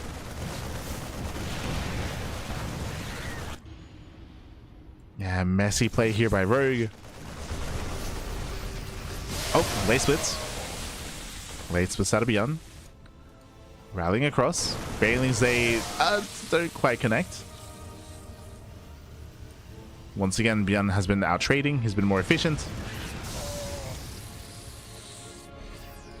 ByuN is back in this game. He's still stuck with a very fragile composition, but so far he's holding his own. My big concern here is the switch into ultras, right? Once we build up into a substantial ultra count, ByuN has no answer, at least not currently. He has no marauders, he has no ghosts. And ByuN dropping further in. As Rogue does try to catch reinforcements. ByuN dropping into the main base. Mutas they respond. Oh my god. Yeah, Mutas are a little bit too soon. Rogue is able to keep up. Even counterattacking gets into the mineral line. 10 SCVs. 10 SCV kills. But a messy defense here by Rogue. He's trickling in. ByuN trades well. Cleans up all the Zerglings. But it looks like there are enough reinforcements. Yeah, barely enough reinforcements. Rogue does eventually clean up. And more importantly, killed 18 SCVs. Right? The economy was still in shambles for ByuN. And now even more so.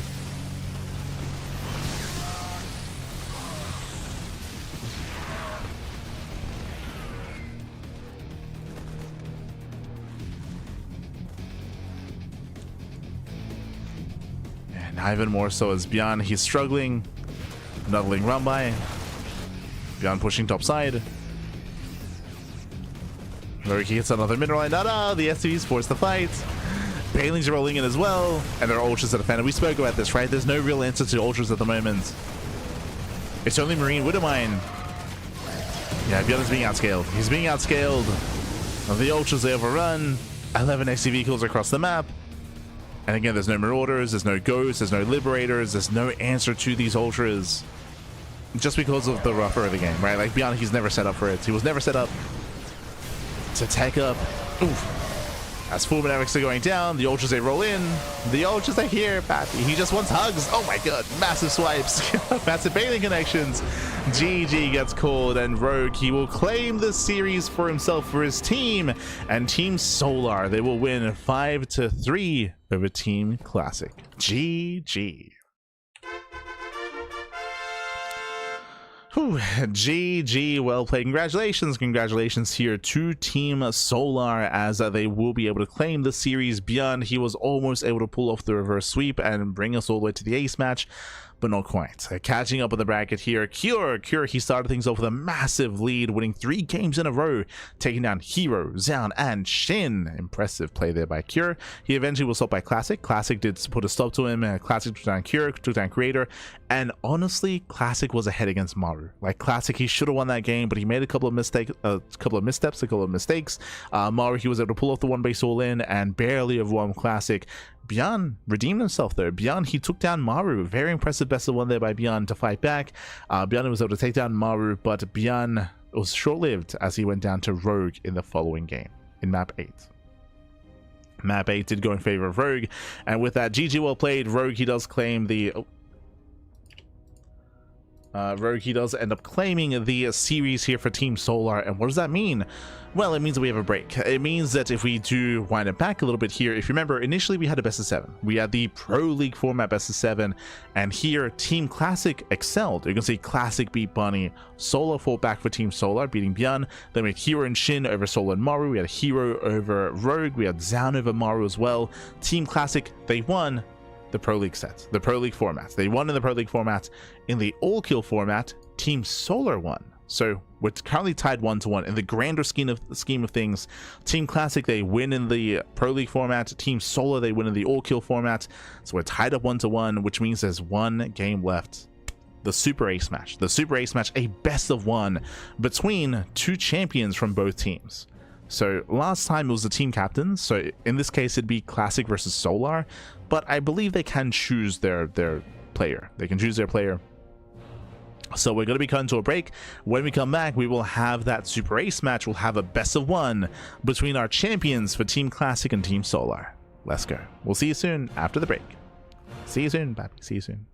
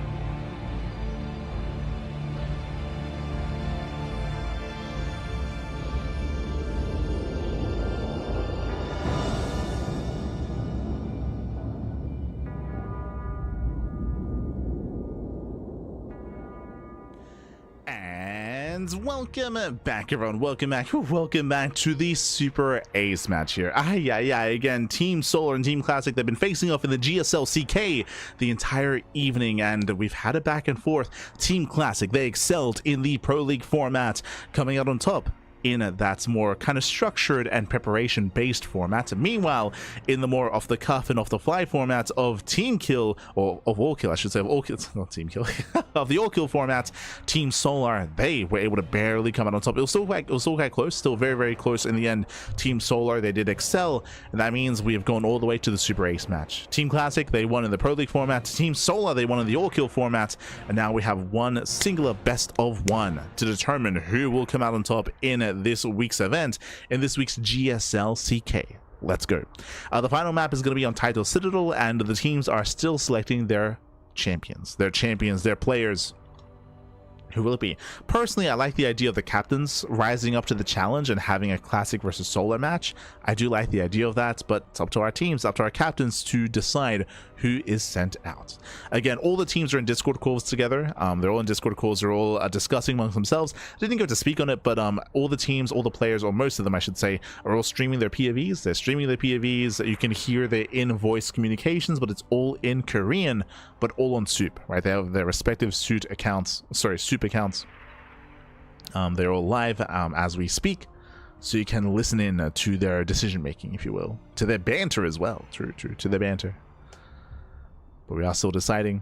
Meanwhile, before we get ahead of ourselves, also a big shout to Intel. Intel, of course, they are the main sponsor for the GSL CK, and they did announce a couple of days ago a new processor, a new CPU. A new CPU was announced merely 5 days ago.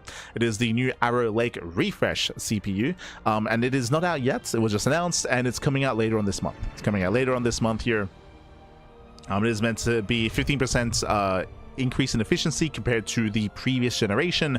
Does provide more, of course, for an even cost with the previous generation as well. But if you're out there, if you're looking to upgrade your PC or build a new PC, if you want to get your hands on said CPU at a discount, then there will be a discount code available soon.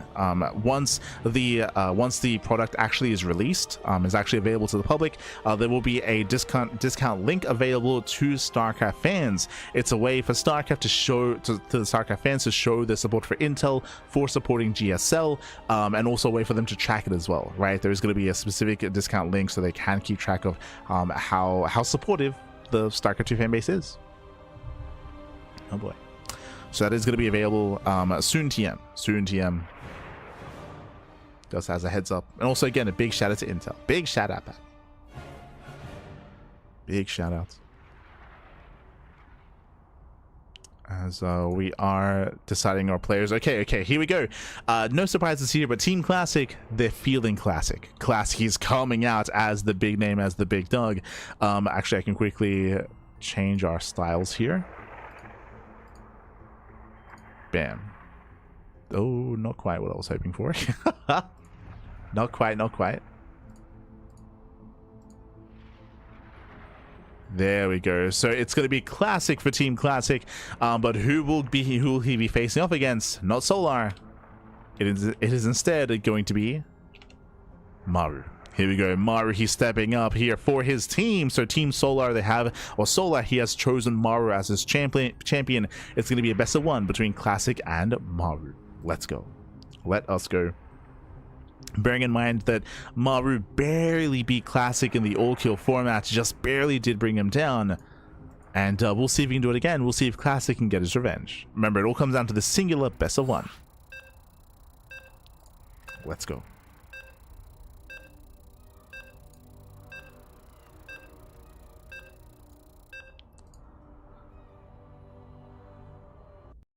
It all does end here.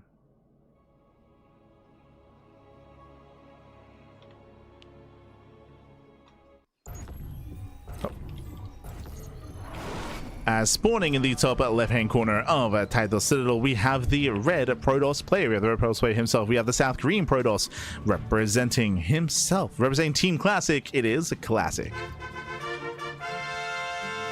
And spawning in the bottom right-hand corner, we have his opponent. Oh, we have the South Korean Terran player. We have the South Korean Terran player himself representing Team Solar. It is Maru. Let's go. Let us go again. We've arrived here at the ace match. It all ends here. It all ends in this best of one.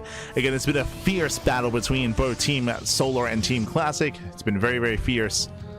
And in the end, we have our final best of one. Oh boy. Hello, Maru. As he moves out early on, looking to go for the eBay block. So eBay block opener out of Maru, trying to force the unnatural natural, trying to disrupt the early game here of Classic. We'll see if we can pull this off. As the SCV does wander in. Classic going to be scouting here on the top side. eBay is thrown down. And it's going to be a late reaction here from Classic, a late realization, and Classic will be forced to expand elsewhere. Oof, so a rough start here for Classic. Plenty of progression already on the eBay. Plenty of progression. He pulls the boys. Oof, pulls the boys. He wants to try to stop this. It's going to be a big delay. Massive damage dealt here by Classic. As he refuses to expand elsewhere. It makes sense. On Title Citadel, the opposing third bases are very, very far out. They're very spread out. We have 5 probes on the low ground. The SCV gets a little bit more progression. A little bit more value. Increasing the HP.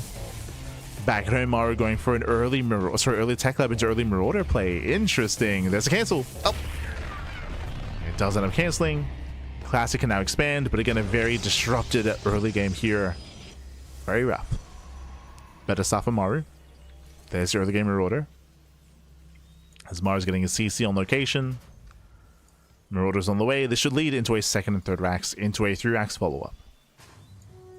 Into mass bio early on. They get a very aggressive follow-up here by Maru. Classic, I believe, is still in the dark. He has not scouted at all. So limited vision, limited scouting out of Classic. Is not aware as to what's going on. Adept moves out, and the goal for Maru is to catch this Adept. With the slow, with concussive shell. We'll see if we can catch him. Meanwhile, no surprises here. As we mentioned, we have a 3 racks follow-up, so 3 racks into concussive shell into stim. Maru looking for the Adept. Does find it. Oh no! Yeah, does find the Adept. Massive pickup. The Adept should not get away. Oh, one more volley. It's close. Oh, barely does go down. Nice catch here from Maru. He doesn't just kill the Adept, he also denies the follow-up scout. Now, the problem here is that it could be a 3x follow-up. It could be 3cc 3x instead. It could be a more economic variation. It could be a 2-on-1, which is rare but not unheard of in TVP. Could be a 4x 2-base all-in. True. Wait, it is. I very quickly added that at the end because that's also a possibility, and it is. Yeah, 4 ranks, 2-base all in. Maru's going to double down, and then Classic doesn't know. For all he knows, again, as I mentioned, it could be a fast 3cc 3x, it could be 3x itself, could be 2-on-1, could be 4x. Classic does not know. Oh boy. And each one does elicit a different response. Remember, this is an all in. There's a high chance that Maru just pulls the boys. He most likely will. He's just building up his bio, hoping to catch any attempted scouts. Classic going for a relatively safe start on getting into 3 gates, I believe. Yeah. So 3-gate blink into a robot, but he doesn't see this coming ahead of time. He doesn't know he needs batteries. We need shield batteries. We need sentries for force fields. It's almost go time. Sim is finishing. We're waiting for the boys. Oh, here they come. Let's go. It is now go time. The boys are being pulled. Stim is now complete. Combat shield's almost done as well. It's on the horizon. And it's all or nothing for Maru. And remember, Classic, he sees nothing. He has no idea what's going on. Classic's expanding. Okay. Classic should be expanding every momentarily based on his build, but he has no batteries. 0 shield batteries. Instead of making safety immortals, he's making more observers to scouts. This could otherwise be an immortal. No. And here we go. Now he sees. Now he knows. Does spot the army. We'll see if we can focus out those marauders. There's a first sim. Forcing out the blink. It does force out the blink. Diving on forward here. The boys are being pulled as well. Classic, can he hold on? He will lose 1 stalker. Oh, and he'll just mow through all these probes. Yeah, probes are going down. We do have another warp in though, coming in for the surround. Classic, can he hold on? Can he deal with these marauders? There's still, what, 5 marauders left? Down to 4.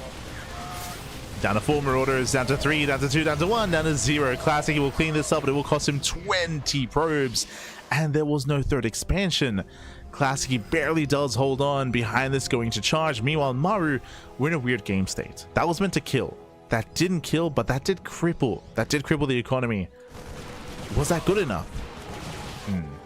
I mean, Maru, he has good upgrades, true. He does have good upgrades for his bio army, at least. Like, he has all 3 tech lab upgrades. We have the eBay on the way as well. And Classic doesn't have a third. It's a really awkward game state. It's very, very awkward. As another marauder gets caught. Oh, barely not. Okay, pulls away. Baits out of stim. Gets a marauder. Not bad.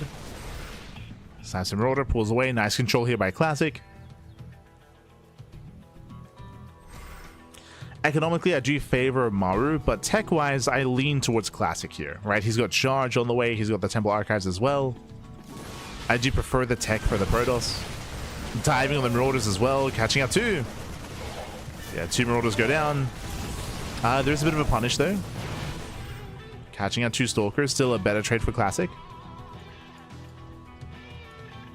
Was a better trade. Maru still taking up in towards +1, factory into Starport, into Medevacs. Until Medevacs pop mounts, there's not really much longevity for this army. Classic can hold his own. But Classic is still on 2 bases. He still doesn't have a third.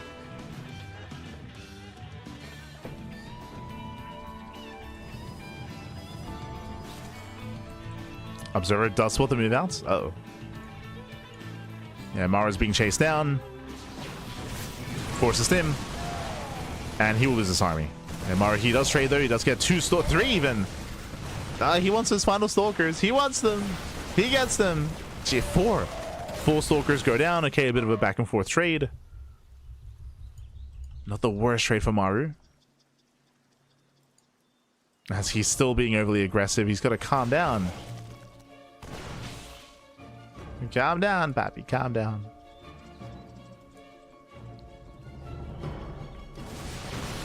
Oh, that was a rough blink. Yeah, that was a rough blink. As the Classic gets punished, losing 2 Stalkers, maybe even 3. Okay, 2. Please add 2. Scan reveals that it's going to be not Colossus, but Storm. Storm is now done. And Classic finally expands. But again, a very late third.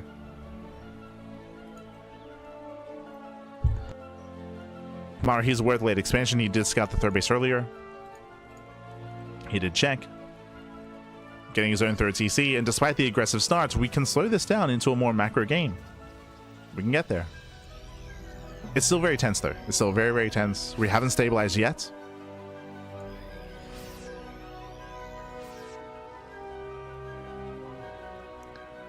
We have yet to stabilize.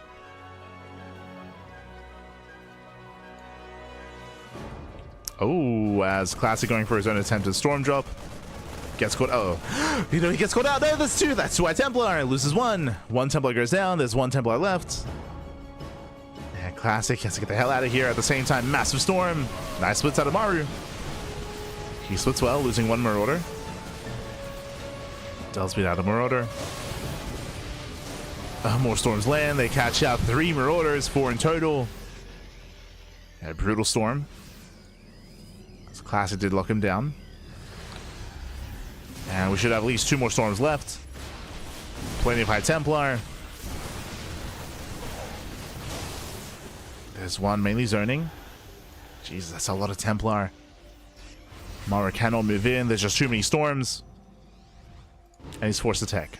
Academy. We have the Academy on the way. Classic claiming his 4th base. Maru, he's going to be forced back. He cannot delay. He cannot deny the 4th. He needs to, though. He has to get on top of that 4th expansion. Classic not quite in position. Yeah, Classic, he does not see this. Oh, did catch it. Yeah, he saw. He did get a glimpse. There's a stim. Should force a cancel. Oh. Nice pick up. Denies the expansion. Maestro going off. Ooh, hot pick up there at a Classic. Nice counter micro.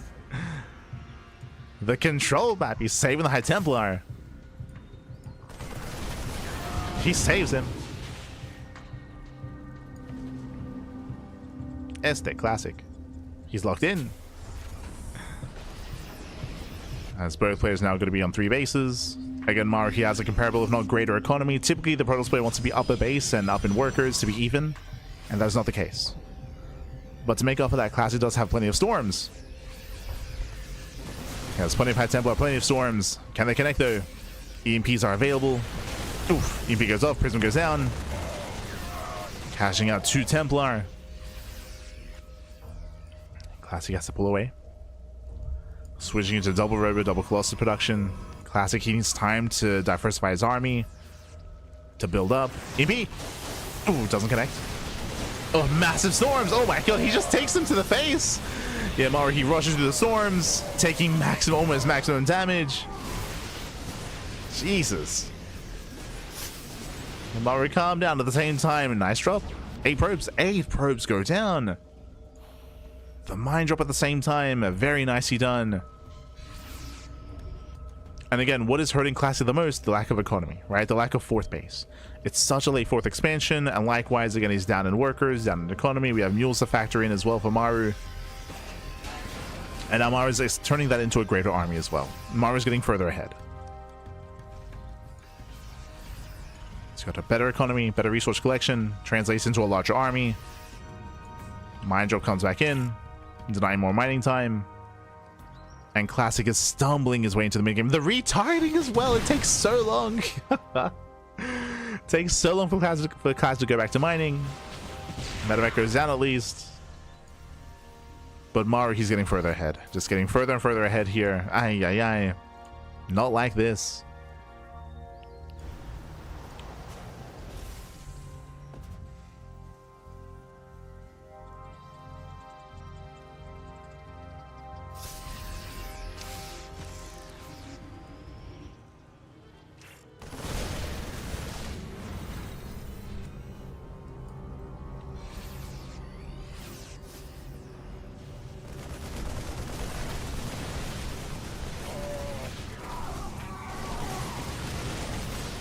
So they do poke in, they do harass. Distracting Maru, trying to find some damage here. Right now the pressure's on Classic to achieve this, right?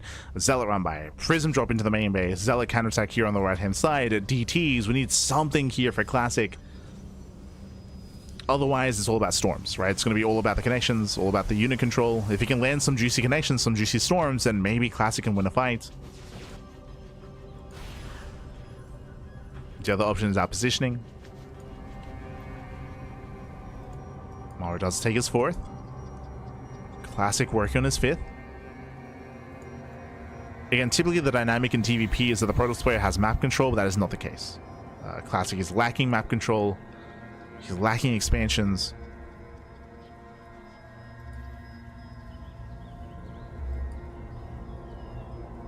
But he still has some potential here.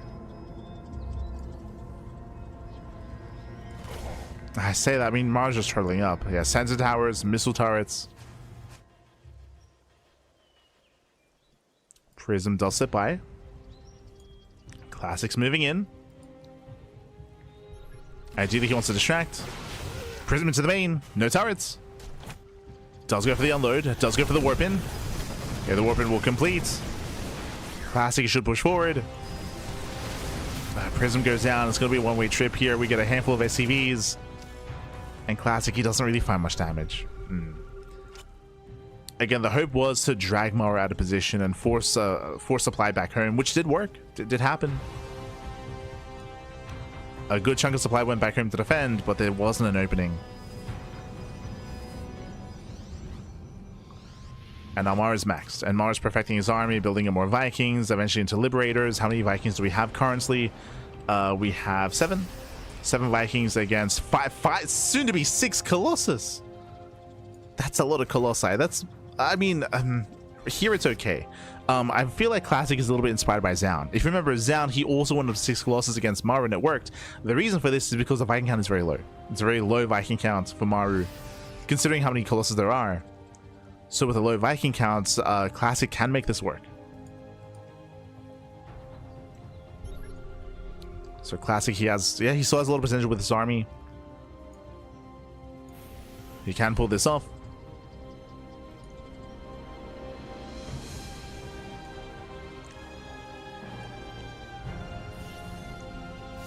Classic moving in.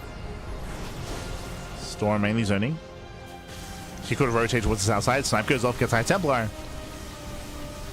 One Templar goes down. EMPs are coming in. Oh no! Ooh, massive EMP! Yeah, EMP covers every single High Templar. 0 storms. So you have 2 High Templar dropping in. Another EMP lands. Those are the final storms. The only storms. And with that Classic, he will lose everything. Yeah, he just gets collapsed upon. There's no support. There's nothing for the Colossus. Every Colossus goes down. And with that, there is nothing left. There's nothing left here. Again, some crazy EMPs out of Maru. On top of that, it was on Classic. He was clumping. Classic, he clumped up the High Templar. All it took was 1 juicy EMP covering everything. The only Templar that were saved were the ones in the Warpism. Oh, no detection. Yeah, no detection. So Cloak goes. They just deal with the Zealot run by. Main army's moving in. Maru, he knows that he smells blood in the water. These High Templar are fresh. There's only 1 storm currently. There's the first storm and the only storm. As Maru, he does just rush through. Given a little bit more time, there's going to be another storm available though. There it is. Yeah, storms are landing. The Colossus, they go down. The Classic is holding on, but barely holding on. Oh, and Maru, his worker count is quite low actually. He's getting into a 3-base economy. Didn't have many SCVs, doesn't have a bank as a result of that. Huh. So Maru, he has been taking better fights, he has been taking better trades, but he's only on 57 SCVs. He's on under a 2-base setup. And what I mean by that is his remax takes longer because of that. His remax is taking longer. That's giving Classic time to rebuild. Classic has 84 workers. He does have the gold expansion as well. So if given time, Classic can recover. He's not that far off.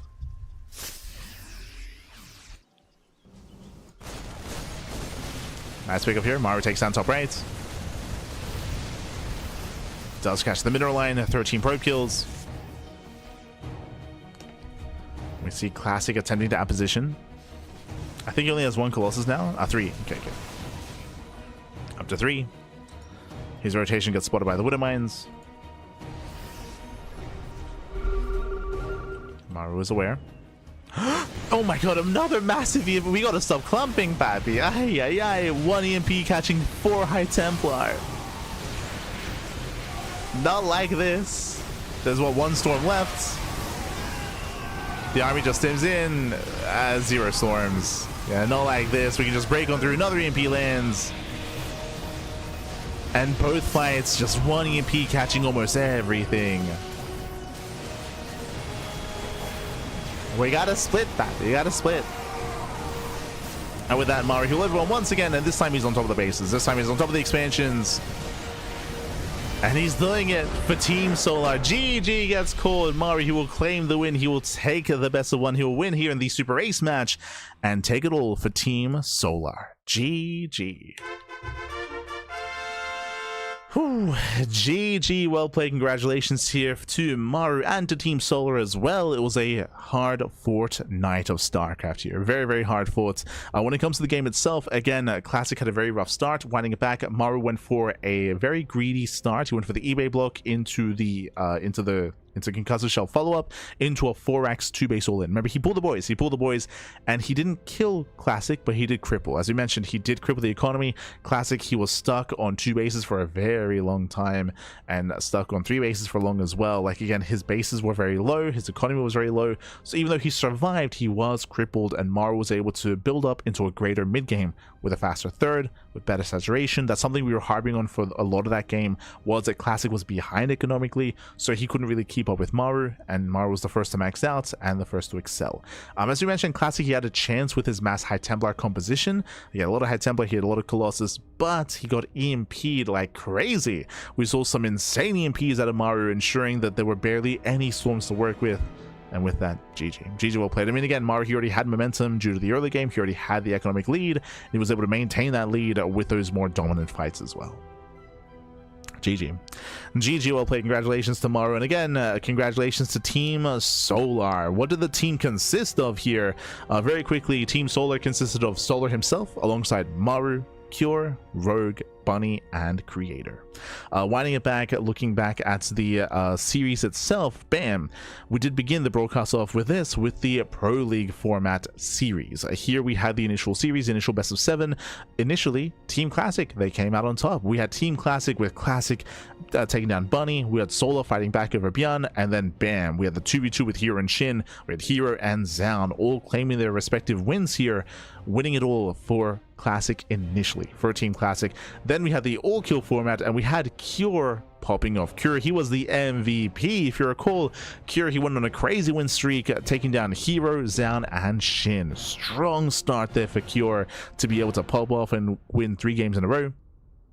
Classic, he brought it back, taking down Cure, taking down Creator, and then we had Maru fighting back for his team. I'll be honest, that was Classic's game to lose. Like, Classic, he was in a good position against Maru.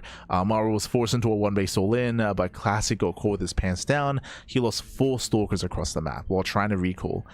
So again, that snowballed out of control into Maru winning instead. Maru bringing it back. ByuN did actually stop Maru's reign of terror then and there. ByuN did bring him down, and then it's cut off, but at the very end we had Rogue again, the final win over ByuN. So in the end, Team Solar, they did win in the best of 9 all-kill format. That meant that it went all the way to the best of 1 ace match. Went all the way to the best of 1, and Solar didn't play for himself. You know, I was hoping for like the team captains to face off, but Solar, he had faith in Maru. He had faith in Maru for good reason, and Maru does win it all for Team Solar. GG well played. Congratulations here to Team Solar, and a shout out to Team Classic for posing a threat and for making a night of StarCraft out of this intense night of StarCraft. GG well played. Whew, I'm starving. It is almost midnight here in Australia, and I've yet to have dinner, so I'm gonna go get some food. I'm starving. Very long broadcast, very long events. Again, congratulations to Team Solar for claiming the win here. And also, if you're out there, if you want to support GSL, exclamation mark at GSL in the chat, or check out their Patreon. Very quickly. As a GSL, they have their own Patreon, patreon.com/GSL. If you want to help support, the GSL, if you want to help support the main league at the main seasons, and also the off-season team league events that we've been hosting, that GSL have been hosting here on Soup, then you can support them over on Patreon. So do check them out, do support, do show them some love. Bam, as I will post a link to the Patreon in the chat.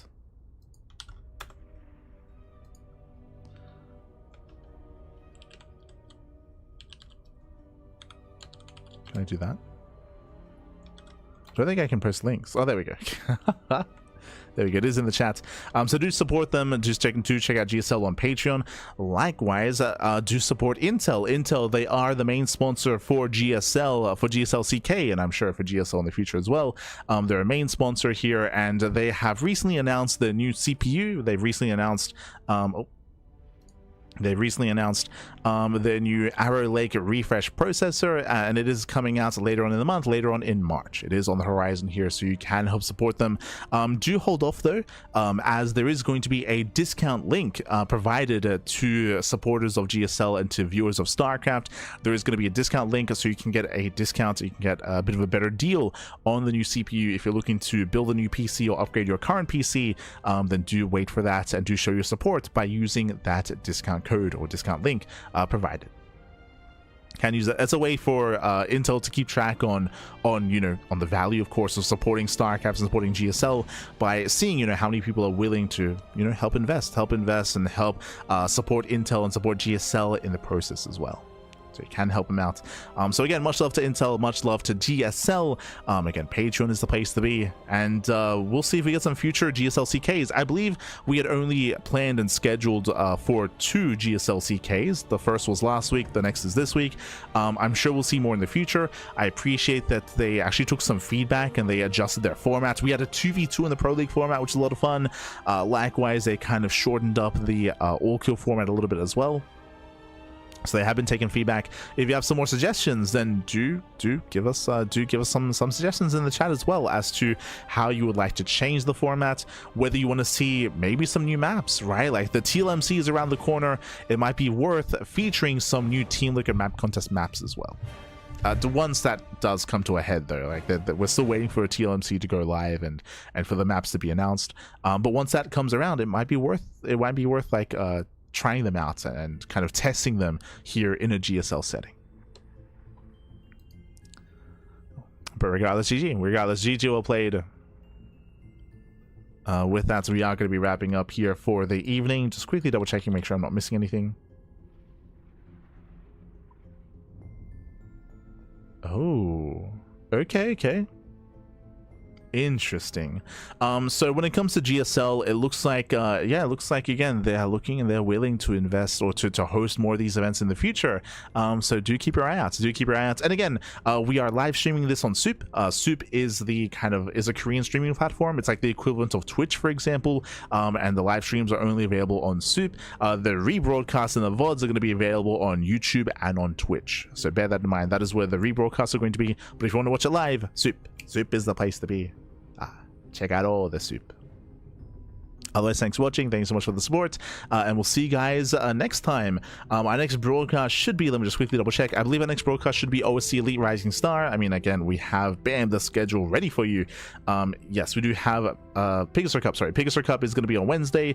We have Kung Fu Cup Wednesday evening. We have OSC Elite Rising Star Thursday morning, the Pondcast Thursday evening. We have COVID Giants Cup on Friday, KSL on Saturday, and RSL over the weekend. That's going to be, of course, our rival StarCraft League playoffs. They do begin this weekend. So plenty of content here on the CranKy Ducklings. We do cast more StarCraft than anyone else, more than Wardy, more than Steadfast, more than anyone else out there. We have the quantity and we have a little bit of the quality as well. One last thing, you can see here that Tuesday is empty. Kind of. We will be hosting a rebroadcast of this stream over on Twitch, over on YouTube. That's going to be available on Tuesday. But otherwise, thank you for watching. Thank you so much for the support. And again, big shout out to Soup, Intel, GSL. Big shout out the GSL CK, the Champions Korea. And we'll see you guys next time. Oh, true. Sorry, I was gonna say that when it comes to suggestions of what to do in the future, we might even start to mix things up and invite some foreigners, right? Like, do we, like, especially like Trigger, for example, like Trigger, he's in Korea. You know, Trigger, we could get him into play, right? Maybe. I know that Rainer, he's been traveling to Korea from time to time as well, especially for RSL. So, you know, it might be possible to showcase some other players. We'll see. We did miss out on Nightmare tonight. Nightmare, he was unavailable. I know he was here last time. But I'm sure Nightmare is going to be involved next time as well. Regardless, GG well played. We'll see you guys next time. Until then, ciao, papi, ciao. See you next time. I'll see you on Wednesday for Pegasus Cup. Oh, let's go.